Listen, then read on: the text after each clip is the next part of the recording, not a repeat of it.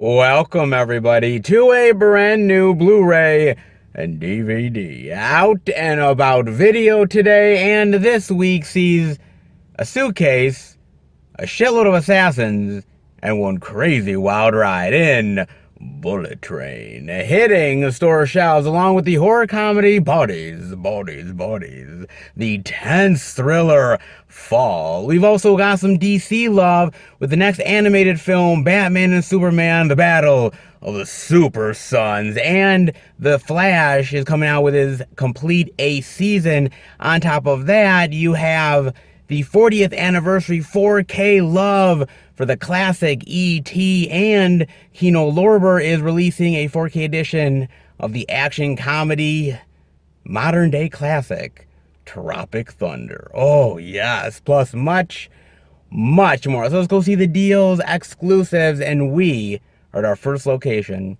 Walmart. So let's go in and see what they got. All right, everybody, we are in at Walmart under the new releases, and look, we have new release love, and actually, quite a lot of it. Not half bad, well, at least for this place. Let's dive in, shall we, with a little bit of Bullet Train goodness. The DVD for $17.96, the Blu-ray DVD digital for $22.96, and not only the always reliable 4K love, but the only at Walmart exclusive 4K Slippy love for $27.96. Look at this artwork, man. This is some killer artwork. That is great, dude. I mean, this artwork here, very generic. I think this artwork represents the movie a hell of a lot better than this artwork does. I'm not impressed by that, but this, man, if you love this movie, this is the artwork that you have to get, man, because this is some killer shit. I'm just saying, dude, this is what this regular artwork should have been. Shame on them. But Walmart's holding it down, baby. Oh, indeed they are, man. Whoa, pretty damn sweet indeed. But what about the movie? Is the movie as sweet as the artwork is? Well, kinda, sorta, somewhat, not really, I mean, I didn't watch it in the movie theater. I watched it on Amazon Prime. I wanted to, I just never got around to actually watching it on the big screen. But I had heard mixed things from people. Some people really liked it, other people were kind of disappointed with it. And I was like, okay, this is not one that everybody has a firm consensus. Everybody likes the damn thing. People are sort of a little one way or another. So for me, I love a good action movie. I'm not gonna lie, great action is something that I love, man. The John Wick series alone, man, fucking awesome as shit. Okay, great stuff, dude. But it depends on how it's handled, how the characters are, how the story is. If a lot of it is a mess, then I don't care how good the action is, it just ends up falling apart. And that's kind of where Bullet Train is. Yeah, I'm gonna be honest, man. I mean, there is some fun moments in this film, some really cool action set pieces that really do stun and surprise you and entertain you like a motherfucker. I mean, there's some really great stuff, but at the end of the day, it's really just all a mess. There's way too many characters. There's all these sort of subplots that are going on. This revenge plot, this job that is picking up this briefcase for whatever reason. There's these other people that are transporting this Yakuza bad guy's son. There's another person that is trying to get revenge on the Yakuza for past grievances. There's this other chick that's on the train because she has daddy issues. Like, there's so much fucking shit. Apparently, eventually, it all comes together. It all gels into one gigantic fucking huge bad shit of a plot. But the way it gets there is a real hodgepodge of just trying to stitch together whatever fucking coherent plot you can out of this bitch. I mean, I'm serious, dude. Look, I'm not saying it's bad. I'm just saying that there's just so many subplots and there's so many things to keep track of. At a certain point, you're like, dude, I'm out. I mean, it's cool for what it is, but at a certain point, you're just kind of like looking at the screen like, oh, man. Which subplot are we on now? Number 6 or number 15? You got a whiteboard on you to figure this shit out? I mean, seriously, dude, it's just all over the fucking place. And on top of that, there's just way too many characters. And some characters get more love than others. Other characters are barely there. They're just there in the blink of an eye, but apparently they come back because they're part of a plot that goes back years. And they were part of this massacre thing that happened, which affects this other incident, which affects this murder over here. And, okay, man, I really wish I had that whiteboard on me now. I really wish I did, dude. You know, look, man, the actors are giving it their all. I will give them credit for that. Brad Pitt is having a hell of a lot of fun playing this character, man. He's just really just living it up in this role, something that I really appreciate, man. But for the most part, I'm not gonna lie, I was just kind of just waiting for it to all make sense. And when it does, you're kind of like, that's it? That's all it is? That? Okay. Oh, geez, all this hype for just that. Okay. Well, sometimes the journey is better than the payoff, huh? That's what they say. Oh, indeed it is, man. Look. It just is one messy situation after another, with characters that sometimes are kind of cool and quirky and interesting, and other characters that are flat out boring and lifeless. And on top of that, the dialogue is just, again, talk about another bit of a mess. It's all over the fucking place. You have this one guy, that dude right there, that literally is talking about Thomas the Tank Engines and relating it to all the situations that are going on. And I'm like, okay, did they just do that because the character's got to stand out? So, well, geez, what can we have him talk about? Well, there is Barney. Fuck it, everybody talks about Barney. Well, there is Sesame Street. Everybody talks about Big Bird, that stupid motherfucker. What can we talk about? Thomas the Tank. They're on a train. Makes sense. Ay, dude. I mean, the dialogue is all over the place. The action is all over the place. The characters are just a hodgepodge of various characters from other action movies that you've seen time and time again, and not nearly as interesting as the shit that you've seen before. And on top of that, speaking of the action for a second, look, I did say that there is moments where it is interesting, and there is moments where it does shine and entertain you. The problem is, it all kind of feels very staged. It doesn't feel like a real, like, gritty fight scene. It feels all like it's sort of staged, and this maneuver goes with this maneuver, and you have to hit and then block and then punch, and it just doesn't feel natural to me. And I think the reason why is because a lot of these actors are not really great martial artists or professional fighters. So it just comes off as you're just watching a fake performance than actually watching a gritty fight scene. Because they're trying to do all this sort of Hong Kong kung fu action type of maneuvers, and those are good for somebody like a Jackie Chan or a Jet Li, somebody like that who can really actually make it look good and actually pull it off and make you believe it. But with some of these actors, man, like Brad Pitt and a few others, I was like, I don't know.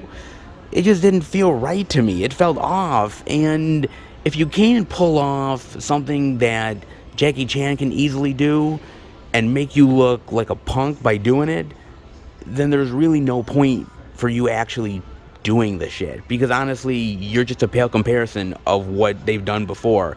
And honestly, who wants to be a pale comparison of Jackie Chan? I don't. So, I don't know, dude. I mean, like I said, there's fun and entertaining moments. There's things in here that are kind of quirky and fun, but it felt like they were trying to make a Quentin Tarantino dialogue-esque movie with Quentin Tarantino-style characters in a crazy, insane martial arts Hong Kong action movie, and none of it ever really worked together. It's just a hodgepodge of ideas. It's a mess of a plot. Too many cooks in the kitchen that are trying to actually make this thing work. And unfortunately, everything sort of fails.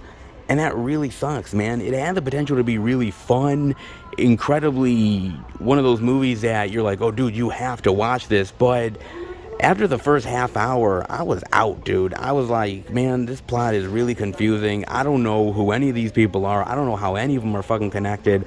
And that could have been the fun of it, but it turns into more of a frustration than it does actually being entertaining and fun. At the end of the movie, I was just exhausted. It's like 2 hours long. It didn't need to be 2 hours. It feels stretched out. It feels overbloated. And at the end of the day, Bullet Train is honestly one that, well, honestly, buy the ticket somewhere else, because you can do a hell of a lot better. Fear reaches new heights in fall of a DVD for $17.96. So, I have heard a lot about this movie, man.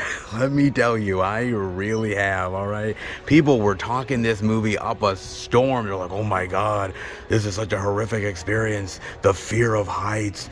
Oh my god, you can't handle it. I heard a lot about this, man, and I got a chance to watch it on Amazon Prime. I watched it with my girlfriend, all right? I gave her two options. I said we can either watch Fall or we can watch Bodies. And she looked at the plot of Bodies. She's like, oh my god, this is a slasher movie. I'm not a horror person whatsoever. Yeah, we'll go with Fall. So I said, okay, we're gonna go with Fall. And, well, you know, hey, not sure it's a, like, you know, movie night, hey, have some snuggles and, you know, stay in type of movie, but hey, I gave her two options and she picked it, so hey, it's her choice, baby. Okay, it truly is, man. Now, this movie is about Becky. Yes, that lovely lady right there. And she, in a nutshell, is a thrill seeker. She's somebody that, you know, climbs mountains, and she's a risk taker. And her friend, yes, her wonderful friend Hunter is with her, and her husband. Now, basically, at the beginning of the movie, there is a tragic accident that happens to the husband, and ever since then, she's kind of become a little bit of a recluse. She's depressed. She doesn't really have it in her to really want to live life much anymore. Her father is trying to connect with her the best he can. She won't have any of it. But her friend Hunter comes back into her life and says, hey, look, I got this opportunity to climb this really hugely tall radio tower, and we can do this together out in the middle of nowhere. We can conquer our fears together and finally get you over the traumatic events that have plagued your life. And, you know, I also have a YouTube channel that I'm making a YouTube video for, but that's not the reason why I actually called you or anything.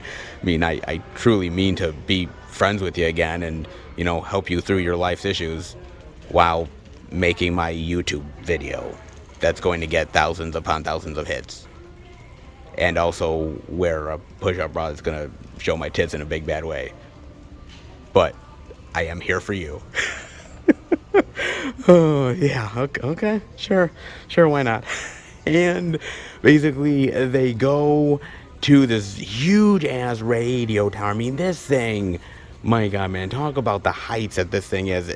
It's massive, all right? And they are in the desert, barely anything around, and they decide to climb it. And they're climbing, and they're climbing, and they're climbing, and slowly but surely, this thing is getting more rickety, man. Like, bolts are getting taken off this thing. It's like rocking back and forth. The wind is whipping like a mofo. And even Becky is like, I don't know about this. Can we, like, stop and go back down? And Hunter's like, you got this. I believe in you. We're gonna conquer our fears. Okay, sure. And so they keep on going until they get to the very tippy top. Oh my God, they've conquered the world. They're like Leonardo DiCaprio in Titanic. I'm king of the world. Well, in this case, I'm queen of the world. And so they're all happy. They're celebrating. And they're like, okay, well, we've taken some crazy pictures. We've taken some video. Oh, this is going to be good for the YouTube shit.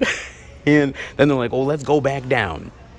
Okay, but when they go back down, holy shit, the actual ladder and everything like that completely breaks, falls flat onto the ground, long way down to the ground, and now they are stuck. They are trapped at the tippy top of the tower. Holy shit, how are they gonna get down? Well, then again, they should have thought about that before they went up. Yeah, thinking, man, they just never do that nowadays, do they? They just never do anymore, man. Jesus Christ. Look, I'm not gonna lie, there are moments where I think are very thrilling and tense and on the edge of your seat, and I'm not gonna lie, man, I have a major fear of heights. Dead serious, dude. I have a huge fear of heights. And this film, at moments, especially certain angles, man, that got to me like a motherfucker. It seriously did. I'm like, whoa. I'm like, oh my God, man, talk about vertigo like a bitch. Wee-o. It is sometimes very effective. The problem is that it doesn't matter how effective the actual, fear is itself. If you can't buy into the characters and the situations, then it's hard to really care about what you're seeing on screen. And that's the biggest problem with this movie, is that there's so many plot holes here. So you go up to this insanely long, tall radio tower in practically the middle of nowhere. You don't think to tell anybody where you're going, just in case, God forbid, something happens and something goes wrong. Or you don't bring another person with you to stay on the ground, again, just in case something may happen. Oh, well, yeah, man, there's that whole thinking again. God, I really got to stop doing that shit, guys. I really do, dude. And the other problem is, Becky is kind of a sympathetic character, no lie, but Hunter comes across as a really just superficial bitch, man. She really honestly does. And at a certain point, they try to make you care about her, where she had this plot where she slept with Becky's husband, and she feels bad about it, and she called it off because she really cares about her. And I'm thinking to myself, you're on top of this radio tower, you're about to probably die, or whether fall or die of thirst, or these fucking birds pecking your eyes out, man, whatever. And you're like, oh, well, I slept with your husband and everything like that. I'm like, is this really the time to be talking about that shit?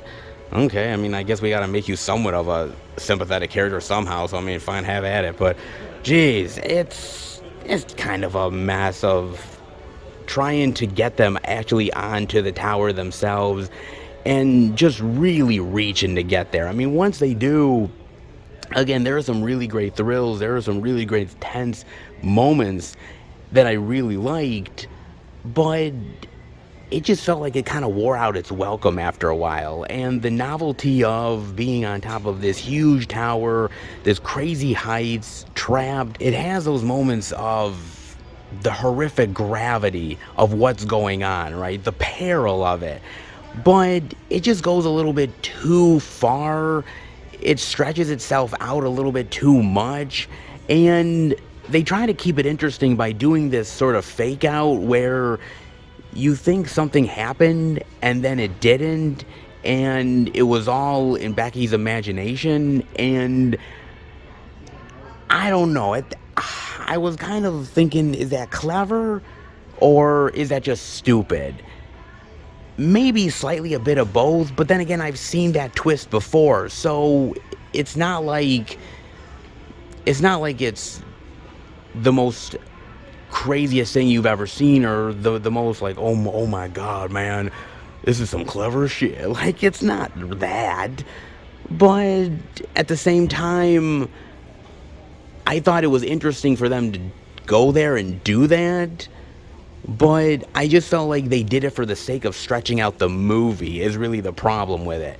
And there's a lot of leaps in logic, there's a shitload of plot holes, and at the end of the day, I was wearing myself out thin trying to keep up with this movie, because After about an hour-ish, hour 15, give or take, I was like, okay, we need to wrap this shit up. And then there's another whole half an hour left, and I'm like, dude, yeah, man, they are just trying to stretch this out to try to make this a feature-length movie, and I don't think it completely works. There's moments where it works, but outside of some of the really tense, like, heights vertigo shit, which again, like, right there, dude, like, that's saying something right there. Look at that. Man, I gotta tell you, even if I was a thrill seeker, man, I'm not doing that shit. You know what? I like the ground, all right? I like having my feet on the fucking ground and actually knowing that, you know, I don't know, I actually am safe. I know, that's bad of me, right? I like to feel safe. That's so lame these days. It really is, dude. But dude, I will take me being lame as a motherfucker than doing any crazy shit like this, dude. Insane stupidity. Because think about this for a second, guys. You are on this tower, right? Now, at the bottom of the tower, it's very structurally sound. But as you go up the tower more and more and more, it gets less stable. Why? Because, well, you're way up in the air, the atmosphere is different, the wind is whipping at you like crazy, and it's hard to keep that kind of structure really stable when you're that high up.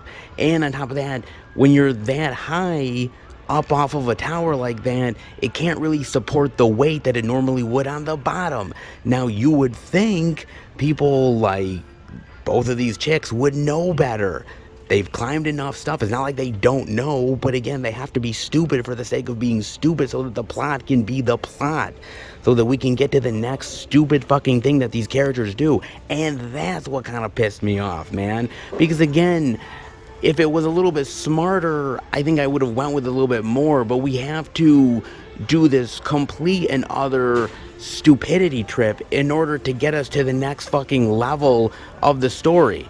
Once we get there, that's fine, but all of the idiotic stuff to get there doesn't really help the movie either. I mean, if I'm being honest with you, the movie frustrated me, alright? It really did, because of those idiotic, moronic, stupid moments where I'm like, these characters need to be more smarter than this shit, okay? And they're just being dumb because the plot tells them to be fucking dumb. And even my girlfriend didn't really like this. I mean, I thought she might kind of enjoy it, and there were moments just like me that she kind of did, but she was frustrated with these plot holes and moments that not only didn't make any sense, but also huge leaps of logic, where you were like, dude, this would never fucking happen, not in a million fucking years. And it just kind of left you kind of pissed off, frustrated, and kind of tuning yourself out at the end of the day. And it's a goddamn shame. You know what? People hyped this thing up like a mofo. They really did, man. Oh my god, this is one of the best horror movies of the year. And when you do that, there's a certain level of expectation that comes with that, and this movie didn't deliver in that. I mean, look, I kind of enjoyed it for what it was, but honestly, I'll take Hitchcock's Vertigo over Fall any day of the week, because Hitchcock knows how to do this shit. Modern horror, they need to learn a thing or two from the old school. Let's put it this way. If this is what's counting for good horror these days, man, we need to really reevaluate our shit. I think I'm turning samurai. I really think so. Turning samurai. I think I'm turning samurai. I really think so. Oh, I just couldn't help myself. Sorry, not sorry. You know how I roll, baby. The Blu-ray digital of Paul the Fury, the Legend of Hank for $22.96. The DVD for $17.96. Ah, yes. A little something for the kiddies out there. Oh, indeed it is, man. Now, I got a chance to watch this on Amazon Prime, and I'm going to be really fair. I was not expecting much from this. I had heard about the movie, but since it kind of looked a little bit more kiddish than some of the animated stuff I've liked as of late, I was kind of hesitant on it. I was like, I don't know about this, and so it's probably not for me. I mean, I knew I was going to watch it eventually, but not sure it was going to be to my liking necessarily. But, well, was it? Was it not? Regardless, look, I'm gonna watch it anyways. I'm gonna give it a chance. Ready or not, here I come. Why the hell not, dude? And the movie is about Hank, yes, that sausage dog looking motherfucker right there. Yes, he, unfortunately for him, is in a town full of cats. Yeah, they don't like dogs that much. And here I thought cats eventually lived harmoniously with dogs. Shit, my bad. Yeah, not good for him. But however, his stay of execution happens because the villain is Pikachu. Oh, yeah, not Pikachu, Pikachu.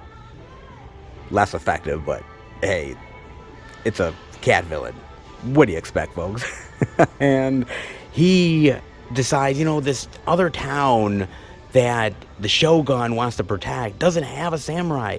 Why don't I make him the samurai of that town? So he's so bad, he's so ineffective that I can take over the town and control it for my evil purposes. Yeah, something like that.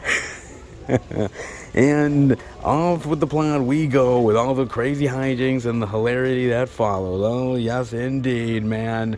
Oh, boy. Look, I got to admit, I did have fun with this movie. I thought that there were times where it was clever, that it was humorous. I loved the animation. I think the voice acting is really good. I really like Michael Cera as Hank. Now, look, I'm going to be honest with you. I've barely ever liked Michael Cera. I like him in Superbad and maybe a little bit of Arrested Development, and that's it, man. The guy does nothing for me. But I really did like him in this role. I thought he was really good. I like Ricky Gervais playing the bad guy. George Takei is great. Michelle Yeoh, solid as always. Even Samuel L. motherfucking Jackson, man. He's so good. Playing the mentor to Hank. Oh, he's so great. And I love certain lines of dialogue that are in the movie, which I think is awesome because it's a kid's flick. Obviously, Samuel L. Jackson can't swear the way that he normally swears. So they kind of do some cute and clever ways to get around that. Which I thought was really fun and entertaining, which I loved, man. And I thought the animated action was pretty cool in it, very vibrant colors, something that the kids are really gonna dig and like, and just sort of sit in front of the TV being like, ooh, an hour and a half time waster for sure, man. Actually less than an hour and a half, like 85 minutes. In fact, they make jokes about the runtime of the movie, they make jokes about the producers and the animators and shit, and I'm like, I'm kind of confused because I'm like, this is gonna go over kids' heads, man. I'm like, kids are gonna be like, what are they joking about, mommy? The adults are gonna be like, don't worry, son, you'll get it eventually. Oh, you apparently will, man. But look, it is infectiously fun. It does have some humorous moments. It is entertaining. Not exactly for the adults necessarily. It's got some moments where adults are really going to appreciate it, but it's definitely, absolutely 100% for the kids, man. And it is really that good. I had fun with it. I'm kind of shocked. I wasn't expecting to have a good time with this, but it kind of got me in the end, man. I mean, it really did. I was pleasantly satisfied with it overall. I mean, there were some moments where I kind of tuned out because it got a little too kiddishy, humorish, and I was kind of like, okay, not my jam, dude. But that being said, for the most part, I actually thought it was cute, I thought it was creative, and I like some of the animated action. And at the end of the day, I think this is something that kids are really gonna love, really gonna dig. And for any parent out there, a flick like this, 85, 90 minutes, you sit the kid by the TV and you get to do some of your much needed errands, that is definitely well appreciated. And Paws of Fury will definitely do that for you. Let the bodies hit the floor, let the bodies hit the floor, let the bodies hit the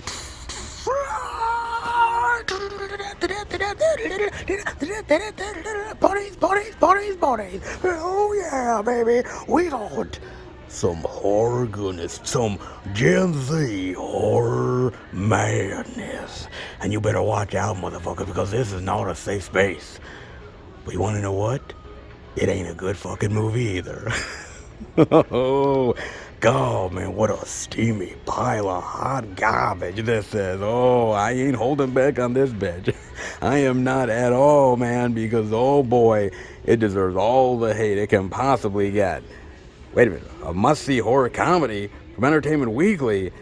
Man, I better find whoever wrote that fucking quote and silence their ass real quick. Oh shit, I better indeed, man. God damn, dude. Alright, look, I watched this on Amazon Prime, alright? And the reason why I watched it is because, well, I had heard kind of okay things about the movie. And on top of that, it's made by A24, which, by the way, A24 has kind of been hitting it out of the park as of late. So I'm thinking to myself, okay, I love myself some horror. I do at times like myself some A24. Fine. I don't know about this Gen Z shit, but I'll give it a go. Man, do I regret every fucking second. Jeez, do I. Ah, shit. Basically, it's about these high school or 20-somethings, these real rich, entitled pricks. And they're partying at this mansion. They're playing this fake game called Bodies, Bodies, Bodies. And instead of it being fake, well, the bodies are actually starting to pile up. Who's the killer? Are they gonna survive? Will they stop bitching and whining? Do I give a shit? I mean, my goodness, dude. Oh, man, and all the horror complications, or lack thereof. Oh, my God, dude. Let me tell you something, man. I don't give a single fuck whether you think I'm a goddamn boomer. I don't give a damn whether you're like, well, you're an old school horror fan. You like the old school stuff. This is new school. You just don't get it. Yeah, fuck you, man. Alright, fuck you indeed. Because I watched every single fucking minute of this movie, and what a steamy pile of hot trash this movie is, man. I don't know where to start with this movie, because everything in this flick is a goddamn embarrassment. It's a fucking disappointment. I'm dead serious. Whether it's the horror or the characters. Oh shit, don't even get me started on the fucking characters. I mean, they're either complete or utter idiots or annoying, whiny crybabies. Hell, sometimes they're both, right? Shit, it's the goddamn trifecta with this bitch, alright? Man, I mean, every single one complains about something or other. Oh my god, she slept with my best friend and she didn't tell me through text, or my boyfriend's actually a veterinarian and you think he's a vet. Oh my god, why are you being so toxic? Are we serious right now? Are we fucking doing this shit? This very moment? Aren't there bodies piling up? People dying? There might be a killer out there? We got time for this shit? Damn, man. Every single second of every single fucking minute of every single goddamn fucking half hour I was watching this movie, I was ready to lose my fucking mind, man. I could not believe that this is what they made. This is horror nowadays? These worthless, superficial motherfuckers, these cockstains of assholes out here talking about the most mundane, artificial crap of all time that you could care less about when all the actual good shit is going on off screen. Yeah, that's what you get in this fucking piece of garbage shit fest, man. Damn, I hate this, dude. Every fucking character is complaining about the most asinine shit you've ever heard in your life, dude. I mean, every single sentence that is coming out of their goddamn fucking worthless mouths. It is so fucking infuriating like a motherfucker, dude. And I kept asking to myself, maybe it might improve, right? It might. Fuck my life, dude, because boy, I was really trying to give this movie a hell of a lot more credit than it ever fucking deserves, man. It is just bad. You can't root for any of these fucking characters, dude. Every character is absolutely spineless and worthless and mundane and artificial and superficial and a complete waste of fucking time. You don't care about anybody. In fact, you wish them all fucking dead, because honestly, the world would be a hell of a lot better place with all of them gone than still alive. Damn, man. I mean, not only that, but the horror is so shitty in this flick, man. You do not get effective horror in this. I mean, at least with Fall, Say what you will about the characters. Trust me, I've said enough as it is. But the horror still feels like horror at times. You still get some really gruesome moments that are really effective. There's not really any great gruesome moments in this flick. There's maybe one or two at best. But the problem is the movie is so dark and so badly lit that you can't see what the fuck is going on half the fucking time in the movie. And you're just sitting there like, okay, so I can't root for any of the characters. They're all absolute whiny crybaby bitches that I can't give two shits about, and you can't even give me effective horror at all. Nothing. I mean, not even really great gore moments where I can at least say, well, geez, that was kind of worth it. Not a damn fucking thing, man. I mean, say what you want, all right? Say what you want about good old Grandpa Leatherface. Say what you will about this dude, okay? Say what you will about this motherfucker right here, alright? I will take Grandpa Leatherface. I will be frustrated at that one fucking button that won't come off of Alexander Daddario's shirt to save her fucking life, man. I will take any of the shitty Texas Chainsaw Massacre sequels. I will take the 2022 shitfest over this goddamn piece of garbage any fucking day of the week, man. Jesus. This is just really fucking ineffective bullshit, man. It is so bad. And not only that, man, look, I have said a time or two that I am not a fan of Pete Davidson, man. That guy, man, if I ever saw him on the street, dude, I don't care whether I'm getting my ass kicked or not, but boy, we going at it, bro. Alright, we truly are, dude. What a fucking annoying prick that guy is. But this movie couldn't even give me a really great death for Pete Davidson, man. I can't even get to celebrate a gruesome death that I get to just watch over and over and over again and see his guts just falling out of his goddamn stomach. Oh, and all the blood leaving his body. Oh, God, they couldn't even give me that shit, man. At least in the House of Wax remake, they gave me a really great Paris Hilton death where I could rewind and watch and feel like, oh, life is so much better now. I can't even do that with this fucking movie, man. They robbed me of that shit. Damn. This movie, man, infuriates me, it frustrates me, it angers me so fucking badly, dude, because this movie doesn't need to exist. This movie literally is one of the most limp dick horror efforts, one of the most limp dick mainstream horror efforts that I have experienced in a really long fucking time, man. I mean, my God, at least with a certain horror film, whether you like it or not, at least there's something in there that you can at least say, hey, yeah, I didn't like all this other stuff, but at least this was kind of good. At least I can hang my hat on this, or this wasn't half bad in that. Dude, you can't say a goddamn fucking good thing about this movie. I dare you motherfuckers out there to tell me there's one goddamn good thing in this piece of shit. Because there is not, dude. The characters are absolute garbage. The horror is garbage. The blood and guts is garbage. The scares are garbage. It's literally Gen Z complaining about shit. That's all this movie is, and they try to make it, oh, this horror experience. Fuck that, dude. This is not a horror experience. This is a lame ass bitch fest is what this thing is, man. And you want to know what? Here's the bad thing about it. There isn't even a killer. Yeah, I don't care if I'm spoiling this fucking shit, dude. There isn't even a killer. The girls end up finding Pete Davidson's body and they think, oh my God, there's a killer out there on the loose. Who could it be? It could be any one of us. Guess what? They end up unlocking Pete Davidson's phone and he was outside playing with a fucking sword and he accidentally slashed his fucking neck and bled out. That's what it is. That's all it was a fucking stupid ass mistake by a stupid ass individual that got everybody else fucking killed because, oh, nobody can unlock his fucking phone. Wow, common sense, man. Where the fuck is that nowadays? Well, let me tell you something. It ain't in this fucking goddamn piece of shit movie, dude. Man, you don't even get a really effective killer. You don't get any effective horror. You get nothing. This movie is an empty shell of an experience.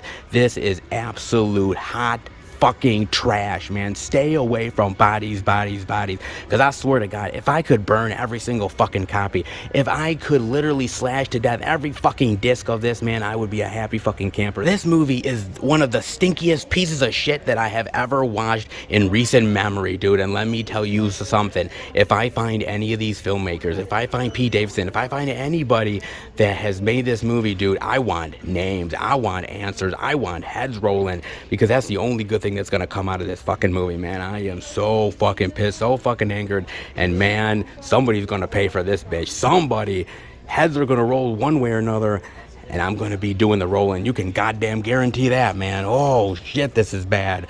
Ooh, dude, man, that gets me heated like a mofo. It really does, but it deserves all the heat that it gets because it's just that fucking bad, dude. Man, I mean, other than the hate that I give that, hey, I mean, at least there's some good physical media love out there. The actual quality is iffy, but hey, at least it's out there in the world, and at least Walmart is bringing the goods. That's at least something to be said, right? Well, somewhat, I should say. It is what it is this week, man. Oh, all the crazy physical media hijinks as usual. Gotta love it. Let's head out. Well, Walmart, you done brought the goods this week, and damn glad for it, man, because actually this is a wild week for physical media. There is so much out there in the ether, man, whether it's in the stores, whether it's online, you name it. This is a physical media fest this week. And at least Walmart's participating. At least they are, man. It's good to start out with a little bit of physical media goodness, a little bit of exclusive love, and hey, who doesn't mind a rant or two from time to time? Much deserved. Oh, you're damn right it is. Oh, man. Well, not bad for the physical media love here at Walmart. Glad they are holding it down, at least on their part. Not bad. I'll definitely take it. I know you will too, but hopefully there is more physical media goodness to check out. Well, I'd like to think there is. How about we go to more stores and see what they got? All right, everybody. We are at our second location, Target. But before I go in, I gotta talk to you guys about something. Oh, indeed I do. And this is very interesting. You know, the whole streaming thing, man, there's all kinds of controversies behind it, and everybody's got one way or another with some kind of opinion. And the freaky director, well, he has one I happen to like. Oh, he does. From IndieWire, freaky director slams studios over day-and-day releases. Stop trying to suck two dicks at one time. Jeez. I didn't really ever think of it like that. But sure, we'll go with it. We will indeed. Let's dive in, shall we? Michael Myers is back in theaters this weekend with the release of Halloween Ends. But you can also watch the legendary killer's allegedly final battle with Laurie Strode from the comfort of your own home. Universal gave the film a day-and-day release, choosing to begin streaming Haddonfield's latest nightmare on Peacock on the same day that it opened in theaters. It's a strategy that has been controversial since its inception. At the height of the COVID-19 pandemic in 2020, Warner Brothers famously announced that all of its new films would begin streaming on HBO Max the same day that they opened in theaters, a move that, quite frankly, prompted widespread outcry from Hollywood's top filmmakers. While that decision was eventually walked back at Warner Brothers, the filmmakers who are passionate about the theatrical experience, well, they didn't quite like it. Christopher Landon counts himself among the bunch. The horror maestro behind the Happy Death Day series is still bitter about how quickly his 2020 film Freaky began streaming. In light of Halloween Ends streaming on Peacock, he took to Twitter on Saturday to share his thoughts in a passionate thread. Ooh, I feel another rant coming on. Today it's the day-and-day release strategy for Halloween Ends, Landon wrote, before offering some simple advice to studios. Stop doing this, please. It doesn't work. He continues, studios, stop gambling with filmmakers and their movies to try and prop up your fledgling streaming services. This happened to me on Freaky, and it destroyed us. We worked so hard to make a fun movie. Blood, sweat, and tears, months away from our families, and for what? They love to use the term 2 bites of the apple, but that's just another way of saying we're going to use your movie as a guinea pig for our streaming service. Sorry, I beg the studio not to do this. Either circle the wagons and protect it for theatrical, or just go all in on streaming. Don't split hairs. At least the Halloween folks were made whole. We got hosed. So yeah, bitter subject. PTSD? Dear studio, stop trying to suck 2 dicks at one time. Honor the sanctity of the theater experience. He's not wrong. Not really. He's not, man, because you got to give it up for him, man. He's passionate. He says what he thinks, and quite honestly, he's got a point. He really does, man. Look, I'm just going to be real with you. I do love streaming to a certain extent, man. I have Netflix, I have Amazon Prime, I have Disney Plus, my girlfriend has Hulu, we've dealt with HBO Max and Paramount Plus, Peacock. So, we've dabbled in it from every single aspect. And at the same time, it's cool to stream the movies, to have that option at home to want to see them. But at the same time, the theatrical experience is very sacred. It really is. And I can't tell you how many times I had really wonderful experiences watching movies in a movie theater with people and just having those great moments that will last a lifetime. Yes, you can get those moments at home with streaming to a certain extent, but it's not as big of a communal experience as what you would normally get in a movie theater. I mean, I can't imagine watching Avengers Endgame and watching it for the first time at home without the communal experience of all of the oohs, ahs, and the cheering. I can't imagine that shit, man. And you just don't get that same way at home. It's comfort, don't get me wrong, and you can eat what you want, and you don't have to pay the concession fees, and there is a certain level of ease to it that's a little bit better, maybe easing on your wallet as well. And by the way, we are living in a society where there is a little bit more inflation, you have to pay more, so if you don't like the movie, damn, you're already out a hell of a lot of money, and you really didn't feel like you got your money's worth. So in some ways, I can see why people would gravitate towards that experience. But trying to split the hairs one way or the other is not a good thing. Trying to have your cake and eat it too is not a good strategy. And I loved the HBO Max idea of the 45-day window. Having a movie in the theater for 30 to 45 days, a great theatrical run, and then putting it on streaming, you had a nice best of both worlds scenario to a certain extent. But it's not exactly the most foolproof plan of all time either, especially when you're doing the day and date stuff. And I almost feel like when you do that, you're catering to everybody, and that's not necessarily a bad thing, but at the same time, you are cutting the legs out from under your film. Think about this for a second.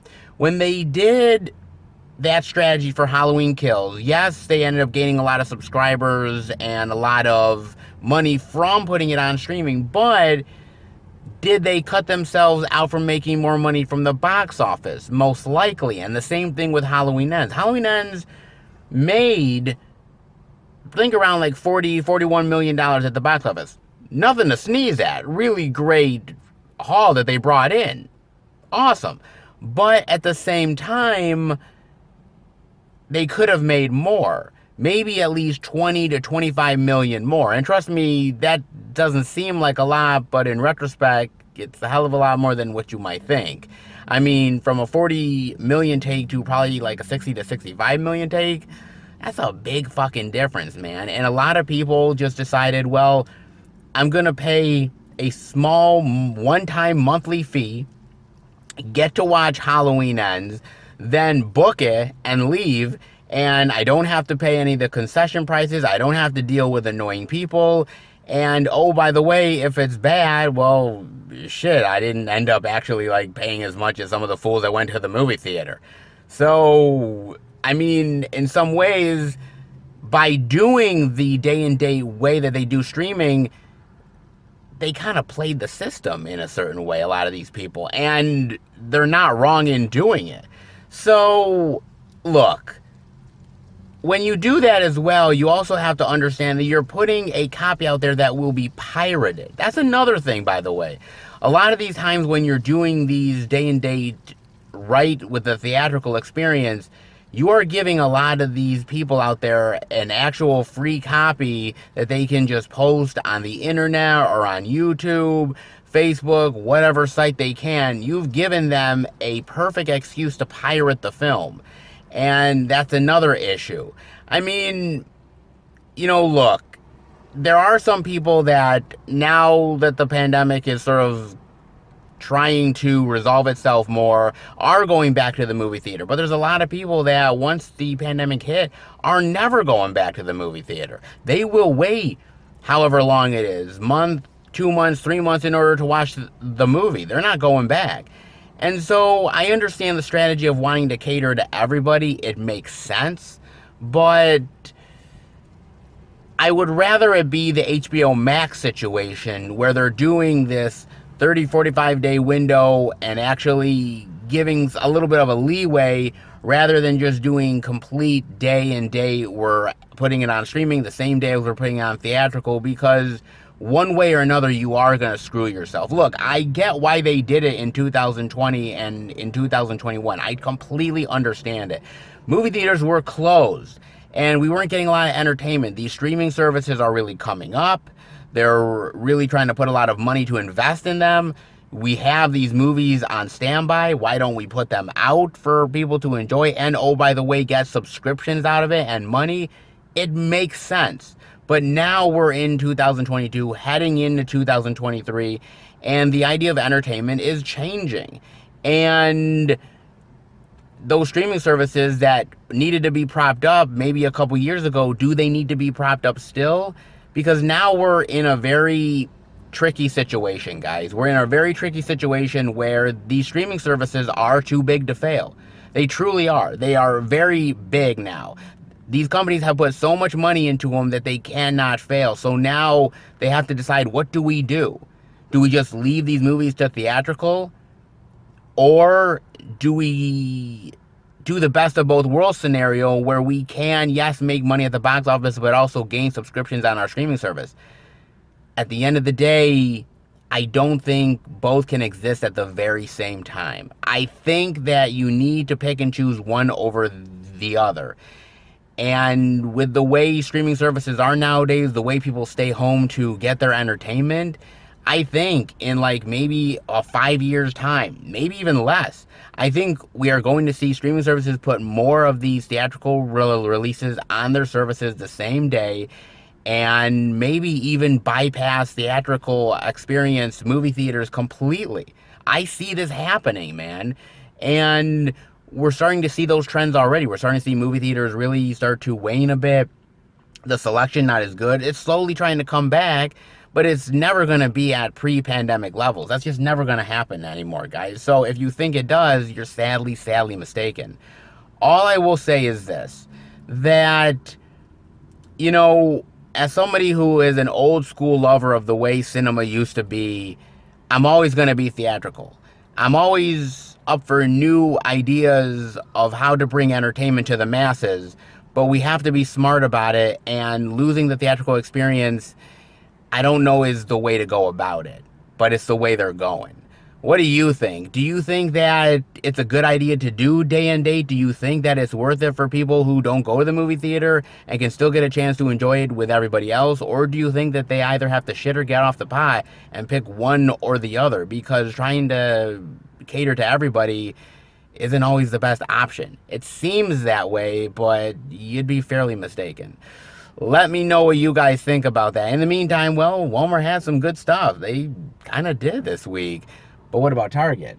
They've had their moments of not greatness, but maybe this week they could be much better. Well, how about we go in, check it out. All right, everybody, we are in at Target, and look at this.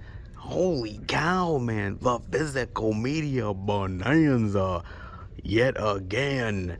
Well, Target might have let us down once, but they ain't letting us down again.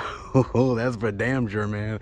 Let's dive in, baby, with a little bit of bullet train action. The 4K Blu-ray digital for $29.99, the Blu-ray DVD digital for $24.99, and a DVD digital for $19.99, all featuring the major players of this action spectacle. Well, I'd like to think it's an action spectacle, but it doesn't always pull it off, to be fair. Which is a real shame, because it has elements that actually works. I mean, it truly does. No lie. There are moments here where I'm like, dude, this movie has the potential. It has some quirky characters. It has moments of really great dialogue. An action scene or two where I'm like, dude, that's some killer shit. He's really great. It just feels too artificial, too polished, too staged. I don't know. There's something just off about the movie, man. It just doesn't have that grittiness that I was really hoping for, which is a shame because it's directed by David Leitch. And I gotta give David Leitch a lot of credit because in the short amount of time that he's really been an action director, he's actually been killing it. He co-directed the first John Wick. He directed Atomic Blonde, which, by the way, Atomic Blonde is fucking amazing. I love that movie, man. And there's some great stuff. I mean, he directed Deadpool 2, which I happen to really like Deadpool 2. I mean, I don't think it's as good as the first Deadpool, but it's still pretty solid, especially the action scenes. That is some really great stuff. He also directed Hobbs and Shaw, the Fast and Furious spin-off, sequel-ish, which is not a bad movie. I actually really like the action scenes. I like the camaraderie with The Rock and Statham. It was a nice little action set piece flick, which I actually definitely dig, man. I mean, he could do action really, really well. He's proven it. But the story sort of lets him down, man. I mean, just think about this for a second. Had they cut out some of the characters in this movie that really didn't do all that much, were sort of window dressing, had they cut out some of the twists and turns that either didn't make sense or were just there for like superficial sake to just add another twist on top of shit. I mean, had they done that, I think this would have been a tighter movie. I think it would have been a better movie. I think it would have been a more effective movie. And as far as the action goes, look, I just gave a lot of examples as to why David Leitch is a really great action director. He's directed some really amazing action moments in some really great modern movies. But at the same time, I think this movie sort of let him down in that regard because it feels too artificial. It feels too fake. It feels, as I said earlier, too staged.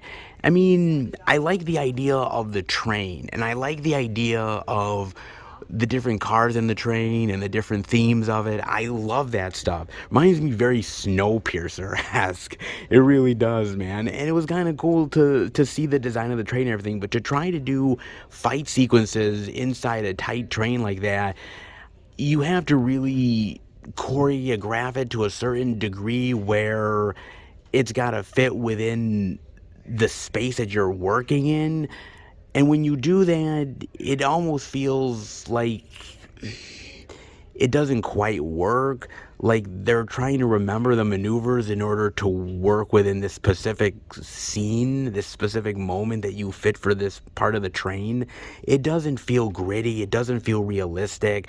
And I think that's the ultimate problem with the action, man. I mean, when you're doing these type of Hong Kong action maneuvers, you really need to make it feel very real, very gritty, very hardcore in order to make it work. And this movie didn't really do that, and that's the unfortunate part about it, man. There is some things really going for this movie, but at the end of the day, it sort of shot itself in the foot with too many characters, too many twists and turns, and action scenes that honestly felt just kind of like they already knew what the maneuvers were in the first place because they already practiced the shit. You know what I'm saying, man? I don't know, like, I like these type of humorous action, comedy, quirky type of flicks, but they're not easy to do, they're not easy to pull off, and there's a reason why not many of them work, because, well, when you overstuff it like this, you know, honestly, you either know how to balance out a movie like this, or you don't. David Leitch is a good director, but this one, he tried, but it doesn't quite work because when you make these blockbusters nowadays, and I think a lot of these filmmakers do the same thing. It's not just David Leitch, but it's a lot of them. You make these ones where you feel like you've got to overstuff it to the max, dude. We need just a bonanza of characters and all these twists and turns and action moments, and we've got to just explode their eyeballs with so much mega moments that when you do that, you're technically doing the movie a disservice because you're not able to develop the movie well enough. You're not able to make the twists and turns as effective as they should be. And at the end of the day, the movie becomes more of a missed opportunity than something really stunning and epic and worthy of your time and patience, so to speak. I mean, like I said, it just feels like a hodgepodge of ideas just really thrown together for the sake of throwing together, and hope to God the damn thing works, dude. I mean, look, I just feel like this movie really, unfortunately, got a little bit ahead of David Leitch. It got past him. He tried to keep it all together, but unfortunately, it just didn't quite work. And sometimes that happens with a director. Look, not every movie that a director does is going to be successful. It's not always going to work out. And for Bullet Train, this is one of the first times that it doesn't for him. Welcome to the club, David. It won't be the last, trust me. It definitely won't. He did his best, but yeah, it just didn't quite work. Easter Sunday? You're talking to a Jew here. This shit's foreign to my ass. The Blu-ray DVD digital Easter Sunday for $22.99, a DVD for $17.99. Home is where the crazy is. Well, they ain't wrong. Oh, they ain't wrong indeed, baby. Interesting. Joe Coy. I'm gonna be real with you guys. I've never heard of Joe Coy. Then again, I don't really keep up with like modern day comedians all that much. I'm more of like an old school guy from like the 80s and 90s. Not really the new shit. So this guy's totally foreign to my ass, man. Just saying. Stand-up comedy sensation Joe Coy, well, that's what they say, stars as a man returning home for an Easter celebration with his riotous, bickering, eating, drinking, laughing, and loving family in his love letter to the Filipino-American community. Okay. Doesn't sound half bad, man. Really doesn't. Actually, you want to know what it reminds me of? It reminds me of that old school movie back in the 90s, like, I don't know, like 94, 95, Home for the Holidays. You remember that movie? With Jodie Foster directing, Holly Hunter was in it, Robert Downey Jr. I think Robert Downey Jr. was still in his like drug and drinking phase during that point, man. Oh, the good old days for Robert Downey, baby. Oh, the good old days indeed. Oh man, actually, I kind of like seeing that from the Filipino perspective. You know, I do feel like as we progress, we do need to see different sides of the argument, you know, whether it's African American or Filipino or, yes, Jewish. Just saying, man. When am I going to get my Passover comedy movie? Shit. Guess I got to wait a while, damn it. But patience will pay off. I guarantee you.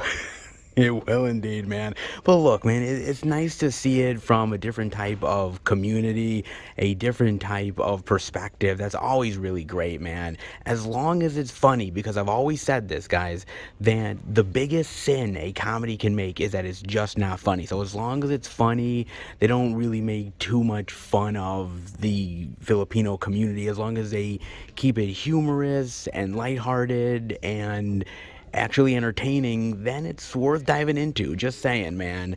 Never heard of Joe Coy. I'm sure some of you are gonna bite my head off for that one, but again, I'm not into modern day comedians. Sue me. Seriously, man. Sue me indeed, dude. Hey, it looks fun for what it is. Not sure it'll live up to the standards of coked out Robert Downey Jr. in a, you know, Christmas movie, but hey, they could try. They could try indeed. A good old holiday comedy. You can't beat them. Finally, they have the damn thing. Jeez, it only took them one whole week to put the damn thing out. Jeez. Well, you know, not every Target's perfect. Apparently not, man. Skimping out on the Idris Elba new release love and putting it out a week late? Man, the fuck they smoking? Jeez, well, good thing is at least the Idris Elba love is finally out. Not sure it's exactly worth it, but hey, it is what it is, man. Well, at least it's out there finally at a Target near you. Or maybe it was always at a Target near you, just not at a Target near me. Yeah. That's just how it goes, folks. Especially around here, man. Physical media is wonky indeed. And Target don't prove it. Oh, it does, man. We also have, though, the Blu-ray digital of Battle of the Super Sons. The Blu-ray digital for $25.49? $25.49?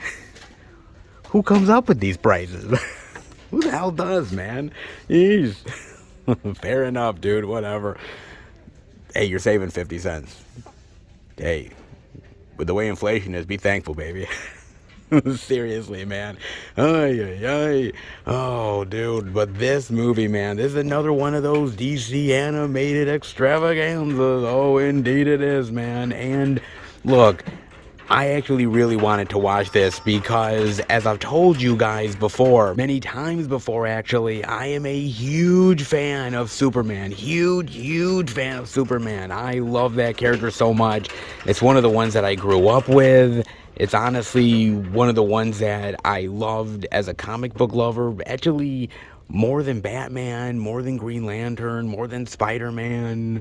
I know, that's some crazy shit. He was my favorite.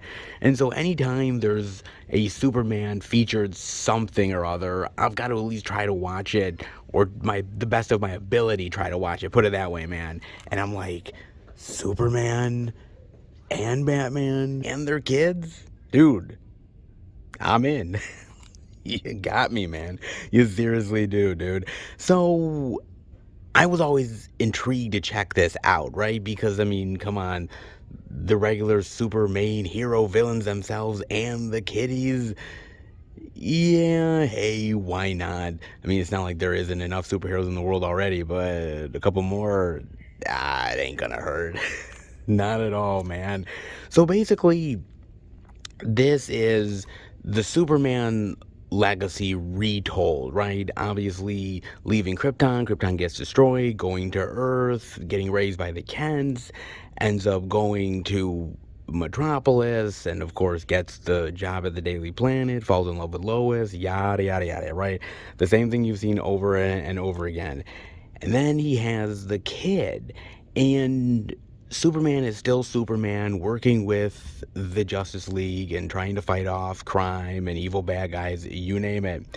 But now his kid is sort of getting to that age where the father is away all the time. He can't really tell his son what he's doing, because how do you exactly tell your kid that you're Superman? You know, that's not an easy conversation. You know, some people have problem talking about the birds and the bees, for Christ's sake. And man, he's got a hell of a lot more of a actual life lesson to tell his kid than just the birds and bees talk. Jeez, man, and I thought most parents had it rough. He's got it even worse, man. But his kid starts to show some powers, and so he's realizing, look, I gotta somehow tell him. He does. The kid really thinks it's the coolest thing ever. My dad's Superman. Which, by the way, not gonna lie, hell, I think that would be some cool shit too, alright? I really would, man. And so, while all that is going on, there happens to be some weird thing going on with the Justice League, some sort of entity or anomaly that is taking people over. What is happening? And suddenly Superman and Batman are caught in the crosshairs. The kids have to end up saving the day. Obviously, Superman's kid meets Batman's kid. They don't exactly get along at first, and then suddenly they learn to really trust each other and like each other and work with one another. And so, yeah, it's sort of like two sides of the tracks. One, this sort of grumpy young kid that is learning to trust people, and the other one is like, oh my god, everything is so freaking cool. And having to learn that even though it's cool, there is dangers with being a superhero. So it's a really great mixture of the superhero old school goodness that you know, plus bringing in the more younger, vibrant aspects to it as well with the kids. And I gotta admit, man, after I watched this movie, damn did I love this goddamn thing, man. This is a great fucking movie. It is awesome. I love this movie. It's probably, and I know it's saying a lot, man, because there's so many great, wonderful DC animated films out there. This has got to be one of my favorites. I mean, not only with me being a Superman fan, but the idea of how they make the animated movie, how they really pay homage to old school comic books, but yet bring in the new generation as well. I love the animation style here. I think it's awesomely well done. I love the voice acting. I love the action sequences in here, the sci-fi aspects, the comic book lore. It's so well done, man. It's so incredibly well done. I loved it so goddamn much, dude. I had such a wonderful, fantastic time watching this film, man. I was on cloud nine after I watched this damn thing because I'm like, dude, this is amazing. This is everything that I wanted out of a DC animated movie. This is everything I wanted out of a Superman tale, and they pulled it off in spades. It is so freaking fantastic, man. It's just so well done, and I love the design of the characters. I love the design of the villain, Starro. Yes, Starro, man. Dude, they've been kind of using Starro a little bit more as of late, using him in the Suicide Squad and now here. I love it, man. Very underrated villain. I'm so glad they're using more of him, man. But I love how they use that, sort of almost like Invasion of the Body Snatchers ish type of storytelling wrapped around like a superhero flick. So cool, man. It's really great. I love that so much. I think it's really well done. I think it's brilliantly told. I love the story. And it's a really great way to introduce the kids into the larger tale. Man, it's just so damn good and so damn infectiously fun and entertaining. And as an old school DC lover with Superman, it just felt so nostalgic, and it really felt like going right back to the old school comic books and being a reader again and being excited. And this movie is one of the best. Truly, it is, man. You know, look, I love the DC animated films. There's no doubt about that. But this is one of the reasons why I love comic books, man. It's tales like this that make me a fan in a big, bad way. And this movie, man, has it in spades. These bodies need to be buried where Jimmy Hoffa is, because I don't want to see any of these motherfuckers on screen ever again. In Bodies, a DVD for $19.99. Ay, man. Seriously, people are gonna be picking this movie up. Oh, man. What's happened to horror? Jesus Christ, what's fucking happened to it, man? Man. Oh, Lord. You know, look, I want to talk about generational horror. So when I talk about generational horror, there are certain movies out there that defined a generation. Certain movies that really moved the zeitgeist of cinema for a new generation of fandom, right? And there's a lot of ones out there that you can say, whether we're talking about the old school Dracula, Frankenstein, Wolfman, the Universal Monster flicks, whether we're talking about Psycho, the Alfred Hitchcock classic, Alien, Texas Chainsaw Massacre, Night of the Living Dead. I mean, some really fantastic stuff out there. The Exorcist, which is absolutely amazing. Halloween, John Carpenter's original classic. Friday the 13th, Nightmare on Elm Street. I mean, come on, dude. Seriously. I mean, even looking back, seeing stuff like Scream, which is really one of those defining generational horror movies that really changed the tone of horror cinema forever. You look back at something like The Blair Witch Project, or hell, I'll even include movies like Saw or Paranormal Activity. I mean, I'll even include those to a certain extent, man, that really changed where horror cinema went and how the generation sort of changed through those experiences with those horror flicks.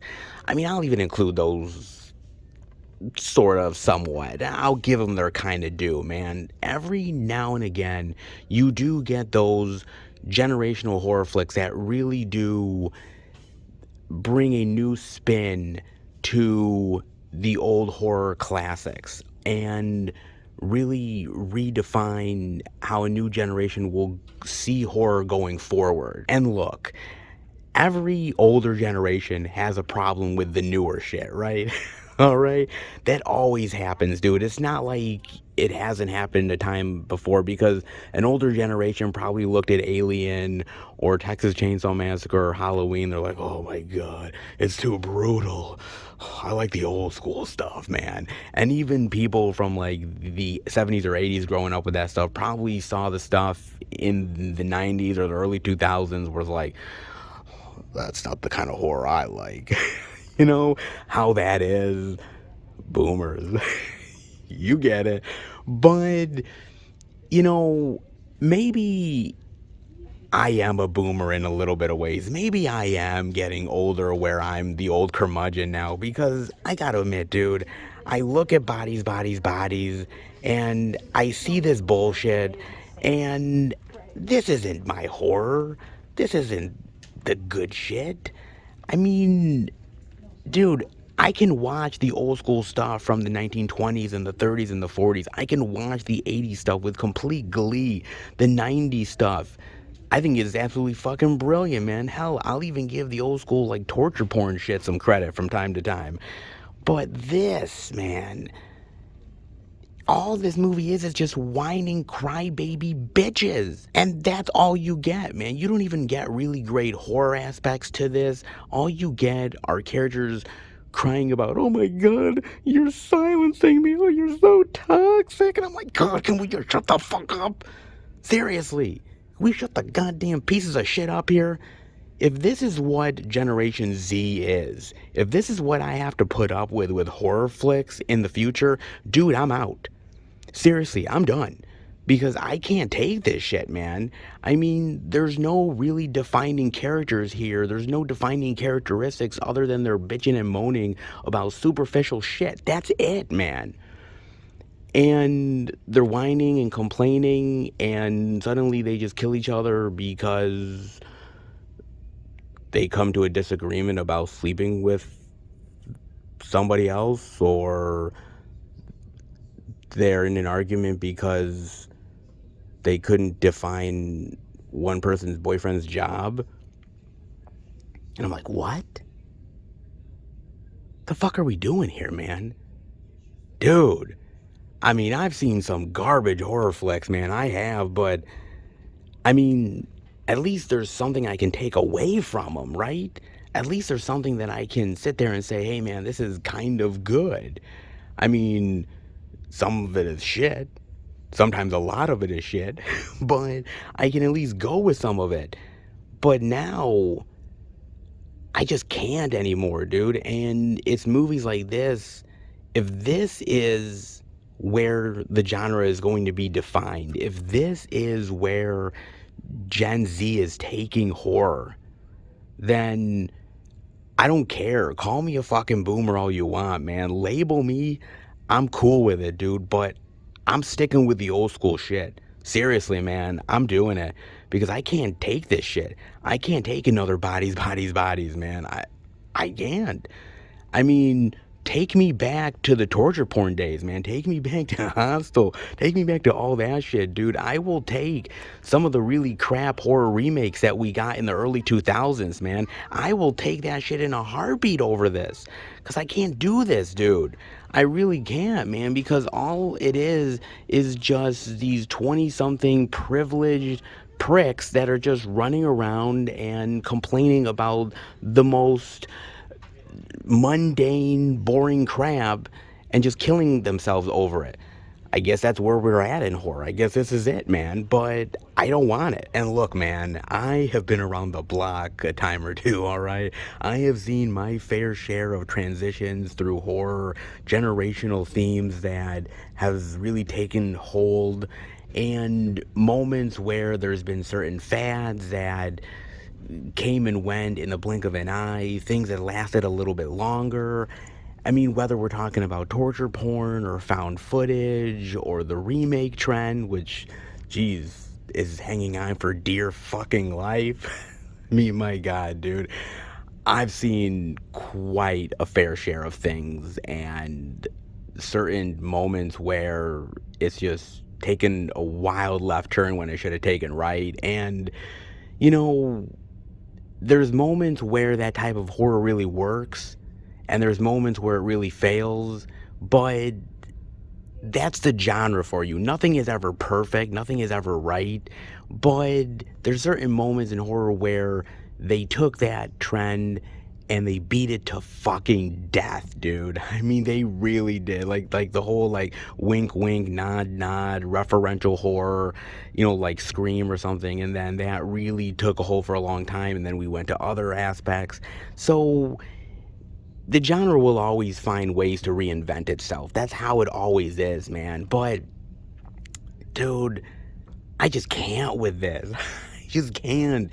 If this is going to be one of those movies that many years down the road, 10, 20, 30 years, people talk about as a generational horror movie that really changed the aspect of the genre, I don't want any part of this, man. I really don't. And I'm not saying that you can't make these type of movies, these Gen Z type of flicks, and they're all going to be like bodies, bodies, bodies. I hope that people actually make characters that you can give a shit about, that you can care about, storylines that are intriguing and mysterious. I want that stuff. I really do. I just don't think we get it with bodies, bodies, bodies. But, you know, look, I'm all for inclusion. I'm all for, you know, horror evolving, the genres evolving. But I just don't think we're evolving in the right way with this. And I think Bodies, Bodies, Bodies takes us way back, man. I mean, look, I hate to admit it, and I'm gonna be real with you. Shit, I take the Munsters over this shit any day of the week, man. I will, because at least there was aspects to Munsters that I actually kind of liked. This, there's nothing. Not a damn thing, man. And it's just a shame. You know, look, I'm willing to go where horror takes me because I love the genre so goddamn much.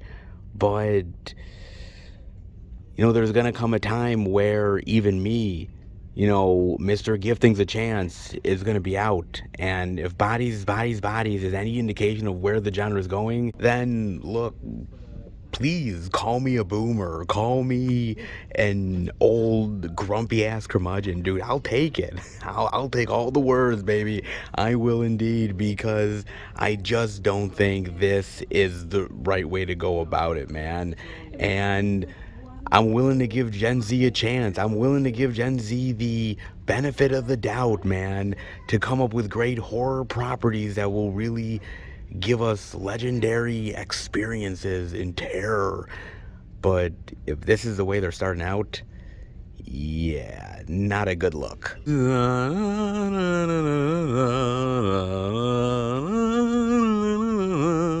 E.T. the Extraterrestrial 4K Blu-ray Digital, only at Target Steely Love. Oh, yes, indeed. Oh, the 4K goodness for $24.99. Look at this. Yes. Wow, 40th anniversary steelbook. Yo. Oh, yeah, man. 40 years. And honestly, E.T. doesn't look a day over 30. Dude, 40 years, so, man, it came out the same year I was born. Man, I am one old fuck. I seriously am, dude. Boy, me and E.T. share the same birthday. That's fucking crazy, dude. That's fucking wild, man. Yo. Wow, man. Holy cow. Let me tell you something, man. I love this movie. It is infectiously entertaining. It is heartwarming. It is heartfelt. It will make you laugh. It will make you cry. It will get you emotional. It'll get you in the feels, baby. It really will. And it is so iconic and so classic and incredibly well made. And you didn't really realize that you needed E.T. until E.T. came into your life. And I think a lot of people would probably agree that the world would be a much sadder place if this extraterrestrial wasn't in it. Oh, I believe we can all agree on that one. Oh, we truly can, man. You know, this movie is kind of timeless if you think about it, because there's certain movies, and I've always said it, that really stand the test of time and barely ever age. Or even if they do, they age like fine wine. And it feels like you could watch this in 1982 or you could watch this in 2022, and it's the same type of experience and you get the same type of enjoyment out of it, no matter what year you're watching it in. And that's a testament to the filmmakers, that's a testament to the actors and the special effects, and just how amazing the storytelling was that gripped you from the word go. And E.T. is absolutely one of those films, man. It is phenomenally well made. It is phenomenally well acted. All the kids are fantastic here. The special effects with E.T. are out of this world, no pun intended. And I just think it's one of those magical moments in filmmaking where everything came together in the right way to make this really special movie. And I love it. I loved it since the moment I watched it. I watched it like probably late 80s, early 90s, and it stuck with me ever since. I know it stuck with a hell of a lot of other people. It's one of those movies where people really reference it constantly as one of their favorite movies because it's just that damn good. It really is, man. And to see the Steely Love, oh, that ain't half bad, man. Not half bad at all. Pretty goddamn sweet. I know E.T. is one of those titles that get so much love on physical media. There were so many VHS releases and DVDs and Blu-rays, and now we're getting a lot of the 4K stuff as well. There's so much really great releases for E.T., and you can't go wrong no matter what you really do with E.T. because everybody loves it. Everybody really wants to pass it down to the next generation, and seeing them do new editions of it just means that the popularity has never really waned. In fact, it's probably gained more over the years than anything else, because the more people watch it, the more people pass it down to their children and vice versa. It just becomes an instant family classic that you just want to keep in the collection. I mean, not only is this a movie that has to be watched. If you are any movie lover whatsoever, movie fan, then you have to watch this. It is a necessity. There is no doubt about that. But the fact that if you are a true movie fan, this needs to be in the collection. It needs to be there, man, because you can't call yourself a movie lover unless you've got E.T. in the collection to show off. Just saying, man. And with all the different editions out there, hey, why not another, man? I mean, look at that Target Steely Love with the good old E.T. on the front. Oh, and the bike floating in the air. Nice. Look at that. Great little Steely Love, man. No matter what release it is, E.T. is just instantly iconic, instantly classic, and needs to be owned. And little Target Steely Love ain't half bad. Well, there was an edition of Deer King here, but apparently somebody loved the anime enough to want to pick it up. Can't quite say I blame them. Hey, if you love something, you gotta get it. You know what I'm saying? Well, maybe next time we'll see it. Maybe. Cross fingers. Cross fingers indeed. But hey, they do have the American Frontier trilogy. The Blu-ray digital for $14.99. This is an odd one. This came out this week? It's kind of weird. So, it's the American Frontier trilogy from Taylor Sheridan, co-creator of Yellowstone, Sicario, Wind River, and Hell or High Water. I kind of get it. American Frontier, I guess. Mexico, Indian reservation land, American Frontier. I'm splitting hairs. I don't know. I mean, it's a good series of films. I mean, I love Sicario. I love Wind River. I love Hell or High Water. It's a great trio of flicks, but I don't know how they exactly combine together. And it's kind of weird because I've seen some really weird combinations of sets over the years when it comes to like these box sets for films. Sometimes there's ones that are really great, like it kind of makes sense, and then there's other ones where you kind of scratch your head like, how did they come up with this? How did they, man? And this is one of those times. I mean, don't get me wrong, they're three great films that are definitely worthy of being watched, but putting it together in a trilogy set like this, I don't know. I don't know if it quite works. I really don't, man. I mean, I think my favorite out of the three is probably Sicario, because Sicario is really freaking awesome. After that is Wind River. I really love Wind River, man. That was actually way better than I thought it was ever gonna be. And I mean, Hell or High Water is great. I can't really put it at the bottom, but still great though. It's a great series of flicks. Great acting, great story, some good action, but all together in a trilogy set? Well, they never said that these box sets actually had to make sense, and American Frontier is yet another one that doesn't. Hey, trust me, I have seen a lot of these over the years, man. Back in the like early DVD days, they were putting all of these combos of weird movies together that made absolutely no goddamn sense. I mean, seriously, they really didn't. And I kind of thought that we were past those days, but apparently not. I mean, this makes sense in some of the other shit I've seen in the past, but still a little baffling. Not gonna lie, man. Great trio films. Not sure they exactly go together, but hey, for $14.99, it is a hell of a deal. Sometimes being old is not all that it's cracked up to be. In Mac and Rita, the Blu-ray digital for $16.99. Diane Keaton. Oh, man, do I love me some Diane Keaton. Oh, I truly do, man. I got a chance to watch this on Amazon Prime, and, well, the main reason why I did was because of that chick right there, Diane Keaton. Like I said before, man, I have loved her as an actress for a long time, and she's done some amazing work, whether it's First Wives Club, the Godfather trilogy. Yes, it's not just all about Brando and Pacino and De Niro. Yeah, Diane Keaton definitely pulled her weight in those as well, and she's done so many other really great movies. Annie Hall, so much more, man, absolutely great. So I'm like, oh God, I don't know, because I was thinking to myself, God, it's another one of those sort of switcheroo type of ones where it's like they're a certain age and they feel connected to an older age or a younger age, or they wish they were this age so that they wouldn't have to deal with all the bullshit, and then magically and crazy shit happens and suddenly they become the age that they want to be, and suddenly, oh my God, all the crazy hijinks that happen from there.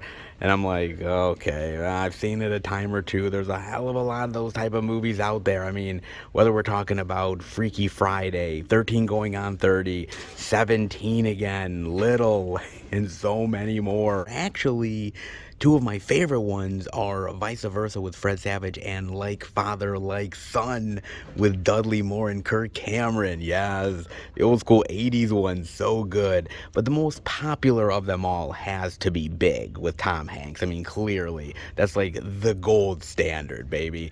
But I've seen a lot of them over the years, and some are better than others, to be fair. But I'm like, God, do we really need another one in this sort of switcheroo comedic genre? Well, ready or not, here another one comes, man. And so why the hell not? But I was like, Diane Keaton's got me. I gotta see more of her on whatever new movie she's in, even if it's something like this. Even if it is, man. So basically, this is about Mac, and she's a 30-something girl that really has most of her life connected with older women, like senior citizen age older women. She just kind of feels that she has a soul that is more in tune with them than anything else. She doesn't really understand her friends. She doesn't really like dealing with a lot of the, new age bullshit. She just wants to be old and do old people things and be more confident like old people are. And she just wishes that she could be like that. Just breeze past 30s, 40s, 50s, 60s, and get down to those 70s, baby. I don't know. I mean, she just really likes AARP. What can I tell you? She really does, man. And Social Security. She just can't get enough of that shit. And one day she sees this sort of guru played by Simon Rex. Who gives a shit about him, man? It's actually about the tanning bed. She gets into the tanning bed and magically she gets out of it, and suddenly she's turned into Diane Keaton. Oh shit. I'm old. I have wrinkles. What the fuck? And she's sort of shocked, and she's like, what happened? How can I reverse this? Oh my god, the world's coming to an end. And she just has to deal with it for as long as she can until she can find the guru yet again and get into the magical tanning bed. Right. And all the hilarious complications that go with it, man. Look, this movie doesn't reinvent the wheel, okay? There's not really any way to reinvent that sort of comedy switcheroo trope. There's been so many ways that it's been done already, and even something like the movie Freaky really took it in an interesting sort of horror direction. So it's been done many, many different times in many different ways, and Mac and Rita doesn't really break new ground or anything. I mean, there is some funny moments here, some fish out of water stuff with her, you know, being older and trying to do like younger people things like yoga and aerobics, and she forgets, like, you know, old people have bad hips and bad knees and bad backs. Man, arthritis is a bitch. Jeez, it really is, dude. My god, I'm experiencing that shit already. My god, man. And there's this guy that she kind of likes, but she's nervous about, and then when she turns into her older self, she's like, oh, I'm actually Aunt Rita, and Mac is off, you know, at my place, and we switched places so she could write her next book. And, you know, she gets to learn about him and who he is, and so, yes, there's that sort of standard predictable romance stuff in it. There's the standard predictable goofy, you know, hijinks, being older or being younger and being in a different type of body. Yeah, it's all there, man. It was fine for what it is. I think it was a little too goofy for its own good, and some of the moments where they were just making the characters stupid for stupid's sake, and some of the side characters are absolute, complete, and utter idiots and superficial bimbos. And look, I'm just being honest, man. They really are. I'm like, oh my god, if I was hanging out with these chicks, I'd want to be in an older body too. Whee! I really would, man. I mean, it's got some heartwarming, sweet moments to it, and at the end of the film, there's supposed to be this sort of life lesson about not growing old quick and really savoring the time that you have on this earth as long as you have it for. And there are those moments to it. I don't know if I really believed sort of the heartwarming message at the end. I don't think that the movie really earned it, I would say. But that being said, it's not bad. It's all right. And the best thing about this movie is absolutely Diane Keaton. That is the best thing about this film, man, because Diane Keaton is a pro. She's an amazing actress. She's proven herself a time or two. And seeing her trying to be young but in an old body, there is something sort of cool about that I really like, man. It's not a perfect movie, and I think there's a lot of body switcheroo flicks that are a hell of a lot better than this one. I mean, pretty much most of the stuff I named, to a certain extent, like I said, it doesn't reinvent the wheel. It pretty much sticks to it. Problems and all, it is what it is. Look, I've seen my fair share of these type of flicks. This is not going to be the last. There's going to be a hell of a lot more. I'm just kind of curious what they're going to come up with next. Oh God, help us all, man. And help us all indeed. Look, I suppose there is moments where it does have a little bit of charm and some sweetness to it, and Diane Keaton does elevate this up to more than just a substandard switcheroo comedy flick. Okay, so there is that, and there was some entertaining moments where it wasn't all that bad, but been there, done that, and honestly, I don't really need any more of it. Switcheroo flicks can sort of stay in the past. They've done enough of them, they've told the tale, they've made the great ones, and now we're getting Mac and Rita. Well, hey, it is what it is. Oh, yeah, I forgot. More Bruce Willis. Just what I need in my life. Actually, Now that I'm seeing this, gee, man, I can read it. It doesn't seem so bad now. Yeah. Oh shit. Wire Room, the Blu-ray digital for $16.99. Oh, not only do we have Bruce Willis in this bitch, but we have Kevin Dillon. 2 for 1? How can anybody resist? Oh yeah. You can resist just fine, can't you? Oh, I know you can. His first day as an agent could be his last. God, I fucking hope so. Oh, indeed I do, man. Your enemies are not who you think. This movie is my fucking enemy. Oh, it is indeed, man. Look, I watched this on Amazon Prime, and as I've told you guys many times before, dude, I'm fucking just torturing myself at this point, man. I really am. I love Bruce. I remember the good times, and I just keep on punishing myself, thinking, geez, the next one is gonna be good, right? It can't be as bad as the last Bruce Willis flick. And man, I really gotta stop doing that, dude. I gotta stop doubting that because, man, they just keep getting worse every fucking time, man. Good God. So this movie is about Kevin Dillon, Justin Rosa, and he is a new recruit. His first day on the job at the Wire Room to end up monitoring these criminals that are going to testify, the worst of the worst, basically trying to protect them at any cost. And Bruce Willis is sort of like a senior agent in the Wire Room, and Kevin Dillon comes in all cocky, trying to be badass, and he's like, well, I left my last job because I wanted more action. And I'm like, action? What?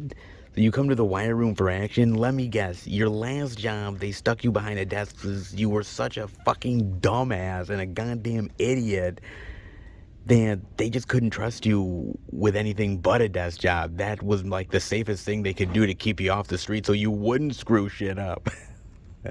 So then they're like, jeez, the Wire Room? You only get to monitor criminals? That's it? Oh shit. Man, this is the perfect job for Kevin Dillon, ain't it? It truly is. And so basically, Bruce Willis is like, look, man, just don't screw this shit up, all right? I don't want to have to save your ass. And so Kevin's like, yeah, I can do this, yeah. I got this in the bag, baby. Yeah, I bet you do, you piece of shit. And so he's basically monitoring this one arms dealer, real scumbag dude. And what ends up happening is that... Wait just a minute. Time out. Time out for just a second. Now I know I'm killing the Target vibes. I get it. But let me explain something before you go further into this video. So when I'm doing the out and abouts, actually when anybody is doing the out and abouts, it is tough to do this in public. Literally, you are there with a camera showing off the movies, and in my case, I'm really diving deep into talking about these things. 4, 5, 6, 7, 8 minutes talking about this, the subject matter, different directors and movies and themes, and you name it. There's a lot that I dive into. And some stores are easier than others. And then there's stores that are a challenge, a big challenge, and one of them happens to be Target. Target, man, has been a frustrating... Man, it really has been a struggle, I would say, overall, man. It's just frustration after mega frustrations. And it's not the employees that are the problem. It's the customers. It's the screaming kids, the parents that don't know how to control their children, people who are just loud for the sake of being loud and obnoxious. And it's a struggle to film these videos week in and week out, especially at Target. For some reason, it is worse than Walmart, and it is worse than Best Buy. How is that possible? I have no fucking clue. It's just asinine, man. And so this week especially was really tough because when I saw how much stuff they had to show off, which was like 10 or 11 things, I was like, oh my god, I knew this was going to be a struggle. I just knew it, man. And it was. Literally, once I started filming, every maybe 5 minutes, even less than that, there were screaming kids, people yelling, crying. It was nuts. And so I filmed this portion of Target literally for almost 2 whole weeks. I'm not even lying, man. To the point where towards the end of Target, I actually have the new releases on the side because I went over and some of the newer stuff that I was going to talk about was in the front, and then they moved some of the quote unquote newer stuff that I was showing off to the side. I literally was at Target almost every single day for almost 2 weeks trying to film the video. And at every single turn, there was always some frustration, some kids that were screaming and yelling, parents that literally don't know how to be parents and can't control their own children, and it is a fucking nightmare. Target is rough to film in, man. It really is that tough. And so I apologize ahead of time about the fact that it's a little bit inconsistent with the filming, and hopefully it all came together at the end of the day, but this is what I deal with week in and week out. And man, some weeks are better than others. Some weeks are just absolutely horrific to deal with. But overall, I do this because I like doing it, because I love doing it, because I'm passionate about doing it. And even weeks where you're incredibly frustrated, you still feel the urge to want to continue and to want to fight through all of the issues to get it done. And that's what I did. So I just wanted to apologize ahead of time. It's not perfect, it's messy.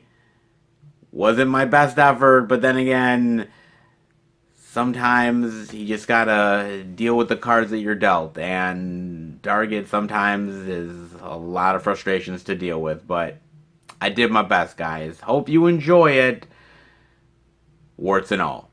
And there's these SWAT guys that are trying to attack this arms dude. And so now Kevin Dillon's like, oh my god, holy shit, what do I do now? He's like, wait a minute, I thought this shit was gonna be easy. Yeah, right. And so now he's calling Bruce Willis, and like Bruce Willis like, what is it? I'm busy.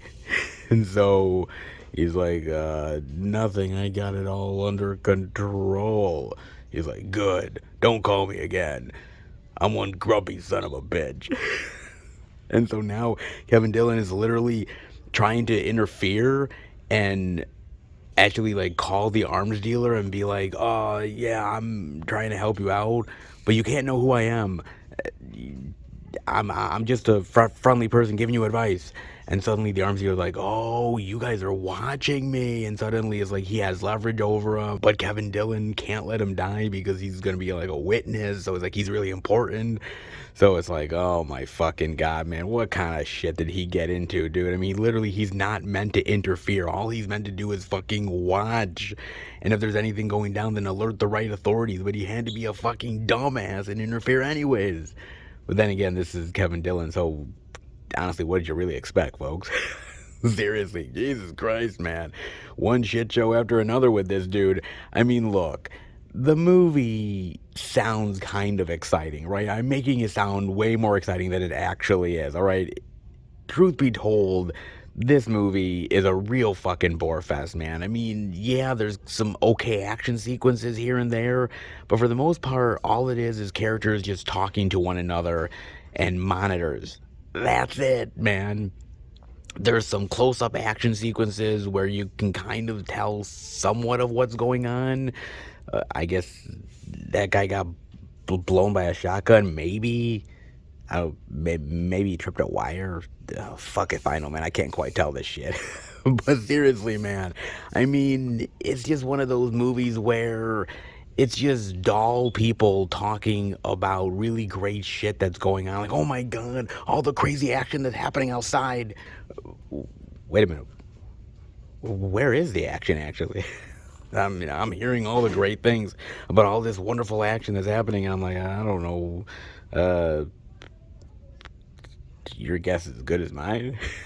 I have no idea, man. Jesus, I don't know what fantasy land they're living in, but I don't see the fucking action shit.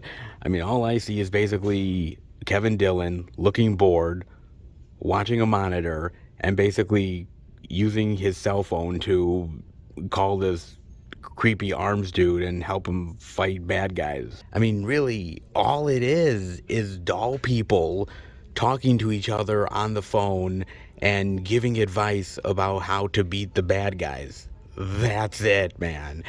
I mean, there's not much more to the movie other than that. I mean, Kevin Dillon is trying to be this badass motherfucker, but failing absolutely epically. I mean, seriously, anybody who really believes that Kevin Dillon is badass, man, needs their head checked massively. You might have had a concussion in the past. I just want to make sure you're okay. I really do, man. I mean, Kevin Dillon just looks bored out of his mind. Bruce Willis, man, he doesn't even really give a shit at this point. I mean, he's basically collecting the paycheck. Hey, I have a couple of lines. Let me memorize them and be on my way, dude. That's all he's got, man. You know, there's some surprises. There's some like, oh my God, thrills. Oh my God, deceit. This person, he ended up like actually switching sides and he's the bad guy. What the fuck? Like, you know, some twists and turns that should shock you. But honestly, dude, it's all just predictable shit. It really is, man. It's predictable crap. And the acting really isn't all that good. And the action sequences aren't that great.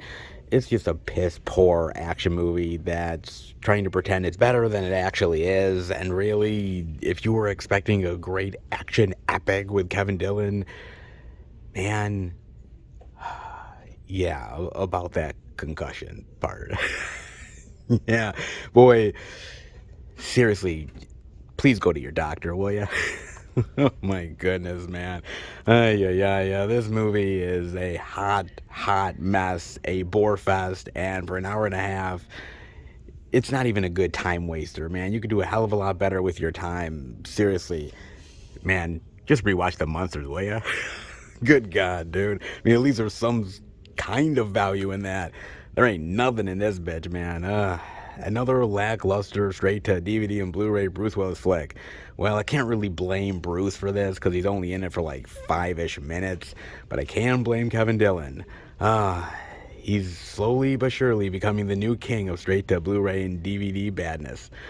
Can't wait for the next. Oh, yeah, look at this. Some more anime love. Steely anime love. Oh, nice. You gotta dig the old anime goodness, especially in Steely form. Actually, wait a minute. Oh, that's from Shout. Oh, nice. Man, I forget that Shout puts these out from time to time, man. Oh, that's really cool, dude. Nice. Again, as I said, I'm not exactly the anime lover, not even close to being the anime expert, so things like a silent voice, honestly, I have no idea whether it's good, bad, indifferent. Shit. I've got no opinion on this bitch. I got no opinion at all, man, but you guys do, because you guys love anime. You always tell me you do, man. So, silent voice, good, bad, definitely let me know, man. But if you love it, hey, they got the Steely love for you. Oh, indeed they do, man. For $19.99, not bad indeed. But they also have some horror love, The Heights of Horror in Fall. The DVD for $19.99. Yes. Now look, in the grand scheme of things, is this a terrible horror movie? No, not even close to it. I mean, it doesn't reach the levels of Bodies, okay? I don't think many movies reach the levels of that, okay? Though it's not really bad, all things considered, but it's not really great either. And it had a lot of potential to be, but missed opportunities, man. But the one thing that this movie gets right is the heights, the fear of heights. the vertigo of it. And that's what they get right here. They don't get right some of the characters and some of the stupid plot holes and some of the silly shit, some of the twists and turns they don't get right. But the one thing that I feel that they should have gotten right and did is that. And whether or not you agree with the movie, I don't necessarily do, but I think they really pull that off, man. Just the heights of it and the terror of it. That's what's really great about this, man. And there's a lot of really great movies out there that have done the idea of the fear of heights. Not necessarily horror movies, but stuff that have really been very effective in getting the terror of being high up and the vulnerability of it. You look at something like The Walk with Joseph Gordon-Levitt, which, by the way, is a really great dramatic movie, fantastic performances, but man, when he's doing the high wire stuff at the end of the movie, man, I just get chills. I just get chills because I'm like, oh my God, dude.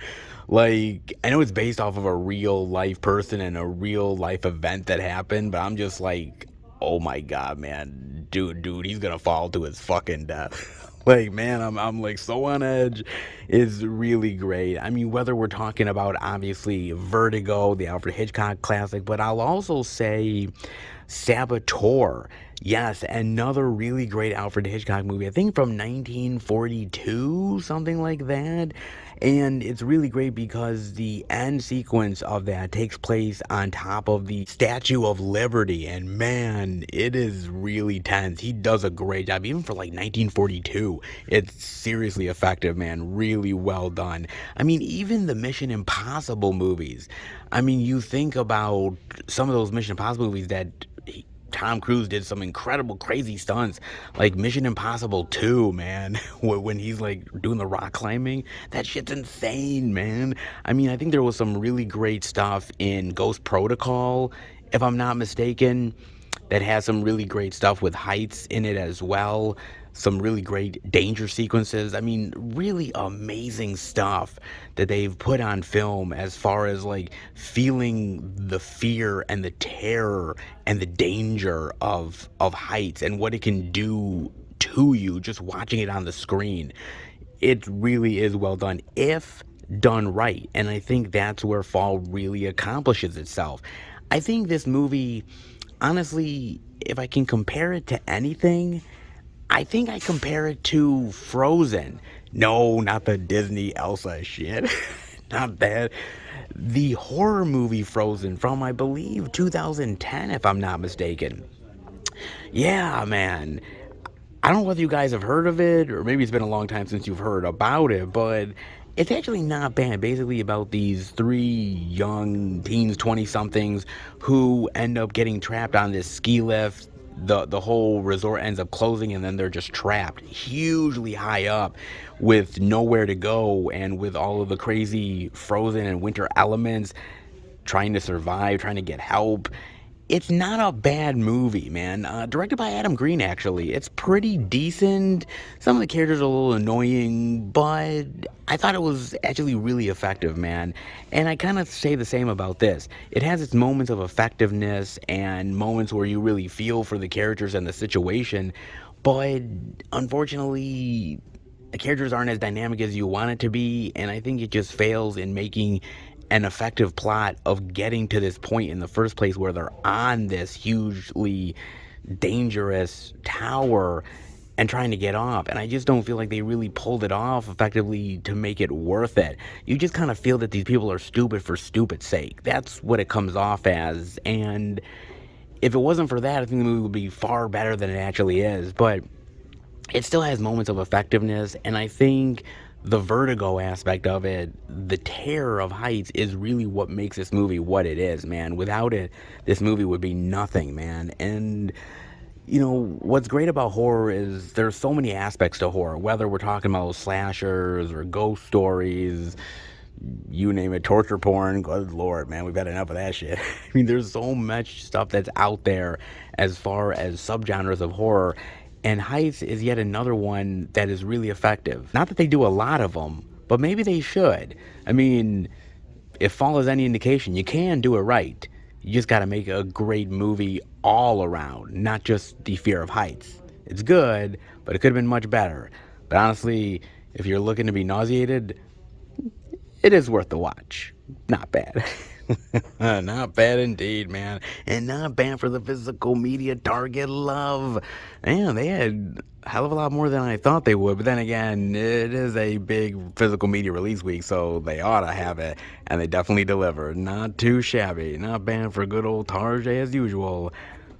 Let's head out. Target be showing the love this week. Oh, indeed they are, baby. And you've definitely got to appreciate that. I mean, they had all of the big releases. They had a little bit of indie love and a little bit of surprises here and a little bit of surprises there.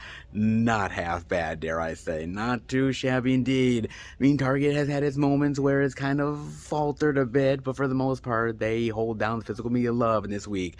Oh, it definitely proves it. Oh, it proves it indeed, man. It makes me a very happy physical media boy, and I know it does for you as well. Not too shabby for good old Tarjay this week. Indeed, it is. But, well, I suppose enough of the Target love. We've been here long enough.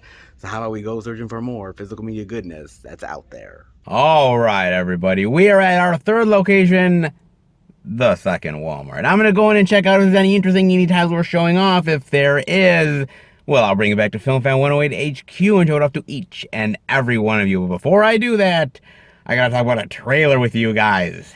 And even though I'm Jewish, even though I prefer Hanukkah, sometimes you get a little bit in the mood for some holiday cheers with one radically awesome and killer Santa in Violent Night, holy night, I can't wait for Santa to kick some villainous ass, it'll be so sweet. Oh, indeed it will, with Violent Night, coming in December, baby, and wow, man. This looks great, okay? Okay, it looks fucking awesome, all right, man? And, you know, there's so many movies out there of Christmas cheer, and they're all fine, don't get me wrong, man, but I like something a little bit different, a little offbeat, off-kilter, quirky, and this looks like it, man. Basically, David Harbour plays Santa Claus, and, you know, he's just going through the same routine yet again. He decides to go to the bar and drink a little bit. Hey, Santas deserve it. All right, they do. And he's going to go through and, you know, give the present to the kids, all that jazz. And this one family, very rich, they are basically taken hostage and going to be robbed of their $300 million that they have in their personal safe. Why you would keep it in your home, I have no fucking idea. But, hey, it's there. So these criminals, led by John Leguizamo, gotta love that shit, and he basically is ready to take the money, take the family hostage, kill anybody he has to. Santa comes in wanting to give the presents, and basically he is caught in this crazy situation, and Santa is gonna have to beat some ass. Oh, indeed he is, man. Look, it looks great, man. It looks really fun. It looks entertaining. It looks cheesy. It looks ridiculous. And I am 100% on board with this bitch. I seriously am, dude. It's just so crazy and over-the-top ridiculous that you think to yourself, no major studio would actually put this shit out. And yet, Universal is actually the ones doing it. And that's the craziest thing to me, man. And I gotta respect that. I gotta love that a major studio is putting something like this shit out, man. I mean, remember back in the day, movies like Silent Night, Deadly Night, or Santa's Sleigh, all these other crazy, weird fucking, like, killer Santa horror flicks, man, where, you know, none of these major studios was touching that shit, dude. And now it's like become a popular thing where like, hey, we're just gonna put it in the theater. Fun for the whole family, yeah. I'm like, okay, cool, dude. But it looks really just overall a really great, fun thrill ride. And I am looking forward to it, but at the same time, I'm a little hesitant and nervous, only because it is Universal, so how far are they really gonna take the violence? Hopefully, they will definitely push the limit on this, but we'll wait and see on that. it could go either way. Big studio, they don't want to upset anybody, but at the same time, hey, the trailer is telling you what it is. So if you're walking into it blind, it's your fault. Just saying, man. But I'm curious of how far they're going to take it. But at the same time, I'm just really looking forward to David Harbour playing this character because I'm going to be real, dude. I love David Harbour. I really do, man. I think he's awesome as Hopper in Stranger Things. And he's always been one of those actors where I always feel like he's on the cusp of really great things ahead of his career. He tried with Hellboy and it really failed. No, the movie's not that good, man. It's not really David Harbour's fault. The movie really let him down, but he was trying. It just didn't work out in his favor. But I feel this is a way to really break out even more. Like playing this character, there's something iconic about it, and yet you can make it your own. Like I love in the movie with his catchphrase, phrases like "season's beatings" or "Santa's coming to town." Like I love that shit, man. It just reminds me of old school like 80s and 90s cheesy flicks that I used to watch back in the day, man. Like late at night. Like I love that shit, dude. It looks really great. It looks surprisingly fun, surprisingly entertaining, and hopefully it's really dark and some really great action, some blood and gore in there as well, dude. I'm looking forward to it, man. I really am. You know, sometimes some of these come off cheesy the way you do them. It's all about the approach to it, to be honest with you. And I think this has a really good approach where it's sort of tongue-in-cheek, but yet serious in the way that they're approaching the action and the horror and the kills to it. I'm hoping it ends up being a really great surprise for the year, man. Horror has definitely had its ups and downs this year. More ups than downs, and maybe we can end on a high note. Maybe. I'm very interested to find out. My man David Harbour as Santa Claus killing motherfuckers? Man, that'll give me all the joy in the world. Oh, it truly is, man. But what do you think? Definitely let me know, man. It looks pretty cool to a Jewish guy, but what about you fine Christmas folks out there? Definitely let me know. But what about the indie love? What about the second Walmart goodness? Well, maybe we'll have something. It's been pretty good so far. But how about we go in? Check it out. All right, everybody. We are in at the good old second Walmart, and I gotta be honest. I gotta keep it real, dude. The physical media has been popping like a mofo this week. The stores have been holding it down in a big bad way, and it's made me very happy. And I know that it has for you as well, but I mean, it can't be all, though, right? We gotta have the indie weirdness, the indie goodness, because I need it in my life. I gotta have it, man. I've been without it for a week, and I'm just longing for it. I really am. So, do we have it? Or am I gonna have another week without it? Well, honestly, I got it yet again, baby. Yes! All the indie love is back. Oh, yes.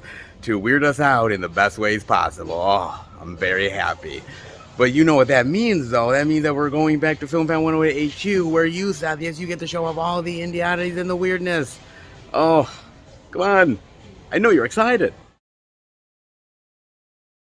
Wait a second, where are you? Holy shit. Jesus, man, don't do that to me.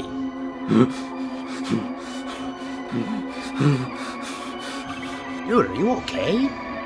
No, I'm not okay. Okay, just calm down. We'll figure this out. I mean, seriously, it's gonna be okay. No, you don't understand. They're dead! All of them are dead! God! They're all dead!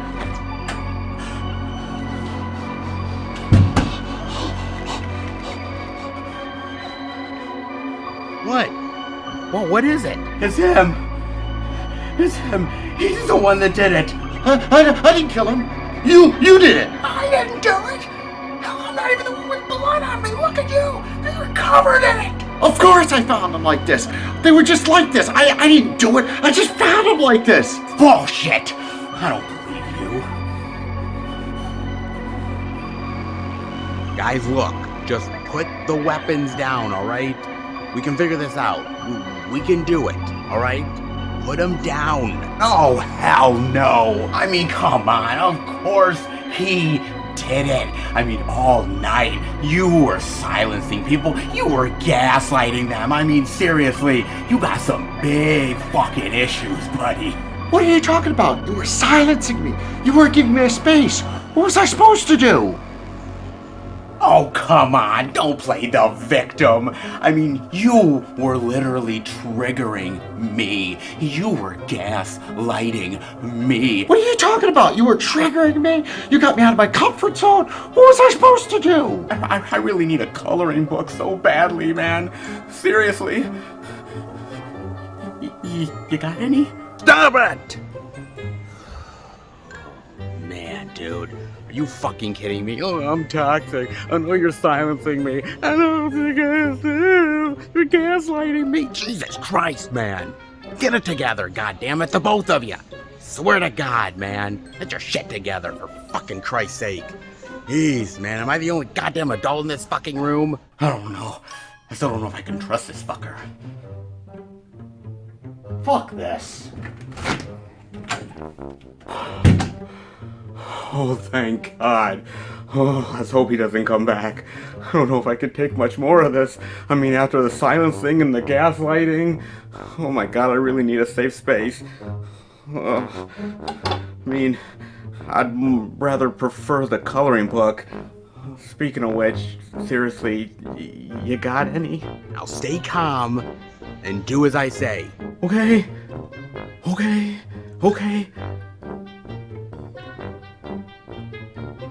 I'm listening. Show off the physical media, goddammit, because if there's any stress reliever from killing, it's physical media love.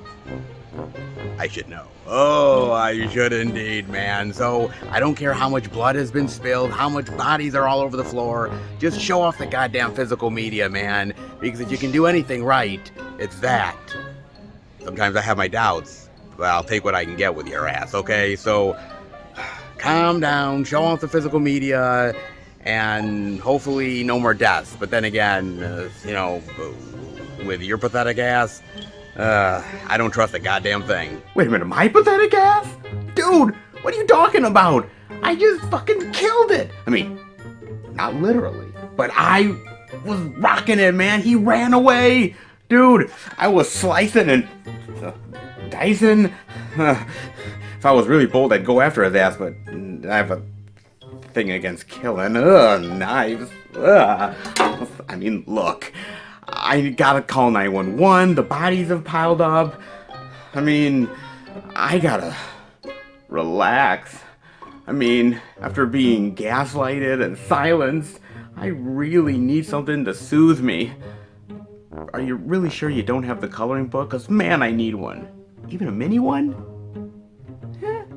Okay, fine. You don't have one. I know. Everybody should have at least one in their household. But sure. I won't judge. But okay. Think about it, Seth. He said, relax with the physical media. Show off the physical media love because what's best to be in your safe space, to be protected. Oh, it's the physical media. Goodness.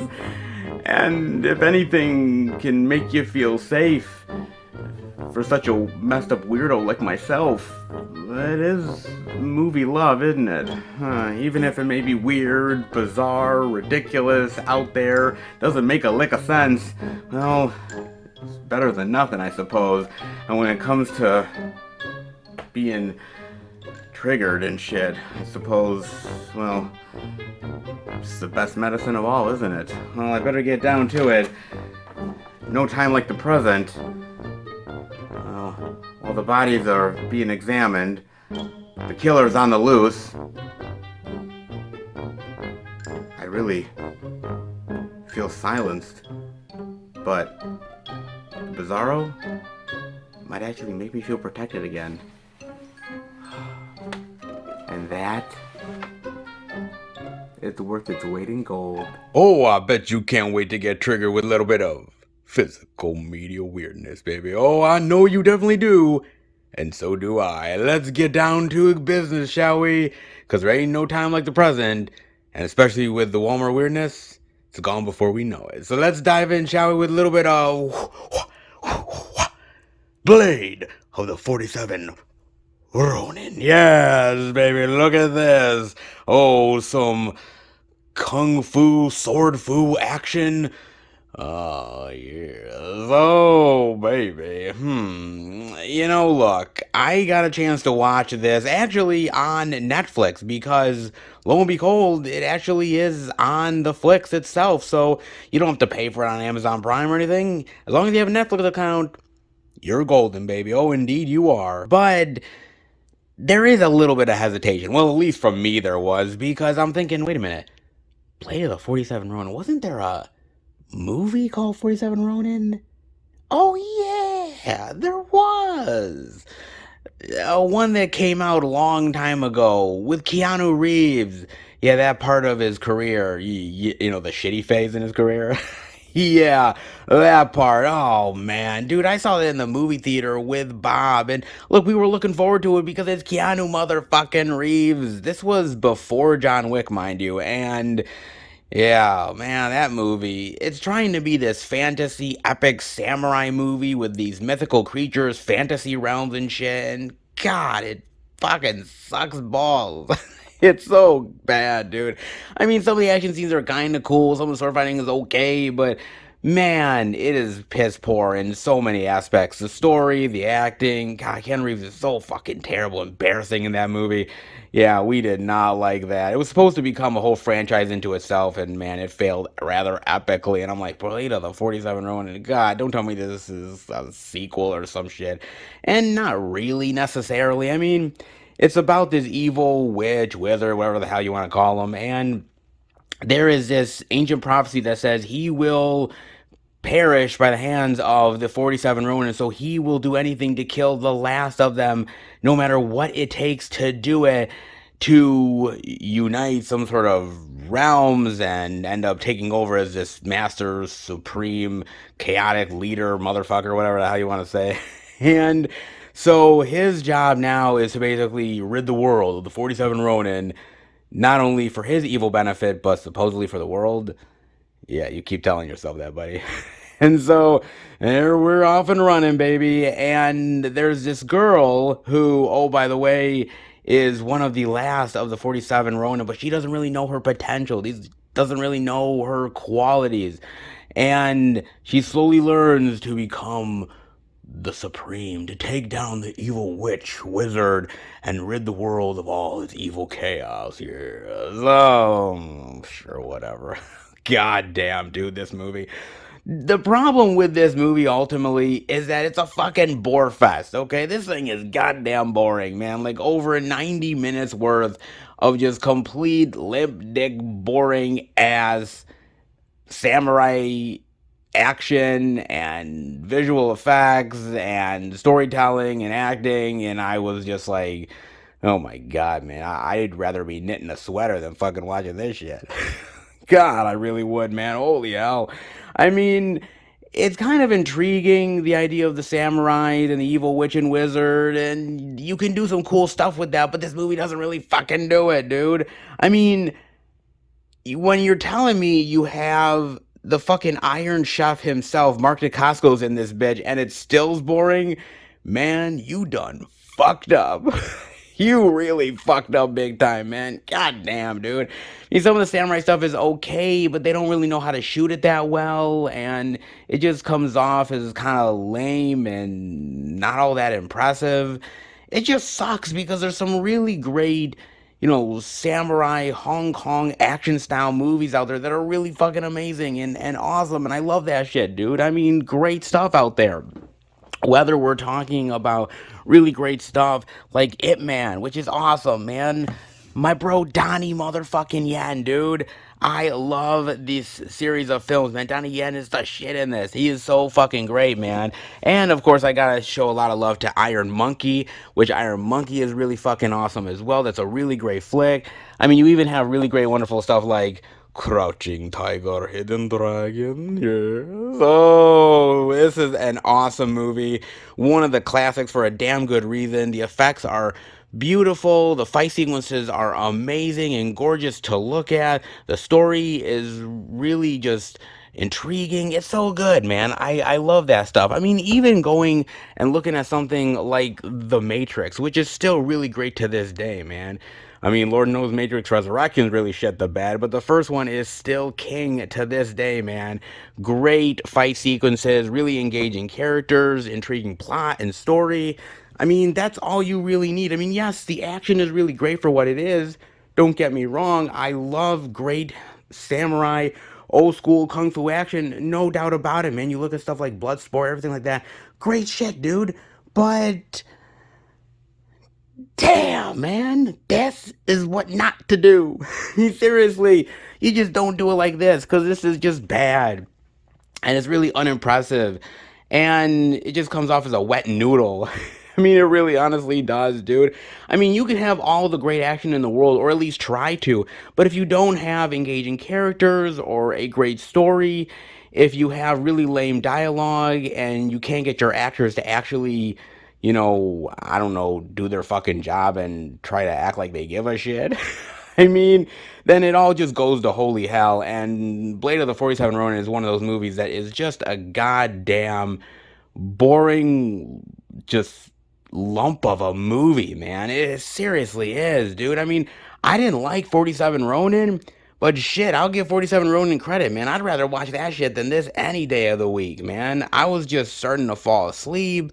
I was losing interest in a major way. Man, this movie really is, man, a cure for insomnia like a motherfucker. Man, it really is, dude. Look, all I'm saying is that, watch more impressive, swordplay, samurai movies, kung fu style stuff. Hell, even the John Wick movies have some really awesome shit.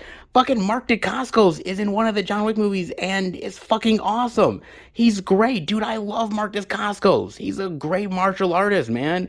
But this movie basically just gave him shit to do, and all he is like this like mentor and trying to teach this woman shit. And I'm like, I'd rather just have a movie of Mark Dacascos fucking people up. I mean, at least I'd be a hell of a lot more entertaining than this shit is. I mean, damn, man. I don't know. It tried, I guess, for what it's worth. But man, if this is trying, then man, bitch, try a hell of a lot harder. I mean, seriously, really do. If you want to watch it, go ahead. If you think this is going to be good, you're sadly mistaken. But if you want to watch another lame-ass 47 Ronin flick, hey, have at it. There's two now. Let's hope there's never going to be a third. Ooh, ghosters are lurking around in Ghoster. Oh, yes. From the producers of C.I. Ape and Joey and Ella Kangaroo Tail, oh, this is definitely going to be a winner. Yeah. Oh, man. Their enemies don't have a ghost of a chance. I don't think this movie does either. Oh, holy hell, you can bet your ass on that one, dude.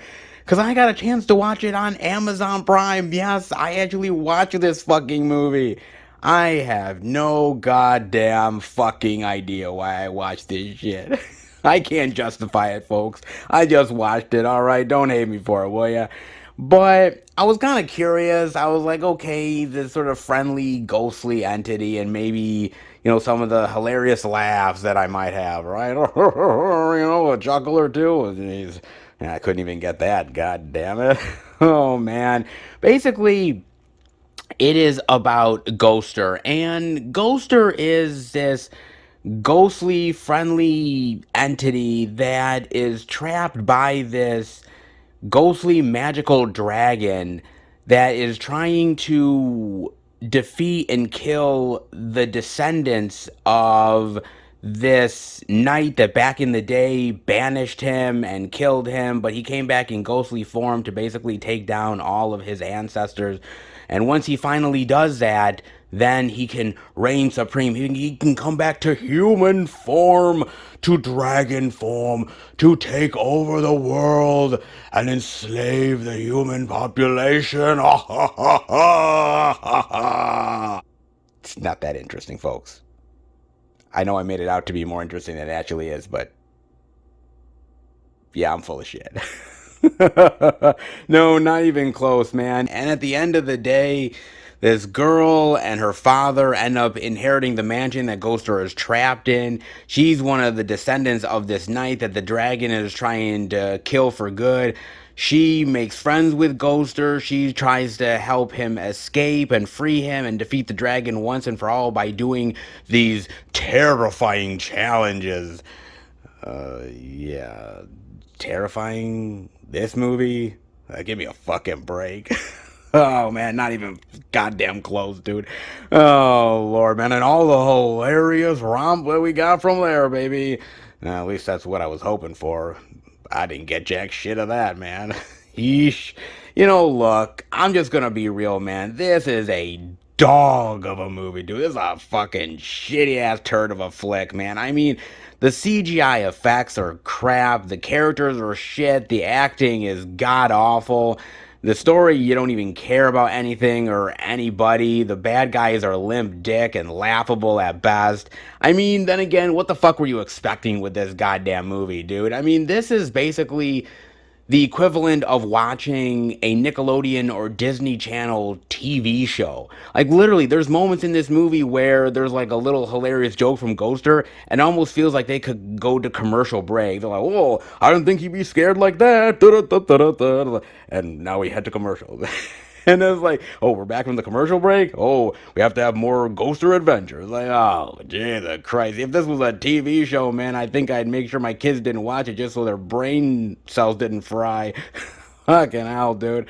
Ay, ay, ay, man. I mean, it just doesn't come off interesting or unique. It just comes off as flat and lifeless. And, you know, when I looked at this movie, and I was seeing Ghoster, and I was seeing how he befriends this teenage girl, and how these bad guys are trying to take the mansion, and how they have to scare them, and, you know, defeat the evil and everything. I was thinking to myself, God, this sounds really familiar. Don't you think so?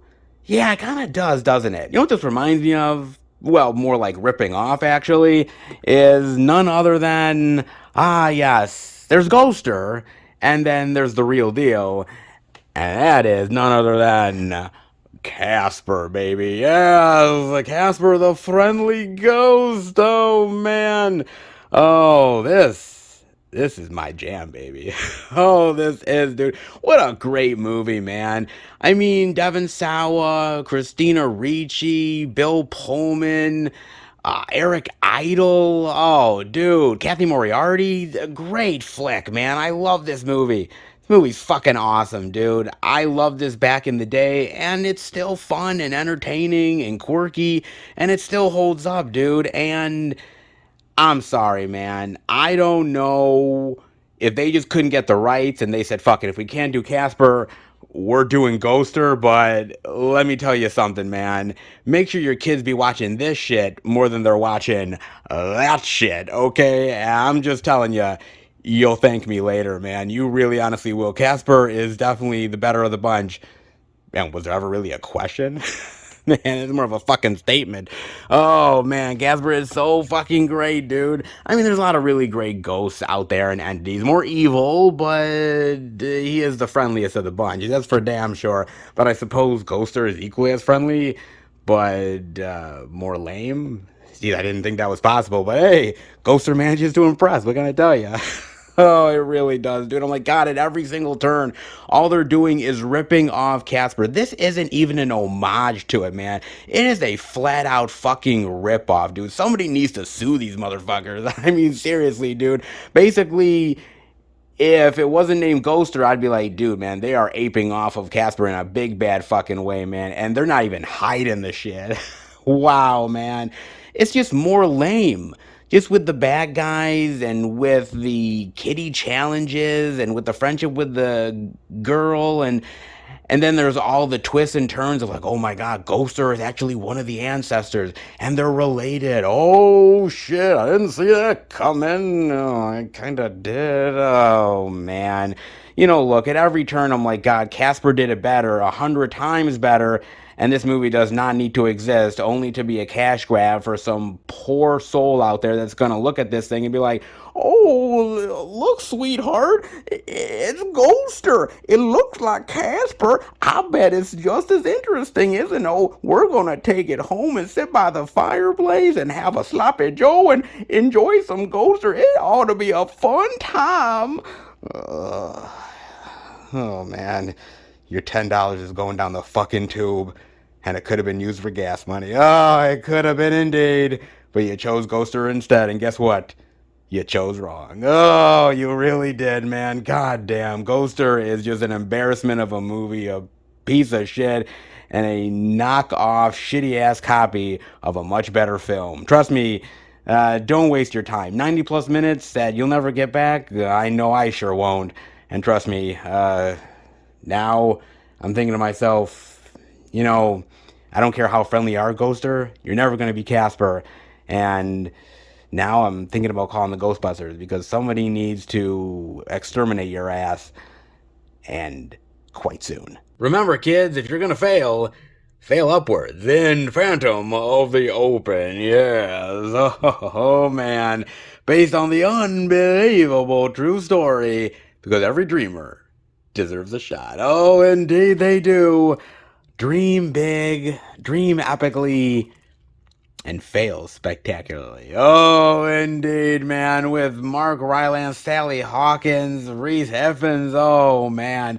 Dude, I got a chance to watch this on Amazon Prime, and I'm not gonna lie, dude. I was kind of intrigued to watch this movie, and the reason why is because golf has always intrigued me one way or another, and you gotta understand the background to really know why I'm intrigued by it. My father was a huge golfer, loved the sport, worked at a golf shop for a really long time. I actually worked at the same golf shop during my teenage years. Through high school, I saw a lot of things. I experienced a lot of personalities. I have definitely an appreciation for it, but I can see where golf is a huge ass bullshit type of sport. There's a lot of bullshitters, man, and you know, the good ones are really the good ones, and the bad ones, well, you know, they like talking smack. They definitely do, man. And you know, golf movies I tend to appreciate a time or two, dude, and I love certain ones, like Happy Gilmore is really great. I truly love Tin Cup with Kevin Costner and Rene Russo and Cheech Marin. Man, that is a great, great golf movie. I love the comedy, I love the drama, I love the personalities. Dude, it's so great. And then there's other ones that are kind of okay, like The Legend of Bagger Vance, which is all right, not the greatest, but it's serviceable. But one of the best golfing comedies of all time, and I think you know it, and if I don't mention it, you guys are literally going to rip me a new asshole. Hell, I'd rip myself a new asshole if I didn't mention none other than the classic, one of the best of them all, and that is none other than... Oh, Caddyshack. Oh, yes. The snobs against the slobs. Oh, man. This is fucking awesome of a movie, dude. I mean, come on. Rodney Dangerfield and Bill Murray, Chevy Chase. So many great personalities in this flick. I love this movie so much, man. It is an absolute laugh riot. It still is hilarious to this day. I love the characters and the humor, the hijinks. So goddamn fun, dude. Love this flick endlessly. I love it, man. And I gotta, man, I give a little bit of shout out to Caddyshack too. I got to. It's not nearly as good as Caddyshack, not even close, but it's still really entertaining. And I happen to kind of dig it for its madness and its weirdness. Put it that way, man. So there is some good golf stuff from time to time. And not as many as some other sports, but maybe golf doesn't always need it. Put it that way, man. But with Phantom of the Open, that's an interesting thing because with it based on a true story, it's even more fascinating and more unique, and I was intrigued even more about it. And so basically, it's about this guy, Maurice, who, you know, is a very steady guy, and he's provided for his family, and he's basically looked after them first and foremost, and he's just an average dude trying to make a living in life. And he finds the sport of golf in his later years, and he kind of finds it intriguing and fascinating, and he tries to make a profession out of it. And all of the hilarious complications that follow, that this guy was trying to be on the open tournament and try to get a slot any way he can, whether he was impersonating fake people, wearing different costumes and trying to fake people out. And just the idea of this wholehearted guy, this wholesome individual who is just the nicest person out there, that just wants a shot, just wants to try and do the best he possibly can, and the system trying to turn him away, but how he fights the system to become a very world-renowned loser. And it's so fun, and it's so quirky, and it's so entertaining, and I had an infectiously good time with this flick. I truly did, man. I thought the performances were great. Mark Rylance is absolutely phenomenal. He's so fun to watch. And on top of that, this character is such the genuine article. A guy who is really just wanting to try to learn the sport and try to genuinely do the best he can, and thinks he's really good at this, but he's really not. And at every single turn, he's just like, "Da, da, da, da, da. Oh, I'm just enjoying life and enjoying playing golf, and oh, isn't this fun?" And everybody's kind of looking at him like, "Dude, you're really bad at this, bro." And he's just doing it for the love of it. He's doing it for the fun of it, and he's just trying to have a good time. And I just love that along the way, yes, he makes enemies, but he makes a lot of friends because he's just a genuine guy wanting to basically have fun at a sport that he loves. And it's not about winning, it's not about making money necessarily, it's about trying to prove something to himself, that he can actually accomplish this, that he can actually do it, and rise to the occasion, so to speak.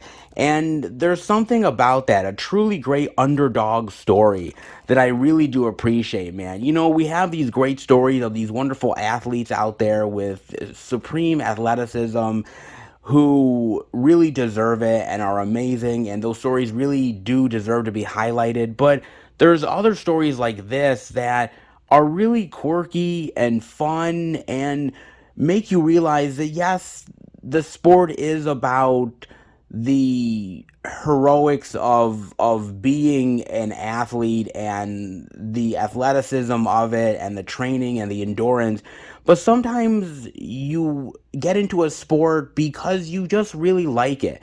It's not about pushing yourself hard in the gym or lifting as many weights as the other guy. It's about pure fun and enjoyment and playing something that you love doing. You don't have to be good at it to play it. You just have to love it. And I think this movie really proves that. And I really love the fact that this guy was the genuine article, was the real deal. And, even though he failed, he still succeeded in life, because it's not all about winning championships and making money. It's about friendships, and it's about fun, and it's about family and camaraderie. And the Phantom of the Open really truly expresses that in a very gorgeous, beautiful, and yet funny way. And it's so wonderful. I love the heartwarming relationship between him and Sally Hawkins, who plays his wife. I really love the rivalry between him and the Open manager, played by Rhys Ifans. And I just love the fact that over time, this guy wins over fans. He wins over people who are not good enough, but yet feel good enough, just because he proved that you don't need to be an athlete to do the things you love. You just need to have a passion for it. And that is really special and really entertaining. And I love the heartwarming story with his family. I love the heartwarming story about his attempt at trying to succeed at golf and just epically failing like a motherfucker. And it's just really heartwarming, heartfelt, fun, humorous. I laughed. Hell, I even shed a tear or two at the end of the day. And It really got me, man. This is a truly unbelievable story, but so infectiously entertaining. I've never heard of it. You know, in golf, you end up hearing about Phil Mickelson and Tiger Woods and all these greats out there, and you know, their backswing and their putting precision and everything like that. And you know what, look, I've been around golfers a long time in my life, man, and man, they are some of the biggest bullshitters in history, man. They truly are, dude. And this movie really just shows that, look, you don't need to be perfect at what you do. You just need to really feel like you love what you do and that it's something that you cherish. And even though you may never be good at it, who gives a shit, man? As long as you're having a good time, that's all that really matters. And the Fan of the Open proves that in a very heartfelt and pleasant way, man. Damn, did I love this movie. It's so great. The acting is phenomenal. The story is great. I love really how they frame the story and the characters and the relationships and then the heartaches and the disappointments and the triumphs. So well done. And I even love at the end of the movie where they show the real guy and some of the real interviews that he did on camera. And I'm like, dude, this guy was awesome, man. This guy was great. And he just was having fun with it and just loved the sport for what it was.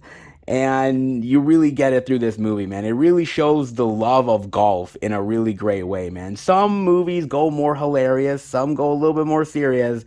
But if you really want the true love of a sport, the Phantom of the Open is definitely one that proves it. Oh, it's one of the best ones that has come out in a long time. And if you are even a remote fan of golf or remote fan of any sport, Phantom of the Open is definitely worth watching. Definitely give your time up for a sport that doesn't always deserve the love, but this time around, you bet your ass it does. Oh, truly does, man. Not bad. Well, 1 out of 3 ain't bad. Well, at least for Walmart, man. The Walmart weirdness is what it is. You can get triggered by it, you can get silenced by it, but you definitely have to appreciate it. These warriors remind me a lot of Taco Bell. They're entertaining at first until you regret it later while sitting on the crapper. Just saying, but you know I'm right. Oh, you know, it really should be a crime to impersonate Casper. I mean, seriously, it really should be. In fact, where the hell is Mulder and Scully when you need them? And if this golfing extravaganza proves anything, it's fail, fail, and fail again, and eventually you'll be famous for it, and everybody will want to fail with you. Not half bad, man. Jeez, I kind of like that idea. When the hell can I join the club? Because if there is any golfing club where I'd be pretty damn good at it, I think that'd be one of them. Oh, I think it would indeed, man, because just like the Walmart weirdness, this deck definitely piques my interest. Oh, indeed it does, man. Look, it's one thing to be silenced, it's another thing to be gaslighted, but when you're dealing with the physical media love, it just all breezes away. Oh, indeed it does, man. It brings me to my safe space. Oh, indeed it does. Oh, absolutely, baby. Not half bad. Oh, not half bad indeed. Now that I'm officially feeling safe and protected, I think now that I've called 911 and they're gonna get rid of the bodies, I gotta remember that Nick is still on the loose. I gotta take care of his ass. I know I said that I wasn't really into the whole stabby thing, but sometimes you just gotta take care of business. But, shh, tell nobody that I said that. You know, something tells me that the cops wouldn't actually appreciate that part. Look, I've been triggered enough tonight, and one less time is better off that way. I think you agree. We'll keep this between you and me. That's for damn sure. So while I'm hunting down a killer, how about you enjoy more physical media love? Because that is always appreciated. In the meantime, I definitely got to create my own coloring book with someone's body. It's about time somebody has one of those damn coloring books, and I might as well create one myself. You know what I'm saying? Enjoy the physical media love while you have it, and I'm gonna go on the hunt. Let's wish us both luck. Well, everybody, we are at the next location. Well, technically we're not at one of the major locations that I usually go to in the videos nowadays, but we are at a little stop along the way where I figure an update is probably in order. A place where I haven't been to in quite a while, but honestly, I think it's about time to at least stop in and check it out. Ooh, what is it? I think you guys know when we're heading into a little bit of Best Buy love, the beast love, baby. Oh, yes, they are finally reopened yet again. So what does that mean for physical media? Will they have anything? I'm not quite sure. Haven't been in here since they closed like 3-4 months ago for the huge remodel. So your guess is as good as mine, but how about we at least go in and check it out? All right, everybody, we are here in Best Buy. They have finally reopened after their huge makeover that they've been doing for like 3 or 4 months. They're finally open, and a lot of you guys have been saying to me, hey, when are you getting back in here? I am in here now.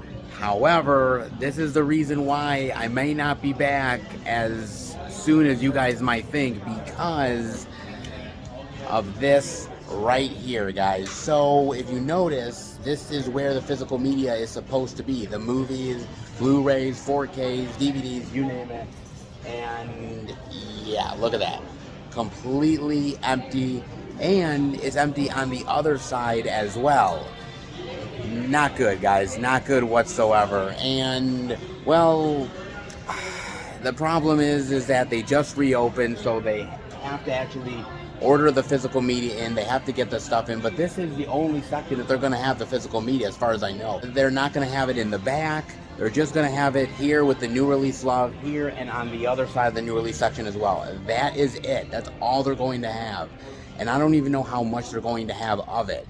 Pretty much they warned me straight off the bat before they ended up closing 3-4 months ago for the remodel. They said, oh, hey, by the way, we're going to lessen the physical media. And honestly, they are going to do that, guys. So I don't know when they're going to get the movies back in. Right now, all they have is pretty much like Xbox and PS4 games. That's all they have at this point. So hopefully they will get some in sooner rather than later, but I don't really know. So your guess is as good as mine, guys. But just so you know, this is where I am right now with Best Buy, is they literally have no movies here at Best Buy at all. Nothing. So just so you know, it may be a while until we get back to the old Best Buy, if ever again. So be patient, but for the time being, it is what it is. You guys wanted me to come back into Best Buy. Here I am, but it's not what you remember it to be. Not even close, guys. And honestly, most Best Buys are like that now, so it's not like mine is just like one out of many. It's basically most stores. It is what it is, guys. So I just wanted to stop into Best Buy. I wanted to let you guys know where they are at. They're open, but no physical media to check out. So yeah, it is what it is, guys. So let's hope for more physical media soon. But in the meantime, diddly squat. Yeah. So nice to have a stop along the way, but how about we try to check out a store that actually has the physical media? All right, everybody, we are at our 4th and final location, and even though good old Best Buy fails us, like that wasn't predictable, we'll go to a bookstore which will have the physical media. Wait a minute. So Best Buy doesn't? Electronics? TVs? A bookstore? I just go with it, baby. I do indeed. When we go into none other than, oh yes, good old Barnes and Noble's back at BNN yet again. What will we have? Well, it's been pretty solid for the physical media goodies, so maybe some unexpected stuff, maybe some common everyday titles we've seen. Who knows? You never quite know what the good old bookstore will have. But how about we go in? Check it out. All right, everybody, we are back in a good old BNN, and oh, I'm already seeing the physical media love. Hell yeah, baby. Let's dive in, because we got the Blu-ray DVD of The Deer King. They've got that. They've also have, more of the Steely love there. Very nice. Got that. Not too bad. We've also got a little bit of Paws of Fury, the legend of Hang. K-O! That's how they do it, right? Yeah, me trying to figure out how to do samurai karate moves, yeah. That's a thing. Oh, man. Actually, what was weird about this, and I looked up the trivia for this movie, is that this is supposed to be a animated kids samurai remake of Blazing Saddles. I'm not even lying to you. I was like, what? Really? Like, okay, that's a thing, I guess. Holy cow, man. I was like, what the hell is that? But I don't know if it actually works as that. Just making it a remake of Blazing Saddles, I'm like, why in the world would anybody want to make that as a kid's thing? As a samurai, whatever, dude, man. I don't know what they were smoking, but it doesn't really come across that way. It feels more like they're trying to ape off of, like, the Kung Fu Panda series, try to take some of their success and sort of turn it into something interesting and maybe a whole new franchise of Paws of Fury movies, eh? Well, at least that's what they like to think. I mean, here's the deal, though. And I'm going to be really honest with you, man. Kids entertainment, and I've said it before, it is such a huge, big, booming business, man. It really, truly is. And there's so much content out there nowadays for your kids to digest. And not everything is going to be to their liking. Not everything is going to hit the way maybe studios want it to hit. I think this is a good movie. I think it's fun. I think it's incredibly entertaining, but it's no Kung Fu Panda. I don't know, Kung Fu Panda just hit at the right time. It really got the attention of a lot of kids. It's really hard nowadays to create new children's franchises, something that the kids are going to eat up instantly. Because back in the day, man, you talk about like the old school Disney stuff, the Jetsons, Flintstones, Scooby-Doo, He-Man. I mean, I could go on and on, man. Back in those old school days, dude, everyone was eating up all these animated films constantly because they'd never seen anything like it. All of this animated TV show goodness, Teenage Mutant Ninja Turtles, you name it. It was such a big boom for animated children's entertainment. And I kind of feel like, not that it's the most difficult thing in the world. I mean, you look at something like Kung Fu Panda, How to Train Your Dragon, Shrek. I mean, those are some really great recent examples. Minions. I mean, my God, man, they can continue to make those Minions movies for years. Dude, the merchandise sells itself. Those Minions are just so goddamn cute, man. I mean, seriously, it's hard to really break through children's entertainment, not like it was way back in the day. And I'm not saying Paws of Fury is bad, because look, I think it's really great. I think it's really entertaining and fun. I love the animation, the action sequences, but it kind of feels like been there, done that, and they're just treading water that has happened before. And look, they're not the only ones that have tried to make franchises out of their great, fun, infectious animated films. I mean, there's been a lot of them that have done it before, man. I mean, you look over here, for instance. I mean, great children's entertainment stuff that really tried to hit in a big bad way and is good, but it didn't go as far as they were hoping for. You look at something like A Bug's Life, great flick. We never got anything more from Bug's Life. Bad Guys, I doubt we're going to be getting anything more out of that. Or if you think of something like Megamind or The Lorax, I mean, there's so many examples of movies that, again, had the potential to go further, but they just didn't hit at the right time with the children's zeitgeist and the popularity that maybe they wanted to. I mean, sometimes they're able to get a little further. You look at Happy Feet. Happy Feet is really great, but then Happy Feet 2, not so much. So even if you get a second opportunity, it doesn't mean that you're instantly going to be successful as the first one. You know what I'm saying? So it's kind of a gamble, all things considered. I mean, it really honestly is, man.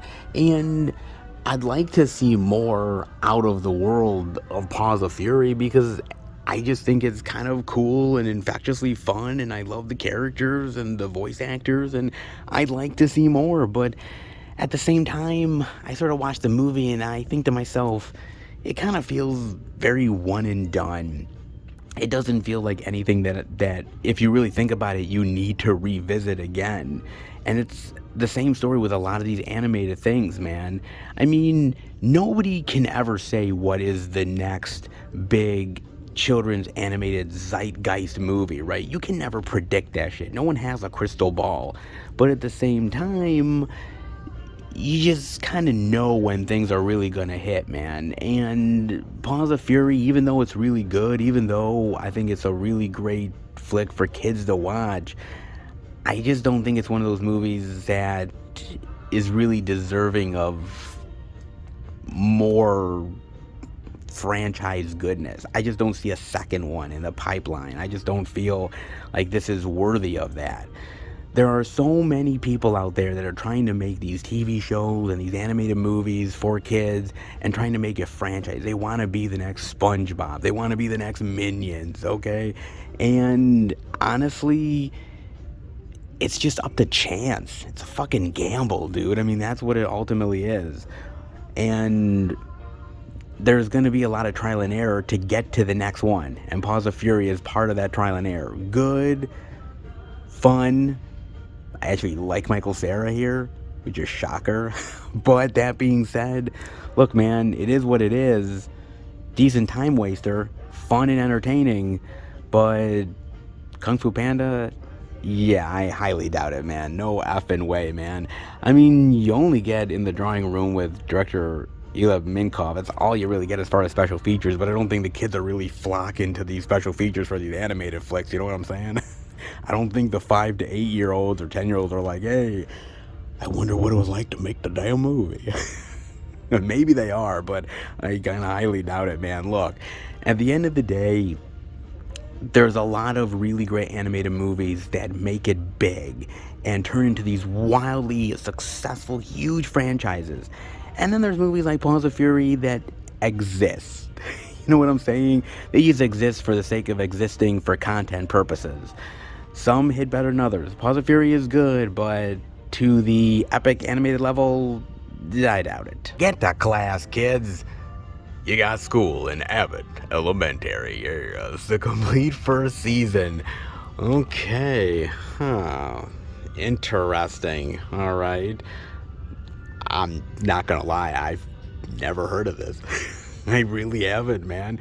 You gotta remember that I haven't had cable in a really long time, man. So a lot of these sort of network shows, I never really know about them. They just kind of pass me by, man, and Abbott Elementary happens to be one of them. Could be the quirky little fun ride. In his workplace comedy from writer, executive producer, star Quintana Brunson, and executive producers Justin Halpern and Patrick Schumacher, a group of dedicated, passionate teachers navigate the Philadelphia's public school system together, outnumbered and underfunded. They still love what they do, even if they don't love the school district's less than stellar attitude towards educating children. Okay, so it's sort of this comedy drama-ish show, possibly, maybe, I don't know. I mean, it could be kind of interesting. I got to admit, though, man, I mean, a lot of these sort of quirky, unique, interesting comedy drama type of shows, for me, something's really got to stand out for me to really be interested nowadays. Now, I'm not saying that isn't Abbott Elementary, but for someone like me, you got to remember, I grew up in a really great time of television. I was watching Roseanne, I was watching Family Matters, Fresh Prince of Bel-Air, Life Goes On, Full House. I mean, so many of those really great shows, and I kind of feel like, and maybe it's just me getting older, but I kind of feel like the stuff nowadays isn't as good as the stuff back in the day, right? I mean, there's still some good stuff from time to time, things that really hit and are very popular and people really love, but I don't know, man, it's just not as good as back in the day, dude. I mean, Family Ties, anybody? Some good shit, all right? It really is, but I don't know, I haven't really gotten into a lot of the newer zeitgeist shows. The only one I really did was The Office, but like Community I really didn't get into. It wasn't really my thing. This Is Us, never seen a damn episode of that. Even Modern Family, I mean, I've seen an episode or two of it, but it didn't really float my boat. I mean, it was good, but nothing I really wanted to continue. I don't know, man. Maybe I'm just old school. Maybe I am, but I mean, not saying television can't be good anymore. Of course it can. I mean, Yellowstone proves that. But for some of these other shows, it's hard to break through, man. It really honestly is.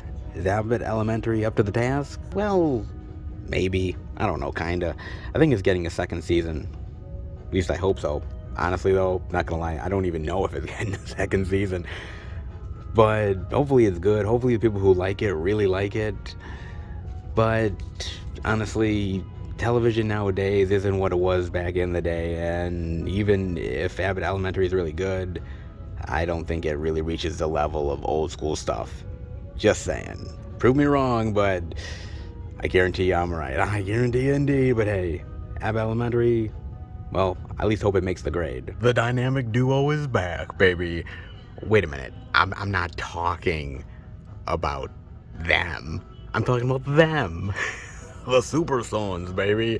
The Blu-ray digital for $30. Well, hey, superhero action ain't cheap, folks. Oh, it certainly isn't, baby. Oh, man. The Super Sons love. Wow. Now, get this, right? They were first introduced together in 1965, December 1965, man. And it was kind of cool all the way back then to introduce kids of the more popular superheroes, man. Just create a new generation. I thought that was always cool. And they sort of played around with the stories until one comic book adaptation. The final story in World's Finest number 263. Yes, where it was basically revealed in that comic book that the Super Sons aren't real.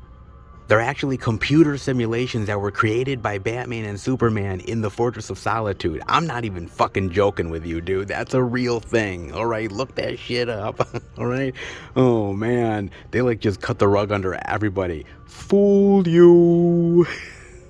Oh man, they really did. I mean, they eventually sort of came back into the comic book zeitgeist in like 1999. There was some comic book adaptations where they were on an alternate Earth or some shit like that. They've kind of done different things with the Super Sons over the years, but they really came back into prominence in 2017, where they really changed up the origins a bit. I mean, you had Damian Wayne right there, baby, who was the son of Bruce Wayne and Talia al Ghul. Yeah, so they had sort of changed it up slightly, and that is really what this adaptation of the comic books is more in line with, is the 2017 version more than anything else. But I gotta admit, man, I just really love them really bringing in the rich history of the characters and the stories, and really presenting a really great, wonderful coming of age superhero adaptation, man. I just really do, dude. I think it's absolutely phenomenal, way better than I think it has any right to be. And I know that they've tried to do different things with the children of the superheroes. I know they try to do stuff with Superman's kids constantly. I think there's even stuff on Superman and Lois that is going on right now with some of their kids. So they've tried to introduce them in interesting ways. They're just unfortunately not as popular as Batman and Superman, and they're just never going to be, dude.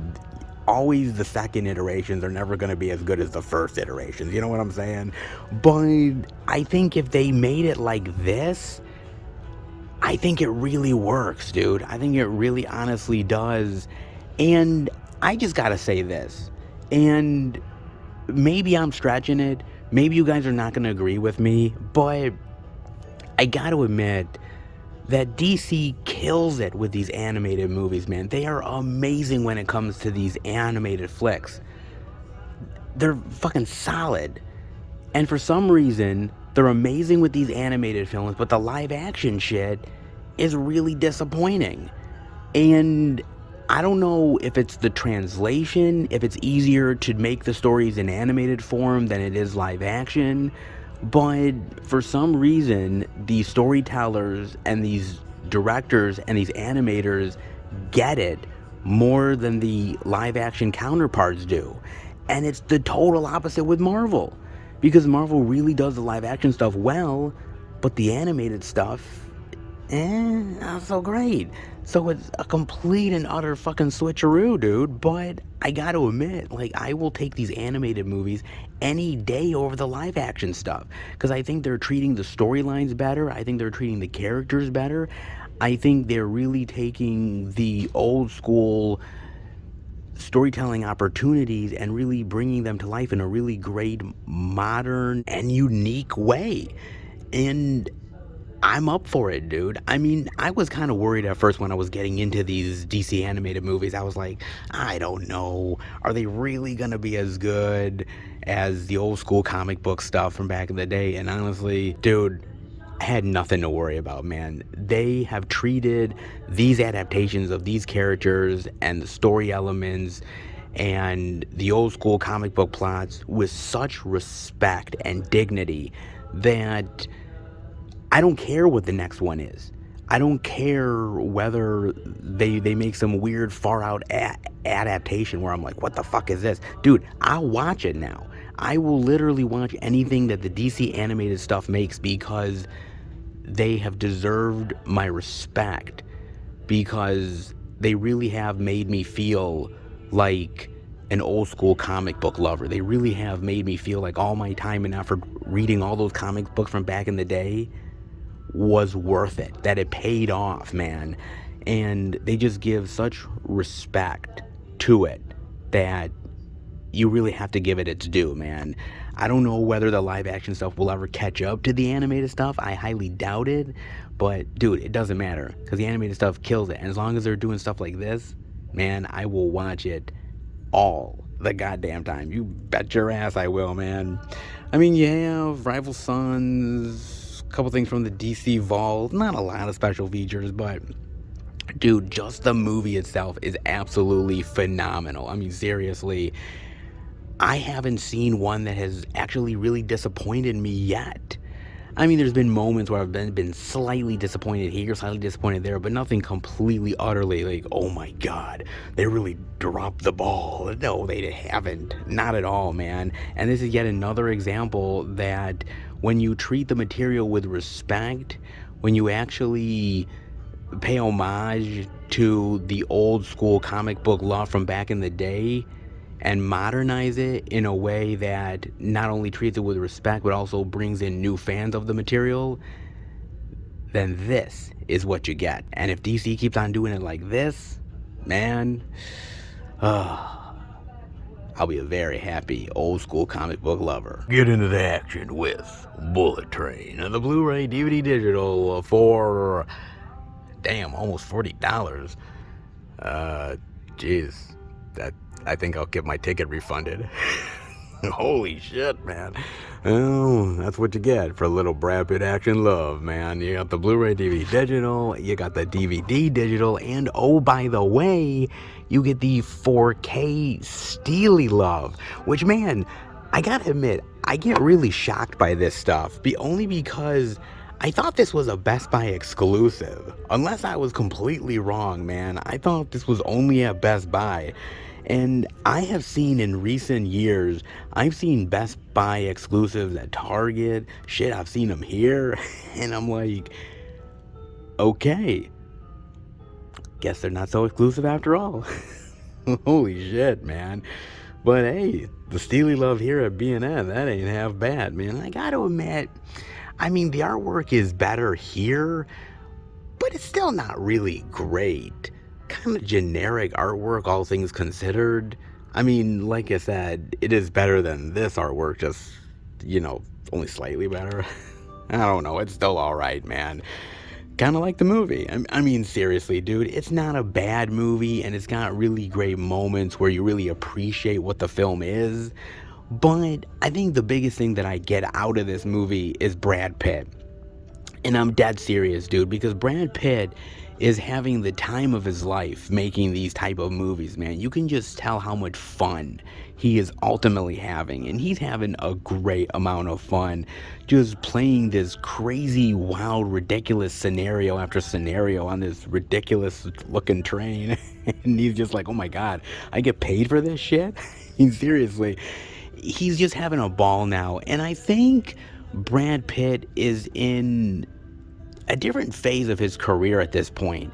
He's not trying to impress the critics anymore. He's not trying to chase the awards. I mean, even though he got the Oscar for Once Upon a Time in Hollywood, and very well deserved, he's not really trying to chase it. He's just wanting to make fun movies, have really great experiences, and work with unique directors. I think that's what he's trying to do now, and I give him a lot of credit, because it's weird to say this, and I kind of feel old saying it, but he's kind of like in the twilight of his career.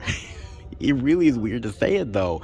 I think there was an article interview with him where he was talking about that this is kind of the last leg of his career. He doesn't know when it'll exactly end, but he said that, look, he's really heading towards retirement sooner rather than later. And I'm like, whoa, man, like, I never thought I'd hear that shit.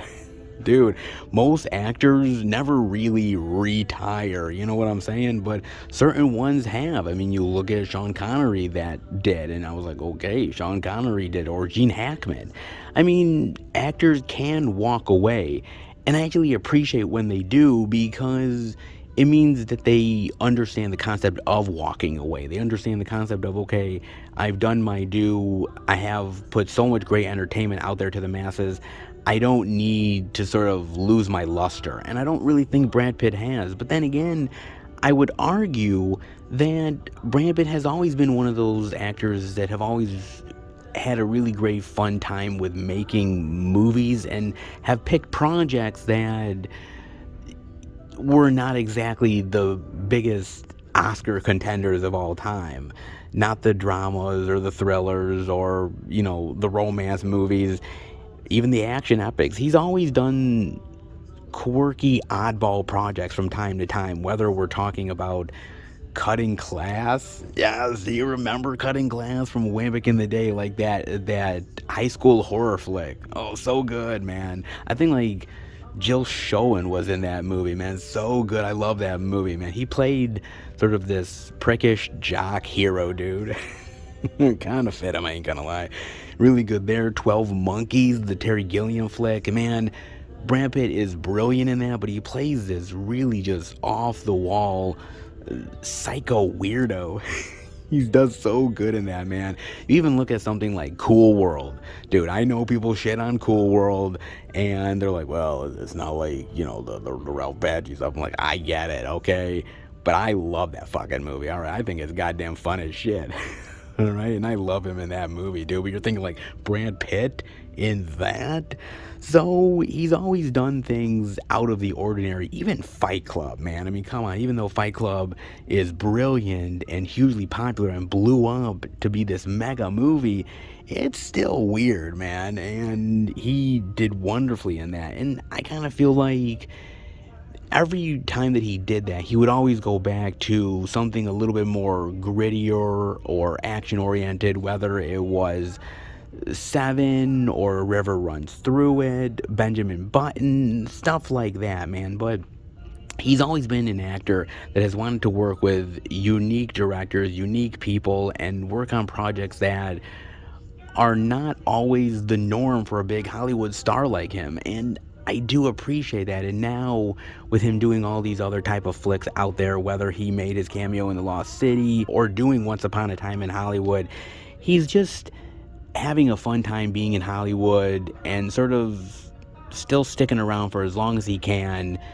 And I appreciate that from him, man. I mean, not everything that Brad Pitt does I like, but at the same time, I appreciate a big movie star like him doing projects like this that you would think is above him in some way, but for this guy, not so much, man. And I really appreciate it, dude. I just wish the movie was better, man. That's really the only problem that I have with this flick, and there was so much potential. But you just flood this movie with too many characters and too many subplots and too much twists and turns, and at a certain point, it just gets all lost. It's this huge, gigantic stew that never really tastes good. You know what I'm saying? And it's kind of unfortunate because the actors are really trying. Brad Pitt is really trying, and a lot of these people are really going out of their way to try to make this really work. But in this case, and it's very rare that I say this, but less is more. And this is a case where when more is more, it doesn't always work. Just saying, man. I mean, you do get outtakes, bloopers, a ton of featurettes, filmmaker commentary. I mean, you get a lot of stuff, actually. Not bad. I mean, if you like the movie, I totally understand why, because it is infectiously fun. It has those moments where you're like, dude, it's quirky, it's weird, it's odd, some unique action. Like, there's some stuff in there to really appreciate. But it just didn't stick the landing, man. But honestly, as long as Brad Pitt is having fun, I'm all good with it, man. Because, you know, not many actors nowadays, especially big Hollywood actors, are doing what Brad Pitt does. And if anything, you got to appreciate that the guy just simply loves to have fun making movies, and this movie definitely shows it. Speaking of steely love, look at this. Man, I just came across this, man. Picard Season 2 Steely Love. Nice. They didn't have this the last time. Oh, that's so cool. Sweet. That's great. That looks awesome, dude. That looks freaking cool. Nice. Man, more unexpected Steely love, man. Who'd have thought? I mean, it doesn't make the show any better, but hey, it's nice to see another Steely, huh? That's for sure. Not bad, man. Very cool indeed. They have the Picard Steely love, but they also end up having, oh yes, more Kino Lorber love with Tropic Thunder. Oh yes, a 4K Blu-ray. Oh man. God, they be putting out one hell of a comedy classic. They truly are.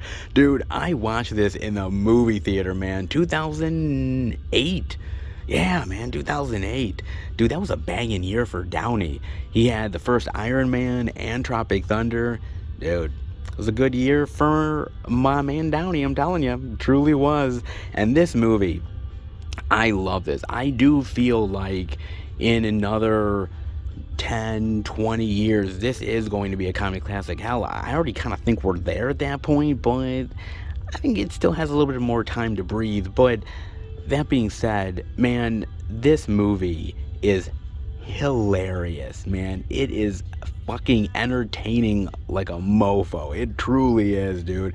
I love the performances. I love the crazy wild scenarios. And I don't think, and correct me if I'm wrong, but I don't think that this movie could ever be fucking made today, man. There ain't no fucking way this movie could ever be even talked about of being made. And it was a really interesting thing because Downey had an interview not too long ago where he was talking about the movie, and he said if he had to make the decision again to be in this film, he doesn't really know if he'd do it or not. I mean, especially if it was made now, he would be like probably not wanting to do it, but he basically saw the talent involved here. He saw that Stiller was directing. He read the script. He was like, dude, this is brilliant. And if I don't do it, man, I'd be a fucking idiot. And so he took the gamble on it. And I really appreciate that, man. I mean, not everybody can pull this off. They really can. I mean, whether we're talking about, you know, the Simple Jack stuff, or whether the whole thing with blackface, which I'm like, oh my God, man. I mean, let's be real. Not many people have ever really survived that and lived to tell the tale. All right? Not many actors have really ended up like getting away with that shit. I mean, if you remember way back in the day, like Ted Danson did that shit, and like, man, he got ripped like a motherfucker. All right, he really did, dude.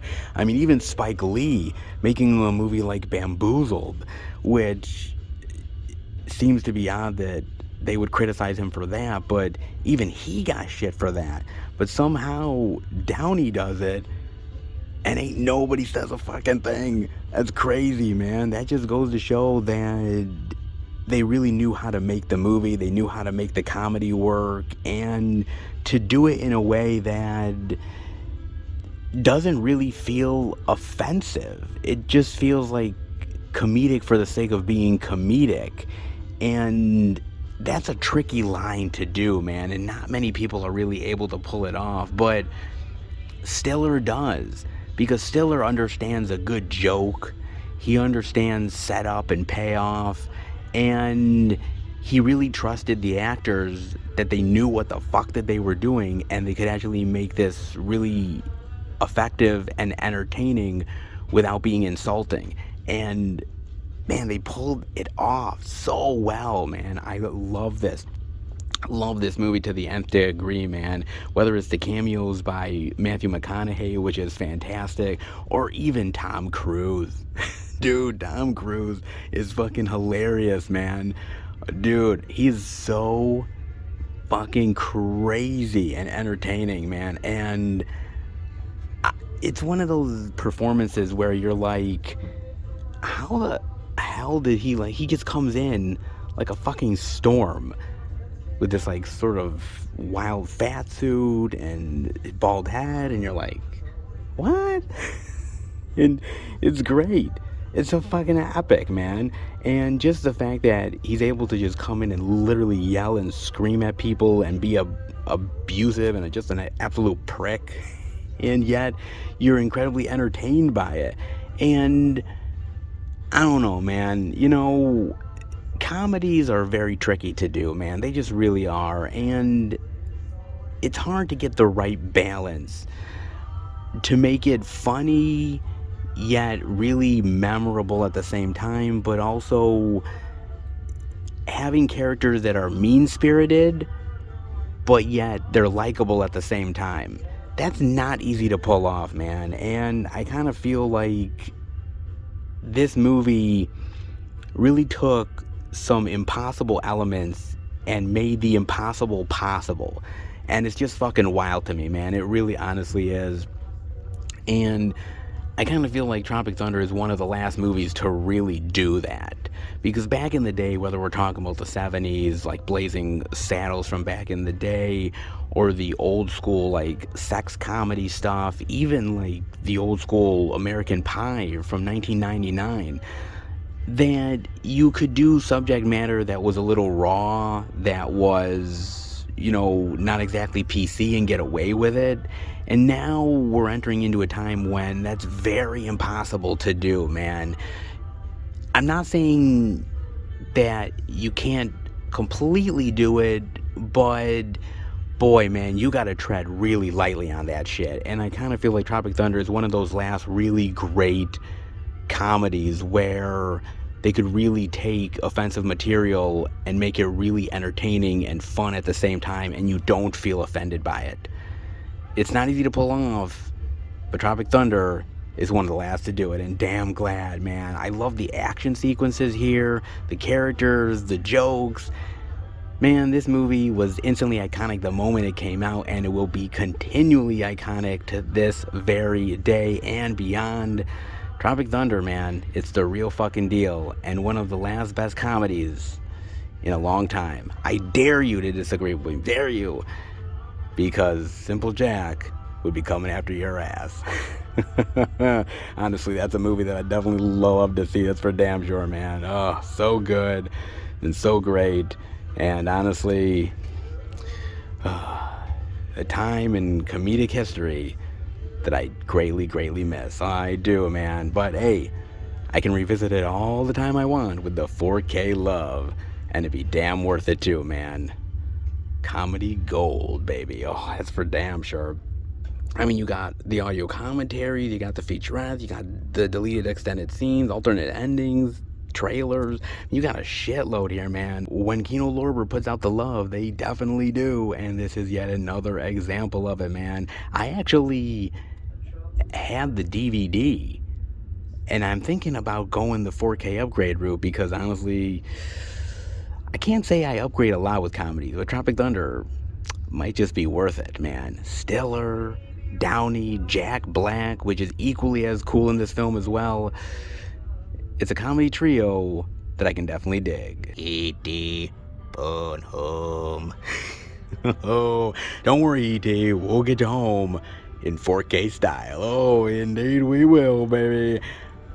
$30 worth of 4K ET extraterrestrial goodness. Hey, he's worth it, folks. He truly is, man.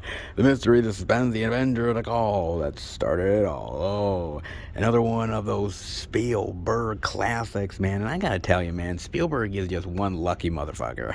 I'm dead serious, dude. He really is, because if you think about his career, dude, there are some moments in his career that you're like, dude, that shouldn't have never worked. Whether we're talking about Jaws, where he was so frustrated that the shark never worked in the first place. He's like, I wanted to show more of it off. I couldn't show enough of it. Oh my God, this isn't gonna work. Thing turns into a goddamn classic. All right, like what? E.T., where it's like, oh, the mechanical alien, and you know, how are we gonna make it really real and lifelike and believable, and the little girl acting, Drew Barrymore, and is it gonna be too campy and ridiculous? Is it even gonna work? Is the emotion and heart gonna be there? Is the visual effects gonna be as good as we're hoping it will? It's not gonna be cheesy. And dude, he puts it out, and all those worries just faded away. It was amazing. Absolute classic. He's seriously, even Jurassic Park, where Jurassic Park was supposed to be this sort of stop motion technology, rod puppets with the dinosaurs, and ILM was like, well, we have the technology, it is maybe possible to do it, and he sort of takes the gamble, and for a while it wasn't working, and he's kind of worried, and he's like, oh my God, people are gonna rip me a new asshole, like CGI computer dinosaurs. Oh my God, they're gonna see right through this shit. And then it comes out, it's a goddamn fucking banger. And you're like, what the hell? And it's like, dude, the guy has been way more lucky in his career than I think I've ever seen anybody. And at the same time, he deserves all the credit in the world, because his filmmaking style, Spielberg is somebody who can take the fantastical and the out there concepts and make it not only heartfelt and touching, but yet realistic. And you feel like you care about these characters and understand them, and you're on this journey with them. And not many directors are really able to pull that off, and Spielberg does, man. He puts the heart into the fantasy, and I think that's where his films really come down to, is the idea that, yes, there's fantastical concepts. You look at something like, you know, Encounters of the Third Kind, where you have, you know, the spaceships and the weird little aliens and Richard Dreyfuss making mounds out of fucking potato. You're like, what the fuck is going on here? But he grounds it in a reality.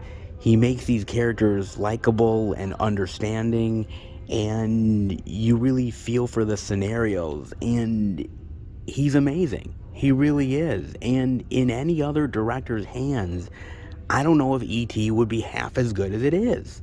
I mean, I'm serious. And I really appreciate him for that. The closest person we have to Steven Spielberg now, I would argue, is maybe J.J. Abrams. But even that, like, J.J. Abrams is good, but he's not Spielberg level good, you know? And movies like E.T. really prove that Spielberg is timeless. And he really knows how to make a fucking movie, dude. And this is a prime example of it. Whether the little girl's acting, Drew Barrymore is absolutely fantastic. The puppet of E.T. is lifelike and stunning, and it really feels like it's actually there, because it is. And the special effects with the great scene with the bikes going up in the air. I mean, it just amazes me the fact that this even worked the way it did. But you need to have a confident director that knows what they're doing, even through all the difficult moments and the times where you even question yourself whether this is even going to be a possibility, and you can still pull it off. And Spielberg does it. He really does, man. And so I give big effort to Spielberg. I give big effort to a lot of people involved here because, you know, sometimes you just need a cute and cuddly alien in your life to make you feel good. All right? To make you feel that they're not all out to kill us. This isn't Independence Day. This isn't The Thing. They're not here to take control of our bodies or basically wipe us off the planet. They're just nice. And they like Reese's Pieces. Doesn't everybody? Seriously, it really does, man. But for me, this is an absolute classic, and it's timeless. And 40 fucking years of this, man. 40 years. I mean, it has stood the test of time, and rightfully so, because it's a movie that you really do pass down from generation to generation, and kids have shown their kids, will show their kids, and it's just going to last a lifetime. It's going to last 40 more years. There's no doubt about that in my mind, man. Seriously, there's no doubt about it, man. It is so good. The score, the special effects, the characters. It is a really great blend of not only like family drama, but sci-fi possibilities. Not every filmmaker is able to do that, but my man Spielberg is able to pull it off every goddamn time. And E.T. is proof positive of it. Oh, indeed he is, man. I mean, you get a lot of great special features here. I mean, a ton of featurettes, 40 years, TCM Classic Film Festival. I mean, there's some really great stuff here, man. So a lot to chew on in the special effects department, no doubt about that. And I think, if I'm not mistaken, I don't know whether you get the two cuts of the film or not, because there's the special edition and then there's the theatrical edition, which, by the way, I'm picking the theatrical every goddamn way because the theatrical is so better than the special edition. If you remember, they had put that special edition out where they had taken the guns out and like put like walkie-talkies in or some shit. They made it like, I think, too kid-friendly. And unfortunately, yeah, people weren't down with that shit, dude. And so Spielberg had to apologize. Oh my God, I'm sorry. I'm sorry I ruined your childhood. I'll change it back. I promise. And so, you know, he tried to make it a little more kid friendly. And dude, you just don't mess with your own creations. You don't mess with the classics. I understand what he was trying to do, but at the end of the day, E.T. is perfect. It don't need no changes. It don't need no extra CGI E.T. walking around flailing its arms and shit. We don't need that, dude. Sometimes the original is the best, and in this case, the original truly is. And I think Steven Spielberg got bitched out enough where I think he understands the lesson now. I think he does indeed, man. But no matter what he does, no matter, even if he has a disappointment or two, which Spielberg has, let's be real, he will always be a director that has given us so many classics and so many wonderful moments that he is really iconic. Sometimes even more than the movies are. But the movies will last longer than the director will. Because honestly, when you make a good film, it will last a lifetime. And E.T. is one of those characters. He may go home, but he'll always live in our hearts. And Spielberg made it happen. Time travel can be one hell of a bitch when you're the time traveler's wife. Oh, okay. HBO, huh? Although this is like a new HBO series. Okay, interesting. I remember the movie with Eric Bana and Rachel McAdams. Yeah, not bad, actually. That was an alright little flick. Not perfect, but it had its moments. Actually, I could see it being a TV show, though, with the time travel and going to different periods in time and the love story. I can see it being a TV series, actually. I could see the potential for that. Don't know how good it is, though. Honestly, I'm not gonna lie, I didn't even know this series existed. And I have HBO Max. Maybe I should look into it. Maybe. Time travel romance flicks are not exactly the most sought after things, and neither is time travel romance series as well. But then again, some of them turn out really good, like Outlander. So if Outlander can do it, why not The Time Traveler's Wife? Maybe? Possibly. Is it worth it, though, to dive into some time travel romantic goodness? You guys gotta let me know if you've seen it. Looks interesting, though. It definitely does. As does The Thing About Pam. Renee Zellweger. Based on true crime events. Limited series, really. Interesting. I've never heard of this one, man. She's a friend until the end. Oh, I like that. And Renee Zellweger, riveting drama based on the 2011 murder of Betsy Faria, a shocking real-life story that became a global true crime obsession and served as the subject of several really popular Dayline episodes and a podcast. Shit.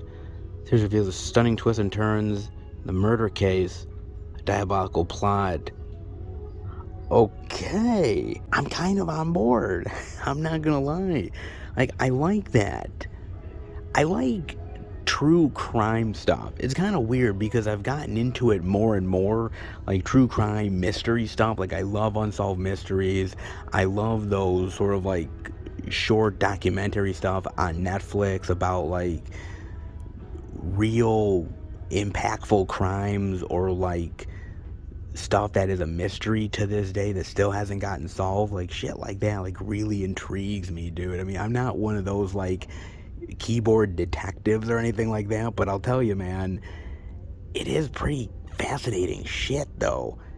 It really is. So if this is half as good as it's claiming to be, I might be into it. But I don't know, though. With Renee Zellweger, is it a full-on drama thriller mystery, or is it like part comedy as well?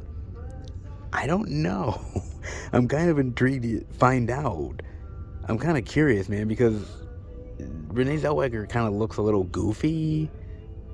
Kinda. I don't know, man. So I'm a little bit interested in seeing what is this. Is it like a mix of like drama and comedy together? Is it a full-on drama? This is piquing my interest, man. This really is, dude. And to see Renee Zellweger again is always a treat. And it's kind of weird, though, because if you remember, like, I don't know, like 10 years ago, maybe even longer, like Renee Zellweger was a huge actress, man. She was all over the place. She was in so many goddamn films, man, all the time. She was in your face constantly. Bridget Jones' Diary 47. Good God, dude. And now you barely hear about Renee Zellweger. Like, she's barely even around anymore, which kind of shocks me, dude. So, man, like, 1 minute you're like the hottest celebrity in the planet, like everybody wants to work with you, and the next minute, like, where the hell have you been? I mean, seriously. But I don't know. I mean, this could be a cool little limited series for her. Interesting true crime aspect. Mystery. The Thing About Pam, not gonna lie, not sure how it is exactly, but it definitely intrigues me like a motherfucker. For damn sure. Thing About Pam. Curious. Indeed I am, man. But they also have, speaking of curiosity, superhero curiosities with The Flash. The complete 8th season. Wow, man. 8 seasons of the Flash goodness. CW Flash goodness, more like it, baby. Wow. Now, I'm going to be real. I've probably said it before, but I'm kind of trying to get through the Flash show. Like, I've watched the first season. I've watched one whole season of the Flash. And I know some of you guys are like, really? The damn thing has been out for this long and you're just finishing the first season? Okay, look, I got a lot of shit to watch, alright? Don't judge me, will ya? Please don't judge me, man.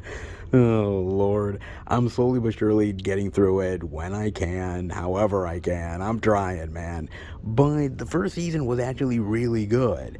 And long ago, John and Bob were telling me, hey, this is some good stuff, man. The first season of The Flash is really solid. I'm like, okay, I'll get to it eventually. And they were right. It's really good.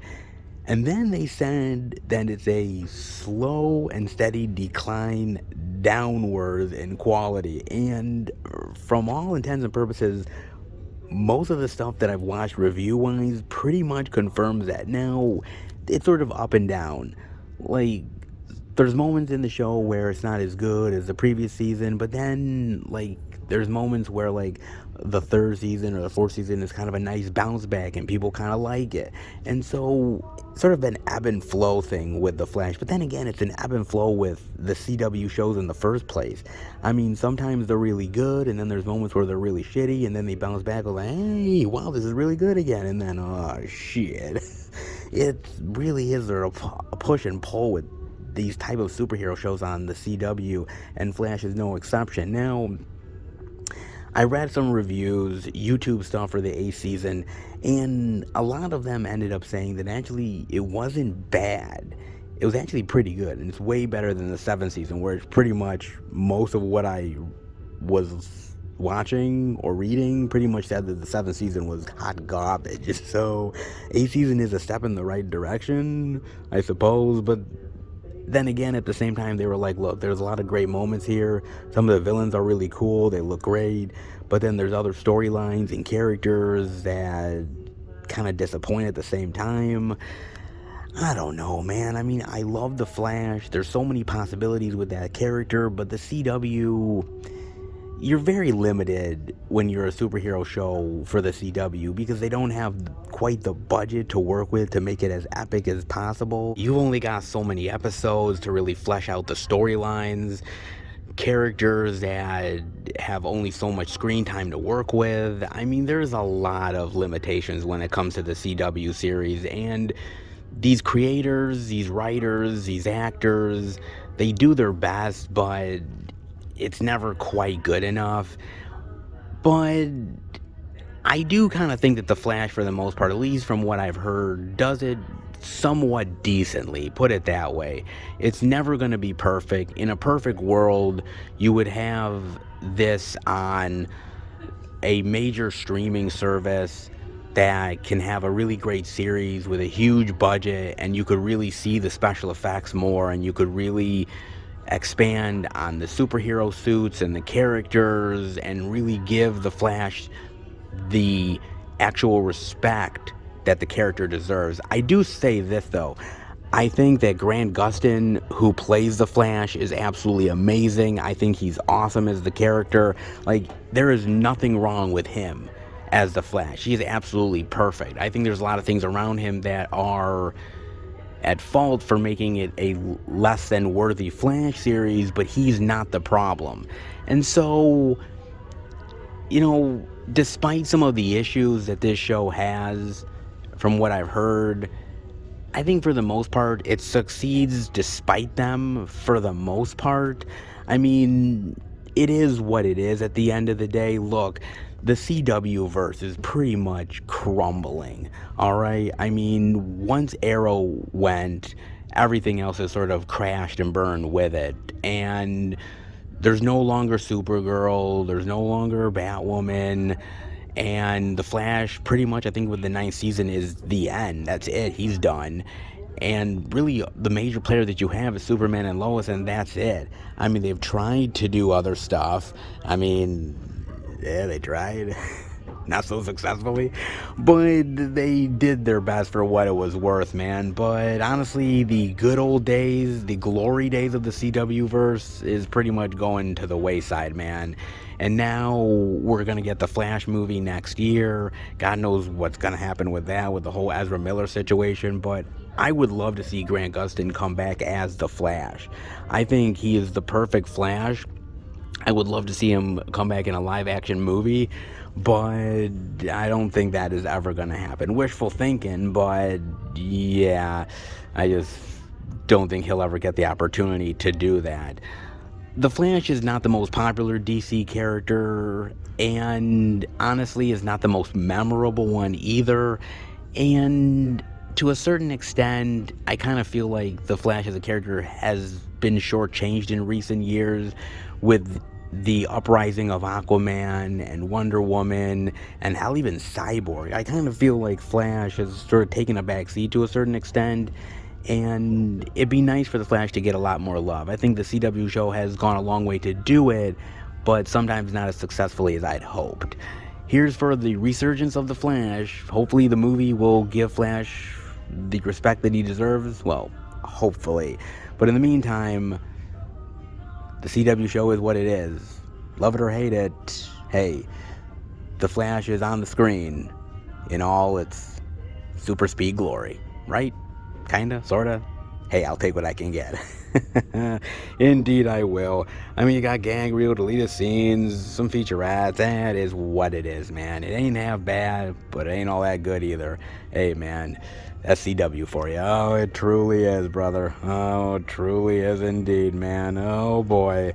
Some really interesting physical media love with the TV love. Of course, E.T. goodness. Kino Lorber comedies, and even the new release stuff, Steelbook love. Hey, that's how Barnes & Noble's rolls, baby. Oh, indeed it does, and they delivered yet again, and not half bad in my opinion. Pretty damn sweet. Let's head out. Oh, did Barnes & Noble's be laying down the physical media love. Oh, they did it yet again, man. Maybe not as crazy plentiful as last week, which was quite shocking, but this week, boy, they still did their due diligence in a big bad way, and you got to appreciate that, man. When there's so much stores out there that are lessening the physical media and lowering it and really just not showing the love like they used to, Barnes & Noble still proves that, hey, physical media can still be king. You just got to end up put the shit out. All the variety of it, and Barnes & Noble's done did good. Oh, they truly did, man. Hopefully you appreciate it, because I definitely did, man. That's for damn sure. But enough of the Barnes & Noble's love. How about we head home and finish the video? All right, everybody. That'll do it for the Blu-ray and DVD. Out and about video this week. And, man, the physical media was rocking. It was great, dude. Walmart, Target, got some great stuff at the second Walmart. Barnes & Noble's be killing it. It is really great, man. Really, really solid this week for physical media love.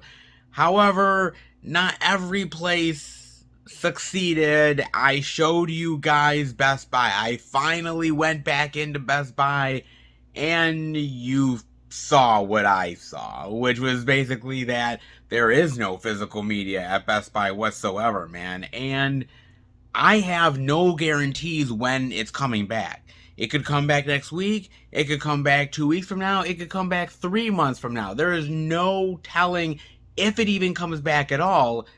And I'm serious, man, because that's really the thing that you guys got to understand. Because, you know, when I left Best Buy before they shut down for the remodel, they pretty much said to me, look, we're going to lessen the physical media in a big bad way. And so I didn't quite know what that meant. I now know that basically what that is just there's going to be a new release shelf right in the front, and that's it.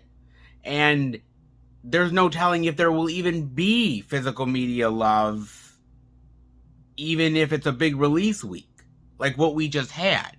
There's nothing.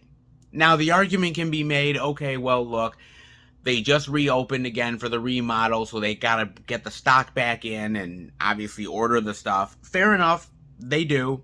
But, again, it's not like they've been closed the entire time either. They have had curbside pickup. They have still times when they can service their customers. So it's not like they 100% closed at a lesser capacity, but never completely actually closed the door. So I don't know how Best Buy is going to factor into the out and abouts in the future. I have no idea, guys. And that is the tricky thing about it, because I'm not going to lie, man. Going into Barnes & Noble's and doing the video there, it's been really great. It's been really unique and interesting going in there and seeing some stuff that I would have never seen over at Best Buy ever. And yet at the same time, I do miss Best Buy, and I do miss seeing all the Steelbook love and some of the really great, cool releases that they've had in the past, some surprise Arrow titles that they've had from time to time. But, I mean, when I went into Barnes & Noble's and started doing it, all Barnes & Noble's ever was a placeholder. That's all Barnes & Noble's ever was basically like, okay, I know Best Buy is going to open up in about 3 to 4 months. This place is going to just keep me going for that amount of time. And what Barnes & Noble has become, in some ways, has become a really great surprise getaway for physical media that I never thought to even consider. To be honest with you, I just never thought about it. And now I'm like, wow, man, it's like an every week routine. I gotta go into Barnes & Noble's. I gotta check out the media. And so, who knows where it's going to transition next? Who knows where the Out and Abouts will take me? But I guess that's the fun of it. That's the surprise, because you don't know where it's going. I could stick with Barnes & Noble's. Best Buy could surprise me. Or Best Buy may not get physical media again. In fact, I was talking to some of the employees at Best Buy, and they even said that they're not even sure they're getting physical media again. And I think that's the general consensus with most Best Buys. Not all, because I've seen some people film in their Best Buys and they have tons of media still. But 9 times out of 10, you go into Best Buy and it's not nearly as good as what it used to be. Go back to the earlier videos. Go back to videos that were like 2-3 years ago. You will see how great Best Buy used to be. And now nothing. And it really is a buzzkill, and it's a killer, and it just sucks. It really does. On top of that, oh, by the way, me going into Target, you notice that they finally had Beast this week, right? Yes, they finally did. They snubbed Idris Elba on release week, but they finally brought it in. However, there's a reason why they did that. So, the electronics manager comes and talks to me, right? And the electronics manager says to me, he says, oh, by the way, just so you know, we're not putting the releases out every single week anymore. Wait a minute, what? I was kind of flabbergasted. I was like, whoa, what are you talking about, not putting the releases out every single week? What, are you on drugs? And he's like, no. There literally is now a policy. It came down from the Target headquarters, wherever the hell it is, that basically what Target is going to be doing now is that they are going to be putting out the physical media every other week. So they will have the big release for that week, all the other releases, then they're going to take a week off, and then they're going to put out the rest of the media the following week. So for instance, let's say that there's a big name title that comes out the week that they're not putting out the physical media. They'll have it in the back room, which means that you can go to a Target employee and say, hey, I would like to pick up X name, title, whatever.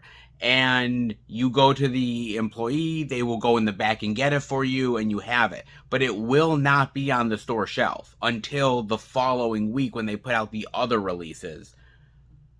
So, yeah, that's literally a thing now. I don't know how long this will last. I don't know what's going to happen with it. I do know this, though, guys.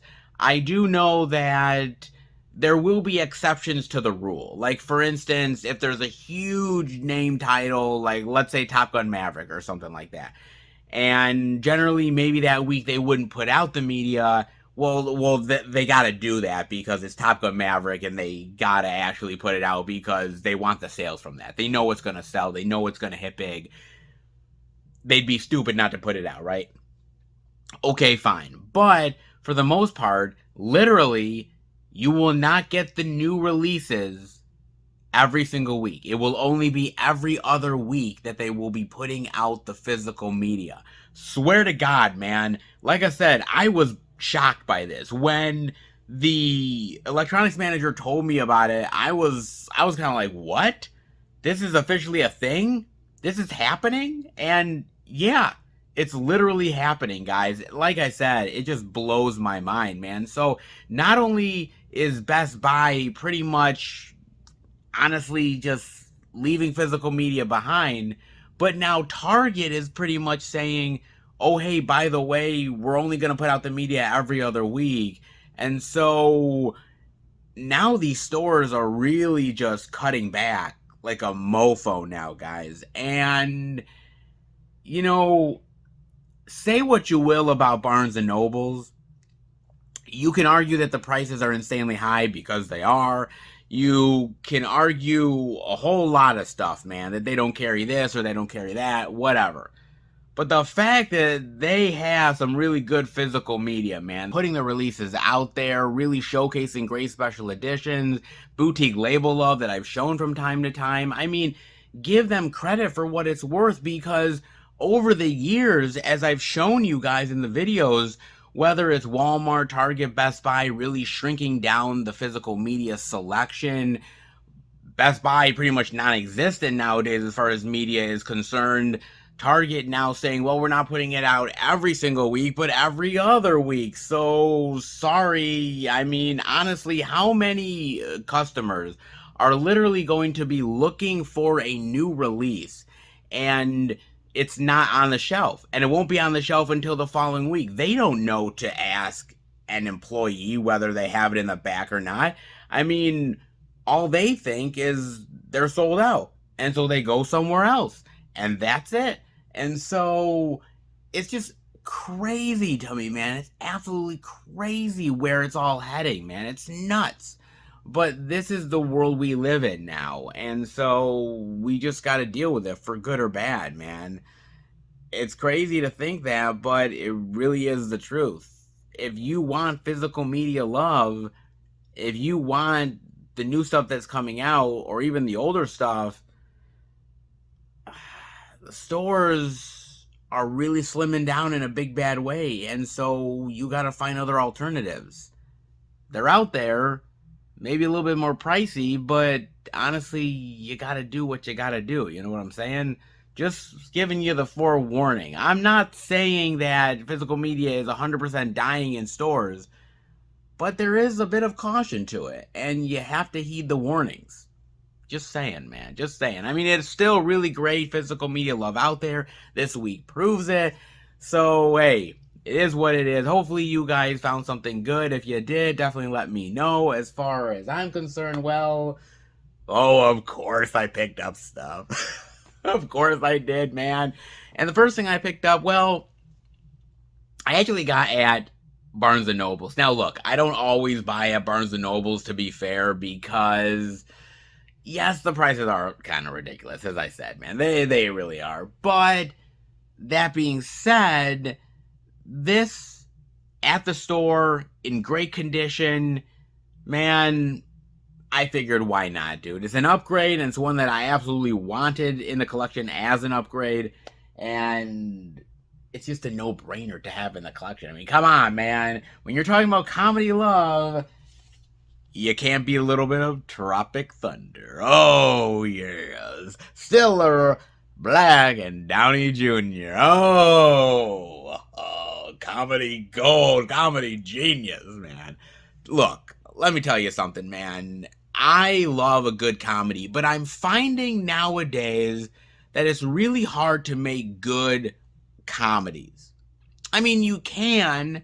It's not like it isn't impossible, but it's really difficult. And I think the reason why I'm all for being better human beings, I'm all for inclusion, I'm all for obviously recognizing our faults and obviously not repeating mistakes of the past, but at the same time, when it comes to comedy, I think you have to go for the throat. You have to end up making fun of people for the sake of making fun of people, because honestly, it's all in good fun at the end of the day. And a good comedy really takes chances.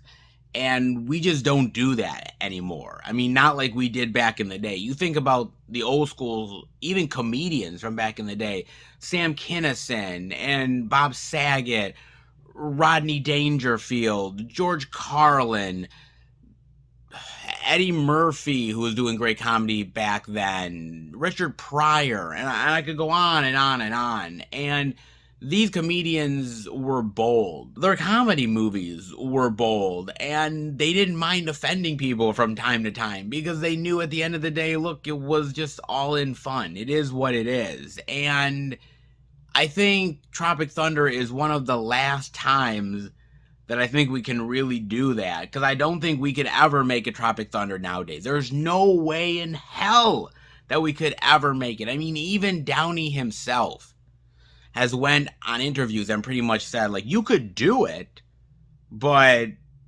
yeah, you'd be in really deep shit nowadays, man. You just can't do this anymore. And it's one of those last rarities in comedy that I'm really glad I got to enjoy in the movie theater, and I'm really glad that I own on physical media, man. It's just such a really fantastic comedy. I love the jokes. I love the acting. And I just love the weird personalities, and I just really think that it's a movie that really knows what it is and doesn't mind making fun of itself, making fun of other people, and is pretty much is saying, hey, look, we know we're offensive, we know we're kind of ridiculous and over the top, and just go with it and have fun, man. And I love this type of movie. I really do. And I just dig it so much. I had it on DVD for the longest time. And then when Kino Lorber was like, hey, we're going to put out a 4K of Tropic Thunder, I'm like, what? I'm like, whoa. I was like, I knew I had to get rid of the DVD and pick this up eventually. I was actually going to pick it up online. I was going to go on Diabolic DVD, I was going to go on Orbit, whatever, and when I saw it at Barnes & Noble's, I was like, wow, shocker of a lifetime, and the slip is in really great condition. I'm like, oh, this is awesome. So I'm like, cool, and I love the slip here. The slip is so cool with that artwork, and on the inside, oh yeah, look at that. So good, man. You know, look, I can't say that I love Ben Stiller and everything. I can't say that I even love Jack Black and everything. But I think a dynamic trio like this, with this type of script, with this type of material, especially made at the time that it was made in, is extraordinary. And there's no denying the genius of this film, the comedic hilarity of it, and the fact that a lot of people can sit back and watch this movie and not get offended and know it's just in pure fun. There's not many movies that you can do that with nowadays, and I'm glad that Tropic Thunder is one of them. I really, honestly am, dude. I love it. And just like Robert Downey Jr. says in the movie, he don't break character until the end of the DVD commentary, and, well, proof positive. So good, man. So good. I'm glad to finally own it in a 4K upgrade capacity, and well worth it. That for damn sure, man. Can't say I always go for comedy movies on physical, even though I have a lot of them. Haven't been buying them as much as I used to. But Tropic Thunder is one worth having. Oh, for damn sure, man. Oh, for damn sure indeed.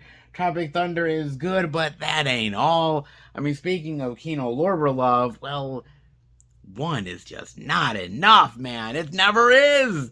Because, well, when you're talking about old school drama, romance, comedy, nothing beats my man Patrick Dempsey in Some Girls. Oh, yes. Look at this, man. How great is that, dude? God, great actors in this. I love it. Patrick Dempsey is really amazing here. I love him. Jennifer Connelly is really great here as well. Oh, it's so good. I love this movie. Basically, it's about this guy, Patrick Dempsey, who really likes this girl. She's kind of a tease, but she basically invites him to meet her family. But it's kind of weird because they're kind of broken up. They're not really together exactly.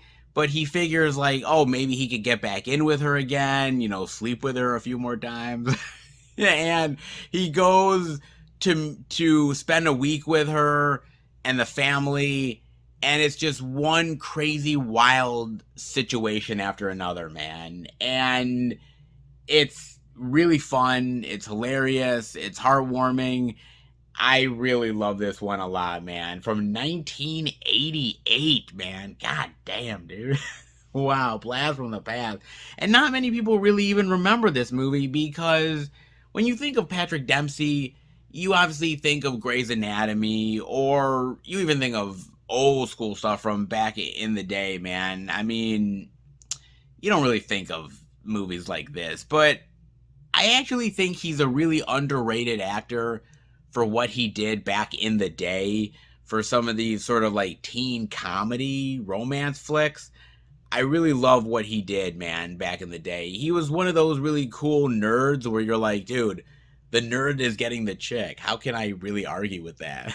Like, seriously. He's really great. I love him in these type of roles, whether it's this or Can't Buy Me Love or Meatballs 3. Yes, he is in Meatballs 3. Meatballs 3 is actually a thing. Look that shit up.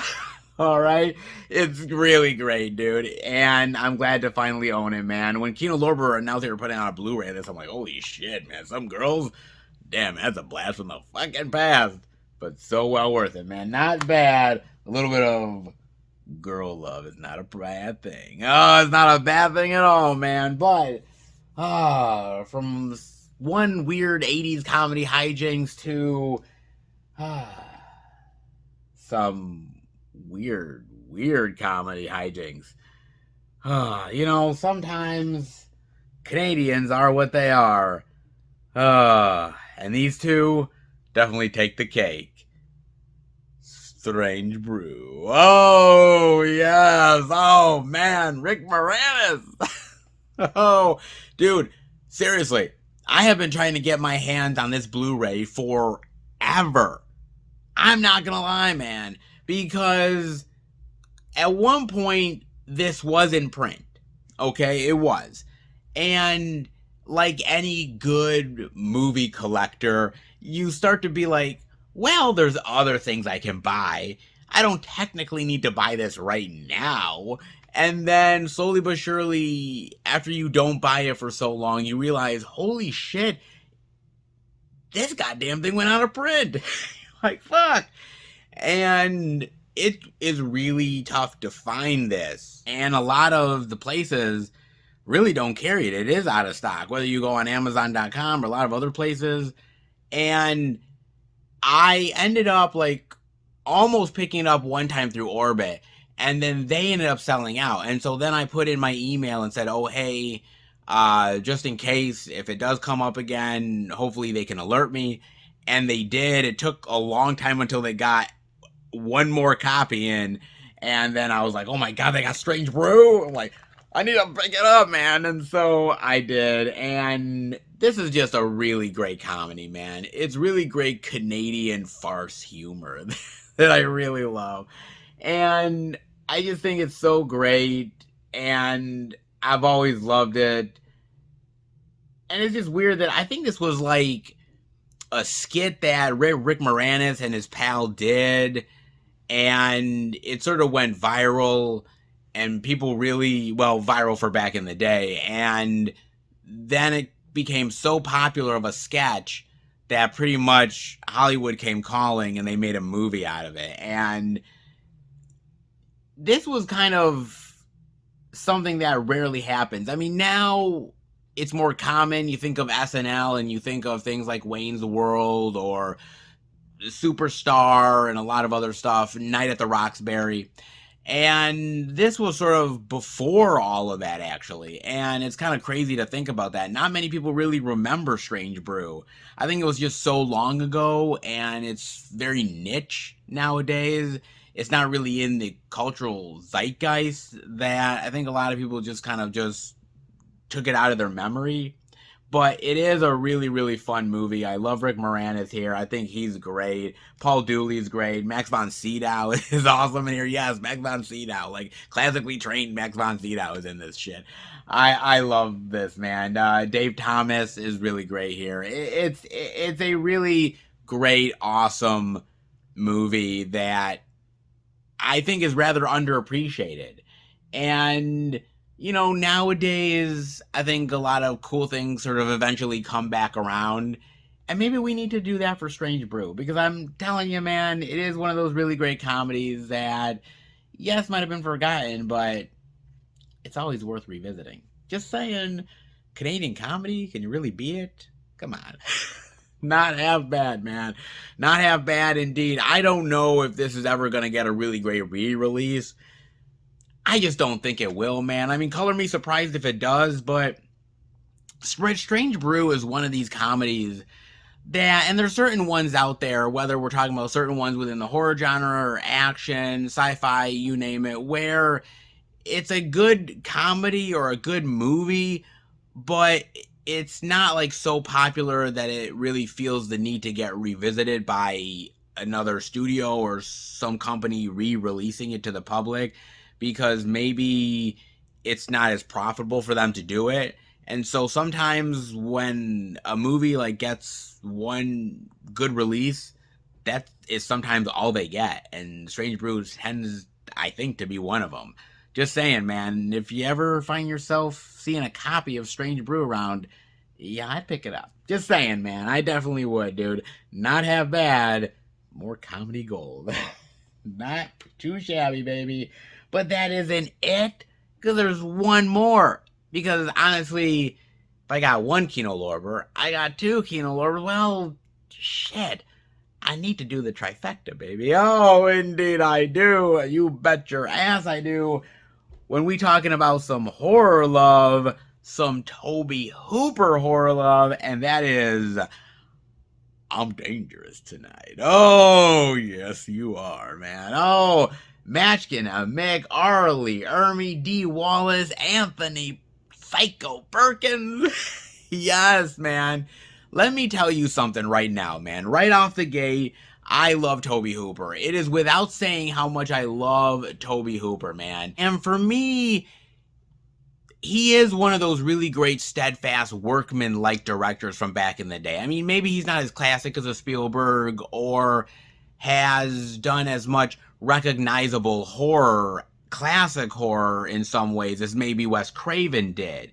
Instantly iconic, but let's not forget that this man did Texas Chainsaw Massacre, Poltergeist, Invaders from Mars, Salem's Lot, and a hell of a lot more. I mean, come on. Life Force. I mean, he's so good. He really is great, man. He truly is. And yet, at the same time, Tobe Hooper has done some movies that, in my mind, has kind of gone under the radar to a certain extent. Movies that might not have gotten the spotlight that maybe they should have to a certain extent. And I'm Dangerous Tonight, I think, is one of them. I truly do, man. I mean, the cast alone is really great, but I love the story because it's basically about this woman. She finds this old fabric coat. She turns it into this dress. And what she doesn't realize is that the dress is actually possessed by this ancient evil.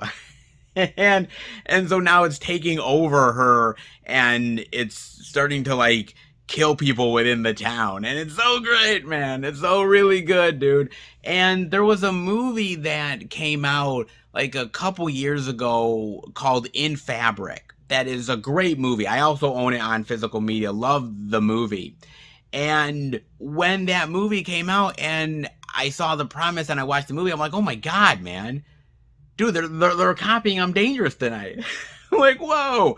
And I'm thinking, like, nobody remembers this movie. And it's crazy to think that they don't, dude. It's so good. And it's one of those sneaky under the radar flicks. I mean, it was from 1990. And, you know, 90s horror doesn't always get the best reputation, but there are some really great gems in the 90s as far as horror is concerned. And I do think this movie is one of them, man. Stuck under the radar, but I'm telling you something, definitely worth revisiting, especially if you are a Tobe Hooper fan. Come on. A killer possessed dress? Who wouldn't like that shit? Seriously, man, so good. And I'm surprised that Kino Lorber put it out. Seriously, man. Shocking as shit, dude. I mean, it's got the same inside cover art, so it's nothing new that way. But the fact that they put this shit out, man, me likey. When Kino Lorber does some cool shit like this, man. You bet your ass I do. Oh, so good. I'm dangerous tonight. Oh, yeah. Oh, yes, indeed, man. And let me tell you something. Oh, with the physical media love that I got this week, I think I definitely was doing the job of putting more physical media in the collection. And before I let you guys go, I gotta talk about this. Look, I don't want to be the bearer of bad news. I never want to be, but, well, from the troubles with Best Buy to the weird policies now with Target, well, I guess it's the trifecta, isn't it? It is, because Walmart to shrink DVD and Blu-ray disc space by 20%. Oh, can it get any better? Oh, God. Let's dive in, shall we? Yeah, let's dive into this one. As disc sales overall continue to decline, Walmart is reportedly scaling back its DVD and Blu-ray disc store footprint by 20% in advance of this year's holiday season, sources say. Walmart is the world's biggest retailer and one of the top sellers of packaged media. Last fall, MediaPlay News reported that many Target stores in the midst of an overall store layout redesign have seemingly cut in half the amount of shelf space in their electronics department devoted to packaged media, movies, and TV shows. Best Buy stores, too, have shrunk their packaged media sections over the past years. Yeah, I've kind of noticed. Walmart hasn't appreciably changed its disc section since before the pandemic, when the company began limiting DVDs and Blu-ray discs to one aisle, devoting a second aisle that previously also carried discs in vinyl records and other products.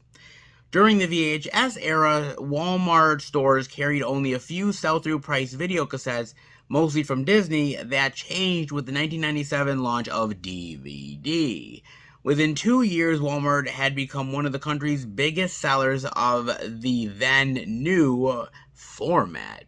DVDs were so popular that Walmart began using them as a loss leader just to drive traffic into its stores. But over the past 15 years, industry saw disc sales slide from 2006 record tally of 16.6 billion, that's with a B, to less than 2 billion in 2021. Further cutting into Walmart's disc sales, observers say, is the chain's growing tendency to put select merchandise from razors to DVDs inside locked cabinets. DVD has traditionally been an impulse buy, one observer said, and tracking down a clerk to unlock a cabinet doesn't play into that scenario. Yeah, it kinda doesn't. From one bad news to the next. Of course. Boy, physical media just keeps on getting pounded, doesn't it? Yeah, it really does, man. Okay, look, I'm gonna be honest here. This is a major fucking problem, man. And I don't know what the solution is. I have no idea. I mean, I could tell you right now. I could say, hey, look, guys, by the way, in like maybe 10 years time, 15 years time, it'll be like vinyl. It'll be back again, man. But you don't want to hear that. Seriously, you don't want to hear that shit from me. Like, why can't it still be good now? And you're not wrong. And I don't know what Black Friday is going to bring. I have no idea where the physical media is going to go, if there's even really going to be any good sales. Maybe there will be, maybe there won't be. But even if there is, going forward into 2023, I don't know what to think anymore. I don't. I've told you guys that the future of in-store media has been uncertain for quite a while, and with every passing year, it seems like it's less and less of a priority for these places. At the same time, my argument is also like, look, if you put the shit out, and if you put a good edition of it out, people will buy it. You have no idea how many times I go into these stores and I see people going to the physical media section and looking at the movies, and there's a curiosity there. And to take that away, there is an impulse to it, as that one source said. And when you take that impulse away from people, you're losing a potential sale in the process. And it really is a shame in that. And, you know, look, everybody is going towards streaming. Everybody is going towards the next best thing. And I've told you guys, and you guys know this better than I do, that just because streaming is the next best thing doesn't mean that it really is truly the best thing overall. I've talked about how the fact that a lot of these streaming services are limiting their content, the idea that they're getting rid of content, the idea that they're censoring content, the idea that it will literally go from one platform to the next in a blink of an eye. And when you're subscribed to one service, then you'll have to subscribe to the next just to get the content that you want. It's asinine. The prices are going up, and I've told you guys that entertainment is at a premium. And you have to find a sweet spot for yourself that is going to make it worth it for your dollar. It's not easy anymore. And a lot of these companies are trying to do that, and I don't know if they're all successful at the end of the day. And what I always tell you guys is, look, you can pay a monthly fee for all this stuff, but you pay a one-time fee to have a physical media copy. And yes, us collectors, we buy multiple editions because honestly, we just can't help ourselves. But for the most part, once you have a disc and have the movie or the TV show at your disposal, you have it. And I think more people are slowly but surely finding that out. And they're finding the fact that, God, once I have this physical media copy, I can watch The Office as much as possible. I can watch The Friends as much as possible. Game of Thrones and Lost and Dexter and Breaking Bad and Better Call Saul, you name it. And the idea that you don't need to be held down by a streaming service just for the sake of having what you want. And that's a big plus. And I think more people are finally getting to that understanding. But I do think it's too little too late. I also think that because I think these stores have seen a major decline in physical media. The hardcore people are still buying it, but the hardcore people only make up a small percentage, and the overall public have pretty much abandoned it. And I hate to say that, guys, but it's honestly the truth. And so I think physical media is not dying necessarily. Like, we're still going to be able to buy stuff through the online retailers, you know, the Walmart.com, Target.com, BestBuy.com, you know, Diabolic DVD, Orbit DVD, Amazon, you name it, and all of the boutique labels that have their own websites as well. I mean, we're going to get that. But as far as in-store, it is becoming a sad reality that I just don't think it's going to last much longer. I give it maybe another, I'd say 2 to 4 years, maybe 5 years tops, and that's it. And I think that at a certain point, there will be no more physical media in the stores. Now, some people can look at me and say, Seth, come on, man, you're full of shit. All right, that's never going to happen. But I don't know. I mean, I have seen the trends change. I remember, you know, the good old days of Media Play and Circuit City and massive amounts of titles at FYE and Walmart having rows and rows and Best Buy. Oh my God, man, it was all over the place. And over the years, I've seen it slowly but surely be chipped away. And honestly, I think these companies are, at this point, I guess you have to think of it like this. We're now in a post-pandemic world, whether we like it or not. And a lot of companies have to find ways to maximize their profits and make money. I mean, not like they're making a huge amount of shit already, but I mean, they got to make more. All right. And so they're thinking to themselves, what can we cut that technically sells okay, but is not gangbusters? And they look at physical media and they say, God, we're wasting shelf space, even though I don't think they are, but they're wasting shelf space on movies that aren't selling. We have to give back to the distributor or the company. And honestly, they're just collecting dust. So why not just get rid of them and put something there that will sell?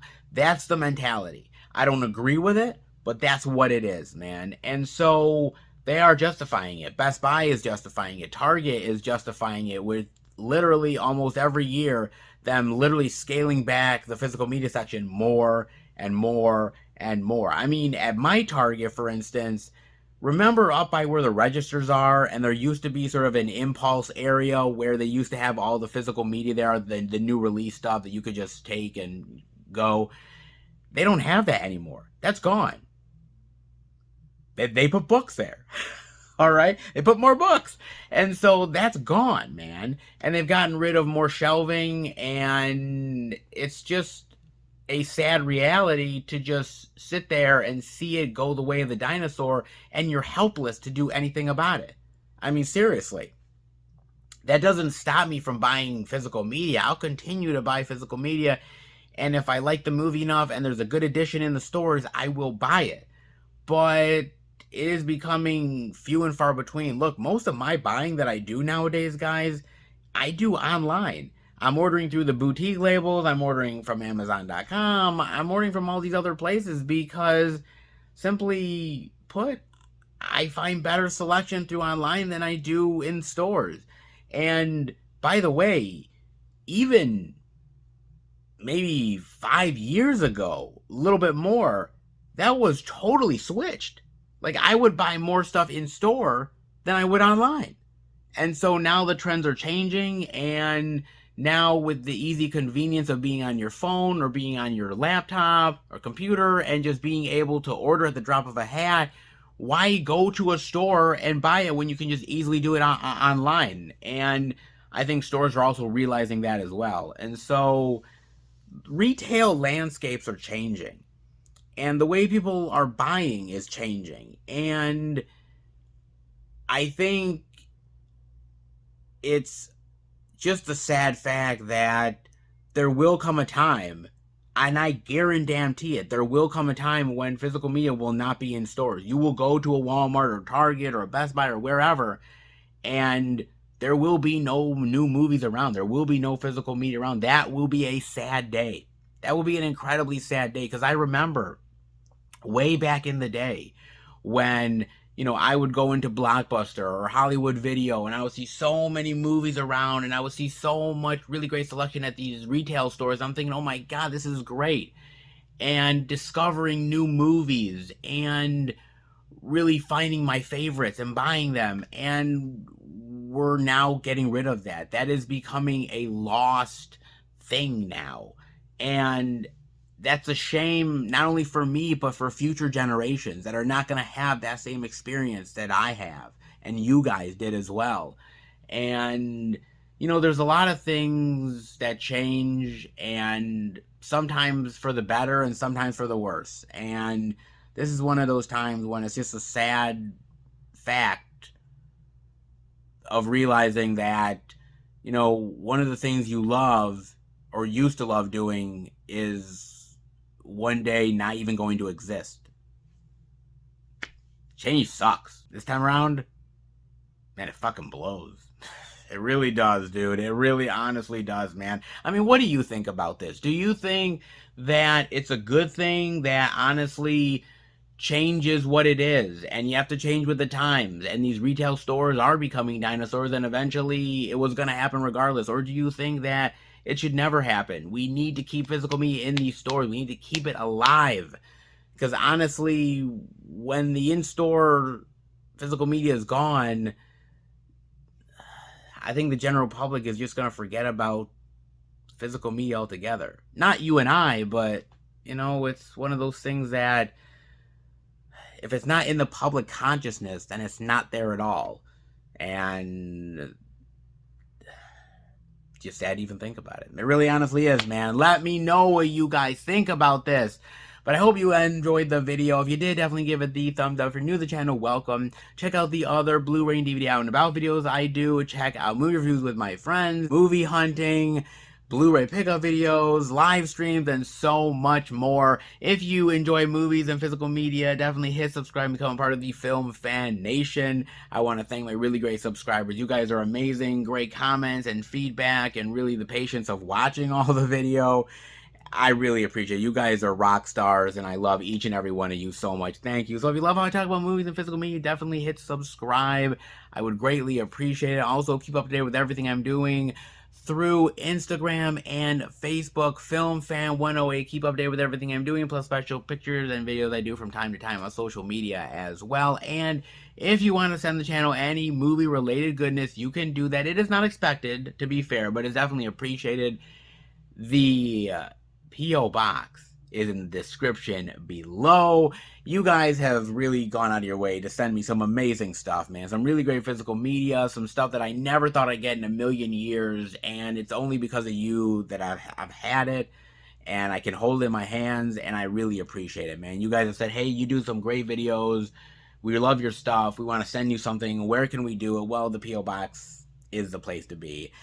I cannot wait to see what you guys get me next. It'll be awesome. It always is. You guys send some really great stuff, man. So if you're looking to send me something, P.O. Box, baby, for sure. But I hope you enjoyed the video. I really honestly do, man. Physical media is still kicking.